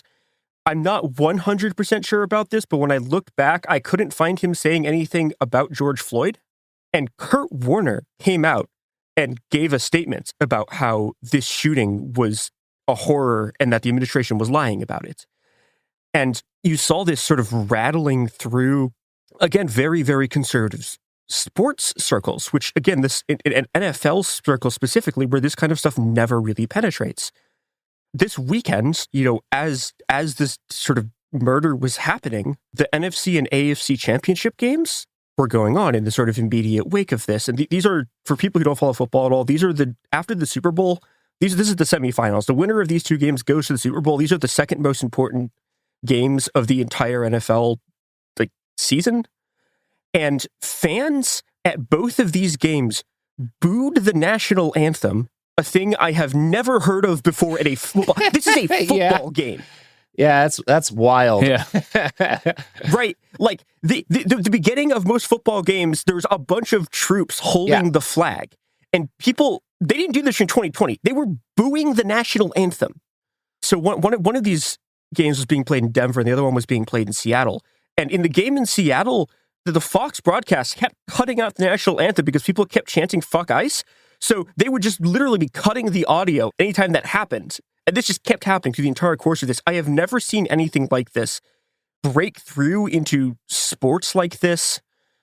It's been breaking into, there's a whole bunch of stories about just random groups on Reddit where it's been breaking through into where you're getting statements from like, oh God, I wish I remember who on Blue Sky I saw this from, but the person who runs the subreddit of where that's like playing your cat's butt like bongo drums put out a statement about this. Yeah, I'm glad they finally spoke up. Honestly, we've all been waiting. No. But I saw this in spaces where like climbing forums or climbing subreddits. No, because they just shot a nurse in the head. Yeah. Yeah. This is the second time they did it. And the thing to me that I think is really significant about this happening at NFL games, right? One of the two teams that was playing in the game in Denver is the New England Patriots, right? The New England Patriots are famously very, very close to Trump. As an organization, their owner is very close to Trump. So I had remembered a story from last year about, so the Patriots have a jet that is the Patriots jet that they fly all their players around in has giant letters "The Patriots" on it. Yeah. That is technically run through a charter company. But, I remember last year there was a story about how their jet was doing flights to Guantanamo Bay. Sure, that makes sense for the Patriots jet. Yeah, right. This is the kind of organizations that we're dealing with here, right? And while I was looking into the story about the Patriots jet being used to do things to move, apparently not detainees to Guantanamo, but apparently just military people and supplies, which they do a lot, I found a completely unrelated story about a different Patriots jet during the Biden administration doing deportation flights to Honduras. And this isn't considered an ideological thing. No, that's just money. Like, this is the kind of conservatism you're dealing. And I mean, this is technically it's the contractors who are doing this, but it's the plane with the Patriots logo on it, and they were doing deportation flights under Biden like 3 or 4 years ago, and now people are booing the national anthem and chanting "fuck ICE." A lot of the stuff that we've talked about, and we're going to talk about the way the Trump administration has been backing off of this, is because they have been forced to watch the entire country go, holy shit, you just murdered this guy. And then lied about it. You just executed him in the street. Yeah, and lied about it. Yeah, I think the lying. And you can just see them. And this is also the second time they've done this in a couple of weeks. Like, the lying thing is, like, I think, for a lot of people, that's the really insulting thing. It's obviously a tragedy to have someone be killed by federal law enforcement like this. Yeah. But it just the blatantness of the lying, I think, is what really activated people here. Well, yeah, because this is, for years, they've skirted by on situations like the Rittenhouse thing, where you can kind of see what happens, but depending on what you bring into it ideologically, that can look like two different things, right? Depending on whether you think those protesters are dangerous or not, or whatever, like that's a video that, like, everyone saw the same video and took something different out of it. Yeah.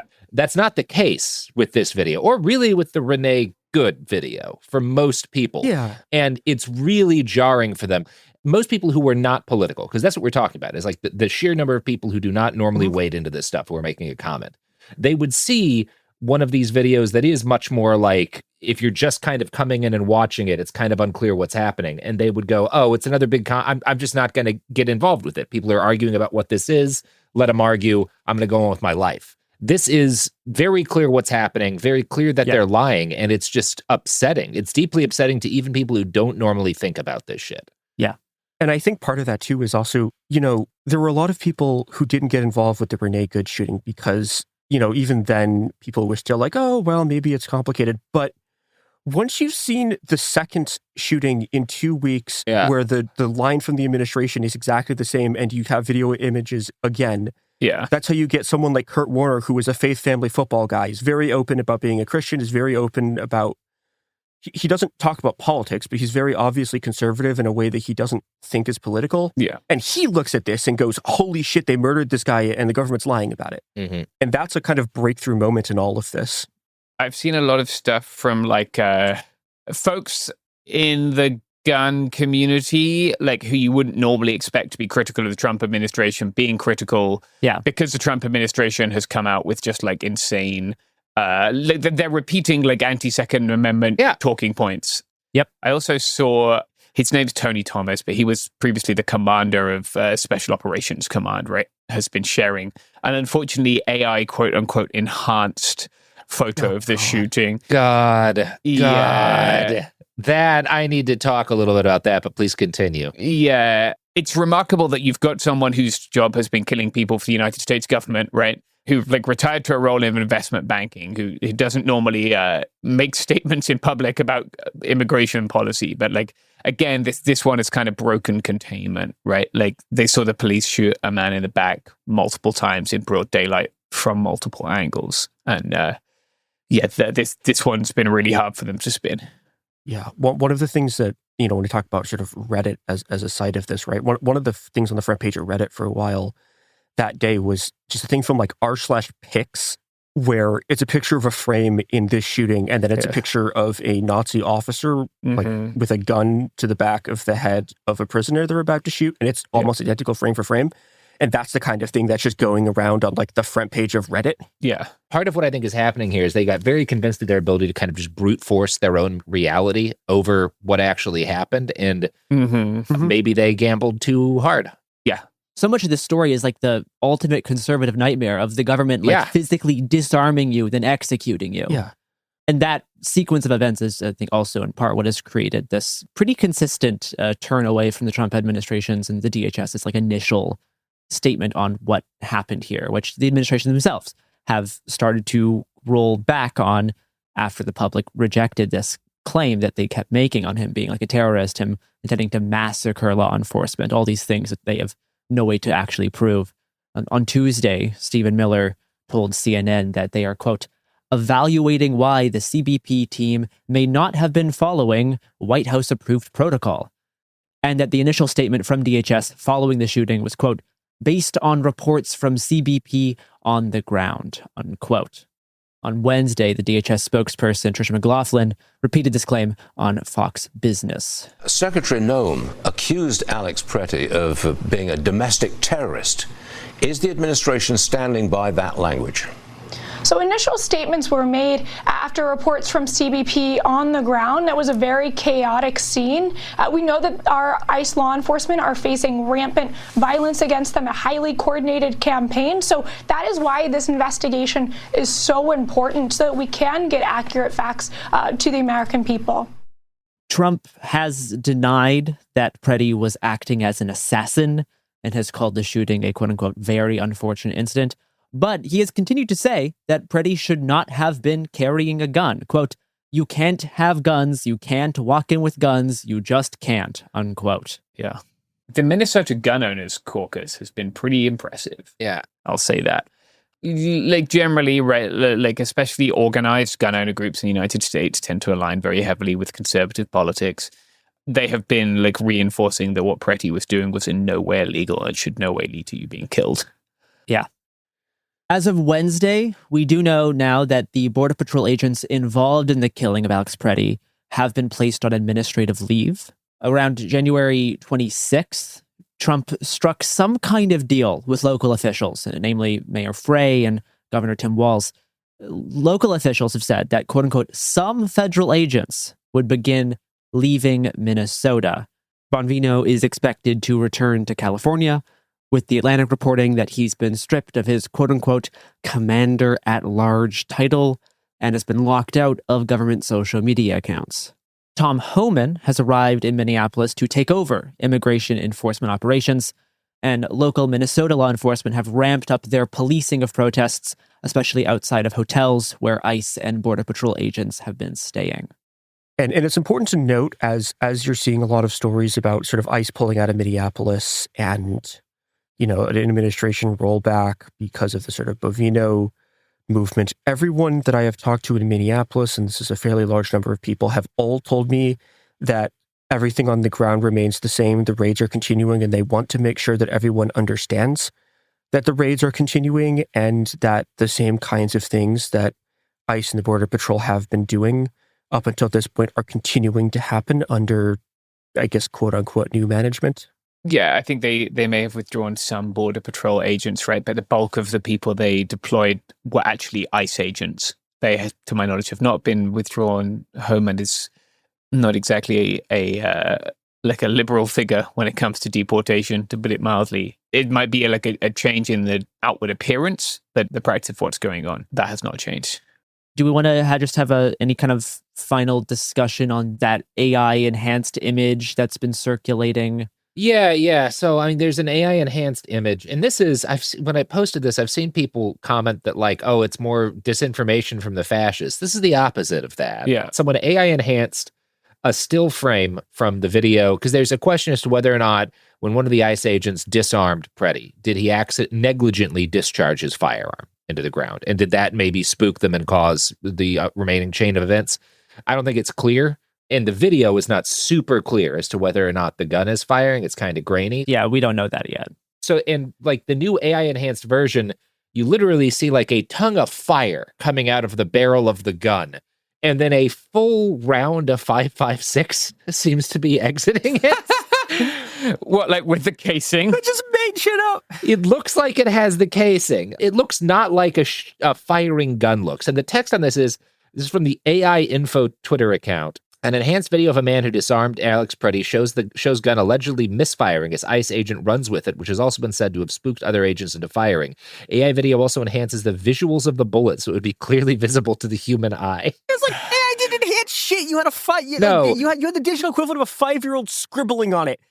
And, I don't know. Maybe, I guess this could be them trying to be like, oh, it wasn't the federal agent's fault. It's those damn SIG P320s that spooked everybody. Yeah. But it's like, number one, AI can't enhance things. Nothing can enhance a photo. That's not a thing that's real. You can't just add details to a photo that weren't in a way that's different from just photoshopping them in. And that's what AI did. Someone said, add visuals of a bullet, and they did. And it's bad. It looks like a fucking sparkler is stuck in the end of a handgun. Yeah.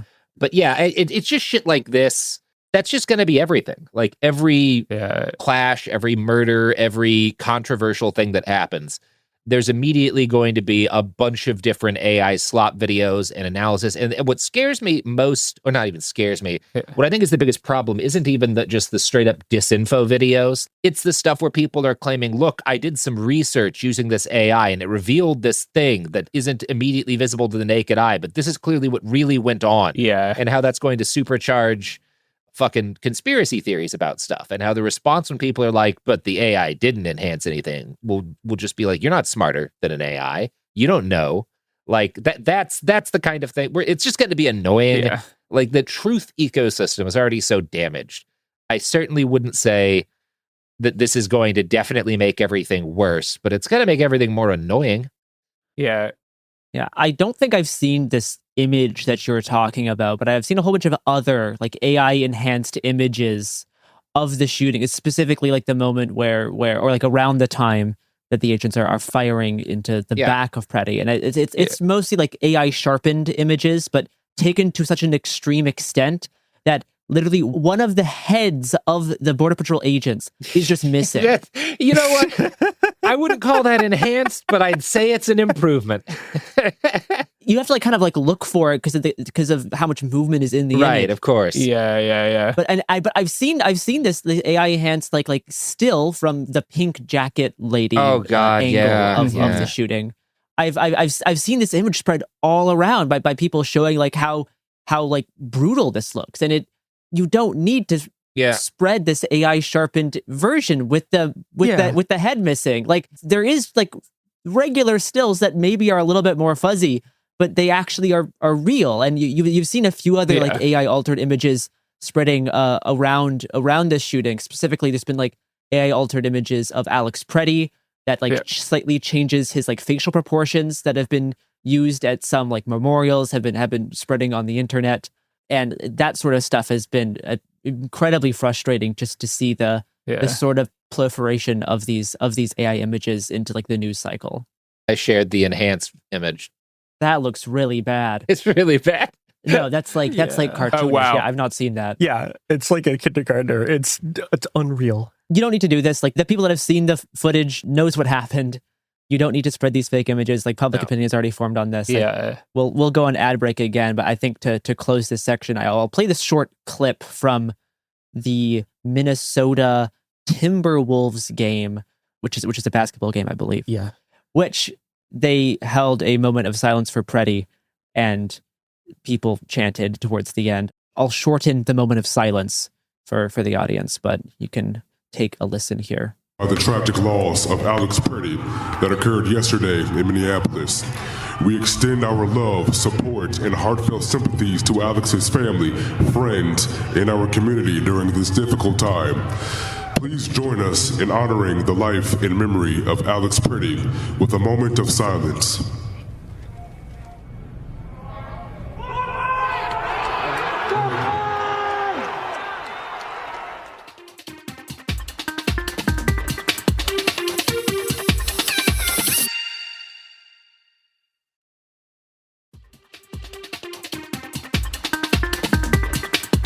All right, we're back.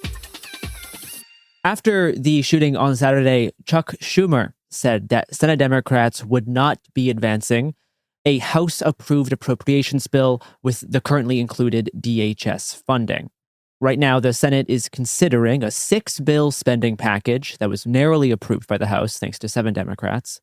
And now Senate Dems are seeking to separate out the DHS bill and advance the 5 others. These 6 annual spending bills are set to expire on January 31st. If at least some Democrats don't sign on to the bills by Friday, there will be a partial government shutdown. On Wednesday, Schumer reiterated, quote, "Until ICE is properly reined in and overhauled legislatively, the DHS funding bill doesn't have the votes to pass the Senate," unquote.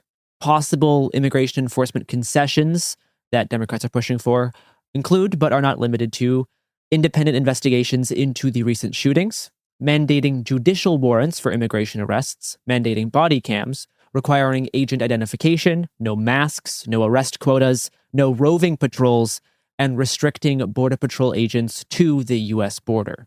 Yeah, so I want to address, I've actually addressed the roving patrols before and the evidence standards for stops on those patrols, so I'm not going to do that. But I do want to address this last one, right, with the quote-unquote U.S. border. Oh, God. So in the statute, Border Patrol is supposed to operate within a reasonable distance of the United States border, which they interpret to be a 100-mile distance. Now, when you are thinking of border, you might be thinking of land borders, but remember this also includes ocean borders. They interpret the Great Lakes to be international waterways, and thus it begins 100 miles from the shore of the Great Lakes. For context, that still doesn't get you into Minneapolis, right? You're looking at a bit further. 150 miles was the shortest line I could draw on a map. People seem to be operating under the misapprehension that this includes airports, and it does not. And I keep seeing this repeated online, and then people keep telling me the statute is actually very clear on what does and does not constitute a border, and it talks about external borders, and airports are not included in this. The Border Patrol does not operate within a 100-mile radius of every international airport in the United States. Really unclear if Democrats will be able to get some of these things. Yeah. Obviously, pushing for more training has its limits. The people involved in the shooting had years and years of training. And gave the training in some cases. They were doing what they were trained to do. Yeah. But there's other stuff in here, like mandating body cams, which, though Border Patrol currently has body cams, like ICE and Border Patrol, they have body cams. They're not required to always have them on. Yeah. This would be seeking to change that. Other things like requiring the identification of agents deployed, not wearing masks, not having arrest quotas. These would significantly change the way that ICE operates on the ground. Yeah. Possibly the most important thing that they are seeking here is the emphasis on judicial warrants as opposed to this administrative warrant that ICE has been using as its primary justification the past few months. I think we should refer to those. I've been calling them administrative warrants. I think a better, noun to use is the Form 215, because that's what it is. It's a form that they filled out, right? Like it is not a warrant in any meaningful sense of the word. Yeah. But yeah, I'm just noting that because that's a change I'm going to be trying to implement in my work going forward. The last Minneapolis-related story for this episode, which is mostly a Minneapolis episode, I guess, is based on a CNN report that has claimed that federal agents encountered Alex Pretti a week prior to killing him. Pretti is said to have been driving and stopped his car when he witnessed ICE agents chasing a family on foot. Pretti began shouting and blowing a whistle before agents tackled Pretti and broke one of his ribs. Pretti was later released on the scene. DHS has told CNN that they have no record of this incident, though an anonymous source told CNN that Pretti was a known and identified protester to federal officials on the ground. Quoting CNN, quote, "Earlier this month, a DHS official in Minneapolis sent a memo to Immigrations and Customs Enforcement Homeland Security Investigations officers assigned to the state on a temporary duty, asking them to use a form to input information on protesters and agitators. It is unclear whether the new intake form was used to share Pretti's information. It's also not clear whether federal agents who encountered Pretti on Saturday recognized him before they confronted him," unquote.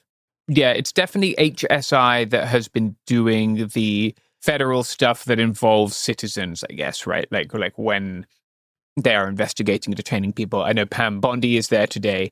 Again, and has posted pictures of people who are detained with HSI officers, which is not a usual thing to do. But yeah, HSI, for whatever reason, they're kind of using as their surrogate FBI in these instances. James, you can also speak on the sort of surveillance of protesters, quote unquote agitators, that feds have been doing on the ground based on what you saw in Minneapolis. Yeah, thank you, Gay. Yeah. So I was at the Whipple building, right? The Whipple building being the federal building in Minneapolis, where they are taking people who are being detained and where ICE and CBP are deploying out of every day, right? I was there because there was a protest on Friday as part of a general strike. And I noticed they look like CBP or ICE, right? They had what I would describe as tactical helmets and gear on, but using DSLR cameras to take pictures of people protesting. They were in vehicles and they were shooting. I can't remember if they had a door or the window to allow them to take photographs, but I noticed that is an effort at surveillance, right? It is not unreasonable. I know, Garrison, you also have this video which happened in Maine, right, of an agent more or less saying this, but it's not unreasonable to think that there is surveillance of people who are engaging in First Amendment protected activities. Yes, and there has been some desire among ICE officials, including Tom Homan, who went on Fox News earlier this month to say that he's pushing for a database, quote, where those people that are arrested for interference, impeding, and assault, we're going to make them famous, unquote. So this news that Alex Pretti had been previously identified in some way by federal law enforcement follows an incident last Friday where a federal agent in Maine photographed a legal observer's car and said, quote, "We have a nice little database and you're now considered a domestic terrorist." I'll play this clip here. It's not illegal to record. Exactly. Yeah. That's what we're doing. Yeah, why are you taking my information down? Because we have a nice little database. Oh, good. And now you're considered a domestic terrorist. So we're videotaping you? Are you crazy? Georgia McLaughlin has told CNN that there is, quote, no database of quote unquote domestic terrorists run by the Department of Homeland Security, unquote. Yeah. I want to say something about this main video, which is that I've been seeing a lot of people circulating this as, oh, there's new repression tactics happening here. They're going to show up to people's houses. This has been happening. I mean, I know it was happening in Chicago. It probably was happening in LA. I just don't remember off the top of my head. But the stuff that's happening here where these people take pictures of your face is not new at all. It's not some kind of new innovation in these repression tactics. Like, obviously be careful, but this is not a reason that everyone suddenly needs to be afraid that there's like a giant crackdown coming. They've been doing this the whole time. And so far, it really hasn't, like, it sucks, but it hasn't stopped Minneapolis. It hasn't stopped Chicago. No, they're trying to intimidate you to stop doing this. Like, that is the point of this agent walking by and joking about how you're now a domestic terrorist. Yeah. Because that's not actually real. That is a way to scare you into not showing up based on the idea that if you do, they'll take a picture of you and now you get added to this domestic terrorist database. Yeah. Now, is it possible that they're making like some kind of catalog of pictures of protesters that they can maybe use for reference in the future to build a case against someone, or if they arrest someone, they can look to see if they've been at previous protests?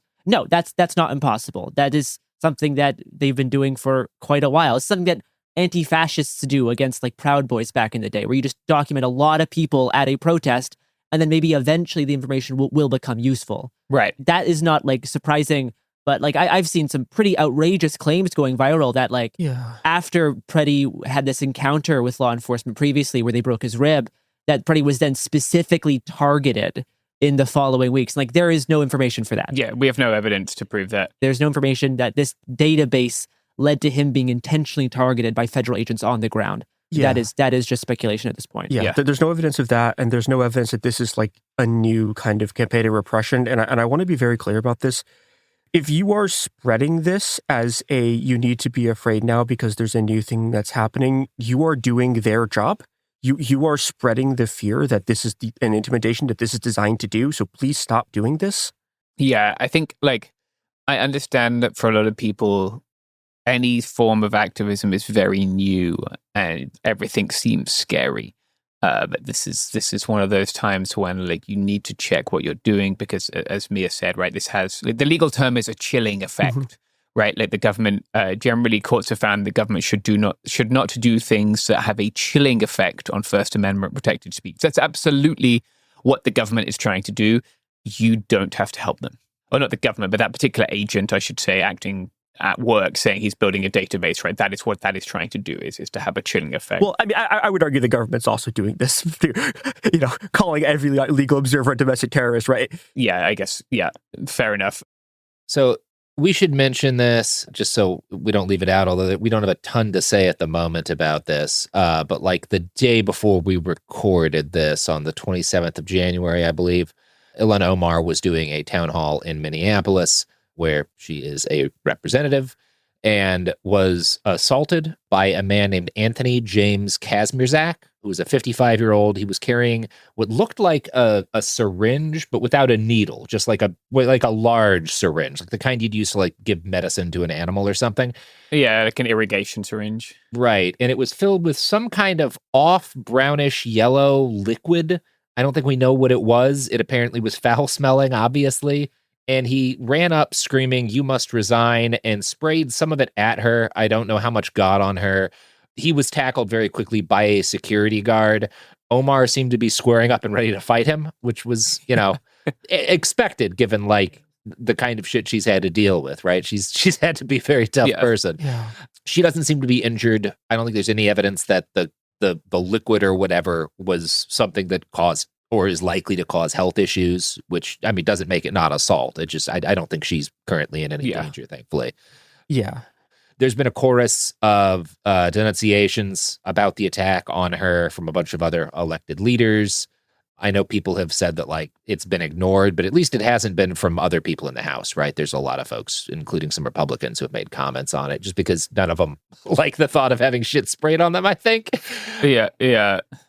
Anyway, we don't know a ton about this guy and why he did it. Other than that, he presumably hated Ilhan Omar, right? And that he wanted to get her to quit her job or otherwise harm her in some way. We don't really know much about this guy. There's some people talking about the fact that his kids seem to be on the left. Well, he's clearly not, as if that's weird. It's not. If your dad is the kind of crazy asshole who will spray poison on Ilhan Omar at a town hall, I can see how maybe you become the opposite of him. But yeah, that's about all we know at the moment. Well, I do want to mention Trump's comment on it, where ABC News asked Trump if he'd seen the video, and Trump said, quote, "No, I don't think about her. I think she's a fraud. I really don't think about that. She probably had sprayed herself knowing her." Yeah, you said that like a guy who thinks about her constantly. Just really hideous stuff. Yeah. Producer Sophie here with a quick pickup, as we did not have this information at the time of recording. This is as of January 20th, 2026. Per AP News, quote, "The Justice Department has charged a man who squirted apple cider vinegar on Democratic Representative Omar at an event in Minneapolis, according to court papers made public Thursday. The man arrested for Tuesday's attack, Anthony Kazmierzak, faces a charge of forcibly assaulting, opposing, impeding, and intimidating Omar, according to a complaint filed in federal court. Authorities determined that the substance was water and apple cider vinegar, according to an affidavit. After Kazmierzak sprayed Omar with the liquid, he appeared to say, quote, 'She's not resigning. You're splitting Minnesotans apart,' end quote," the affidavit says.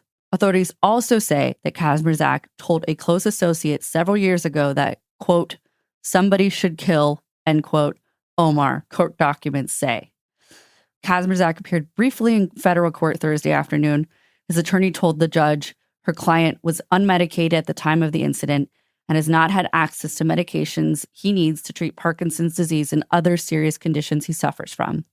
U.S. Magistrate Judge Dulce Foster ordered that Kazmierzak remain in custody and told officials he needs to see a nurse when he is transferred to the Sherburne County Jail, end quote.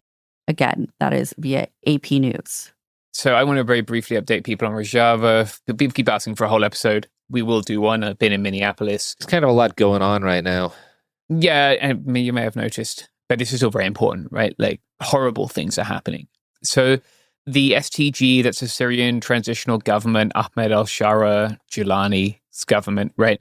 And the SDF, Syrian Democratic Forces, which includes YPG and YPJ, it's the armed forces that defend Rojava, have signed a 15-day extension to their ceasefire. But both sides are accusing the other of widespread violations of the ceasefire. Both of them are right. Like, I've seen a lot of videos of ceasefire violations. The ceasefire was internationally mediated, likely by the US, and likely because of huge concerns around the escape of Islamic State prisoners.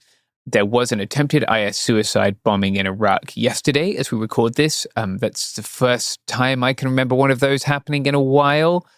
The person was apprehended, but the US, I know, has been transferring detainees from a prison near Hesaka, and they're transferring them to US facilities in Iraq. Right? It doesn't. The presence of the detainees is not the thing that is going to make the US support their allies in Rojava or their former allies in the SDF. I guess I should say now that the US, once again, is not going to be a good friend to the Kurdish people. Trump has also truthed that Iraq should not appoint Nouri al-Maliki as its next prime minister. In his truth, he said, quote, "I am hearing that the great country of Iraq might make a very bad choice by reinstalling Nouri al-Maliki as prime minister.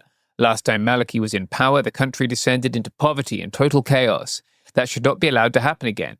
Because of his insane policies and ideologies, if elected, the United States of America will no longer help Iraq. And if we are not there to help, Iraq has zero chance of success, prosperity, or freedom. Make Iraq great again." Jesus Christ. First off, I mean, Maliki does suck.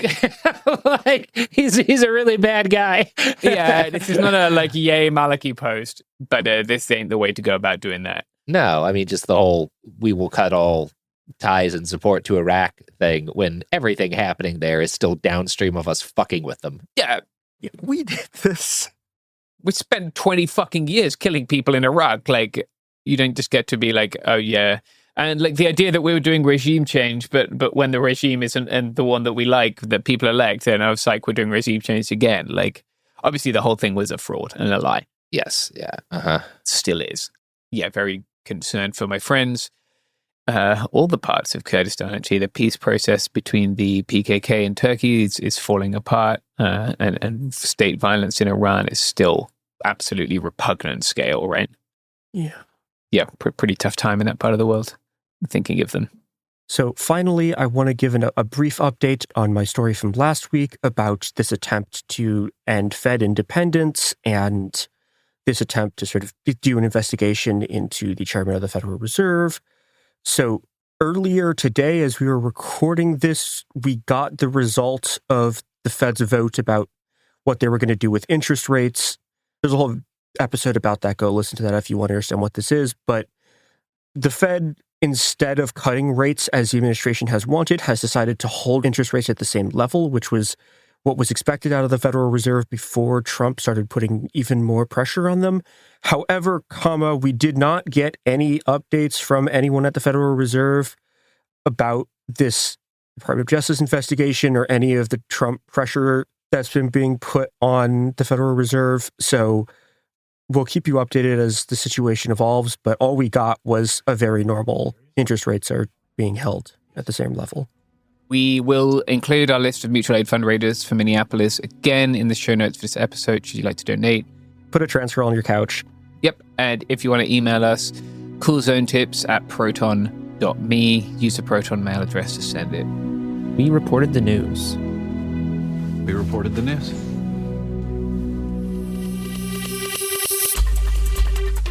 Hey, we'll be back Monday with more episodes every week from now until the heat death of the universe.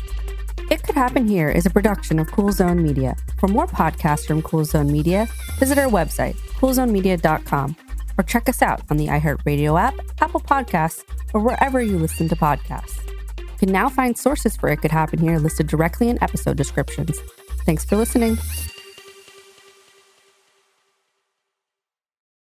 This is Oz Voloshin from Tech Stuff. And now for a quick break from our sponsor, Vital Proteins. And it is vital. Collagen peptides is a wellness supplement that supports healthy hair, skin, nails, bones, and joints. When we hit 30, our body's collagen production starts to drop. And that's when Vital Proteins steps in. Their iconic blue tub is everywhere. People love Vital Proteins, in part because it's so easy. Just mix it into your coffee, tea, or smoothie, and you're good to go. And now you can get 20% off your next order at vitalproteins.com by using promo code TechStuff20 at checkout. These statements have not been evaluated by the Food and Drug Administration. This product is not intended to diagnose, treat, cure, or prevent any disease. Sink into affordable luxury. Anabay is the only machine-washable sofa, inside and out. With stain-resistant slip covers and a cloud-like frame duvet, everything goes right in the wash. Plus, the modular design lets you change the look of your space anytime. Visit WashableSofas.com to upgrade your home. Shop up to 60% off site-wide, with sofas starting at just $699 and a 30-day money-back guarantee. Shop now at WashableSofas.com. Offers are subject to change, and certain restrictions may apply. Discover a spectacular island destination with crystal blue seas, endless sunshine, and the cool Bahamian breeze. Baha Mar, located in Nassau, Bahamas, offers your choice of 3 luxury hotels, over 45 fine dining and nightlife venues, Jean Baptiste's all-new jazz club, the Caribbean's most luxurious casino, and one-of-a-kind experiences for the entire family, like our 15-acre tropical water park, wildlife sanctuary, world-class golf course, and so much more. Visit bahamar.com today. This is Jacob Goldstein from What's Your Problem? When you buy business software from lots of vendors, the costs add up and it gets complicated and confusing. Odoo solves this. It's a single company that sells a suite of enterprise apps that handles everything from accounting to inventory to sales. Odoo is all connected on a single platform in a simple and affordable way. You can save money without missing out on the features you need. Check out Odoo at odoo.com. That's odoo.com. This is an iHeart podcast. Guaranteed Human.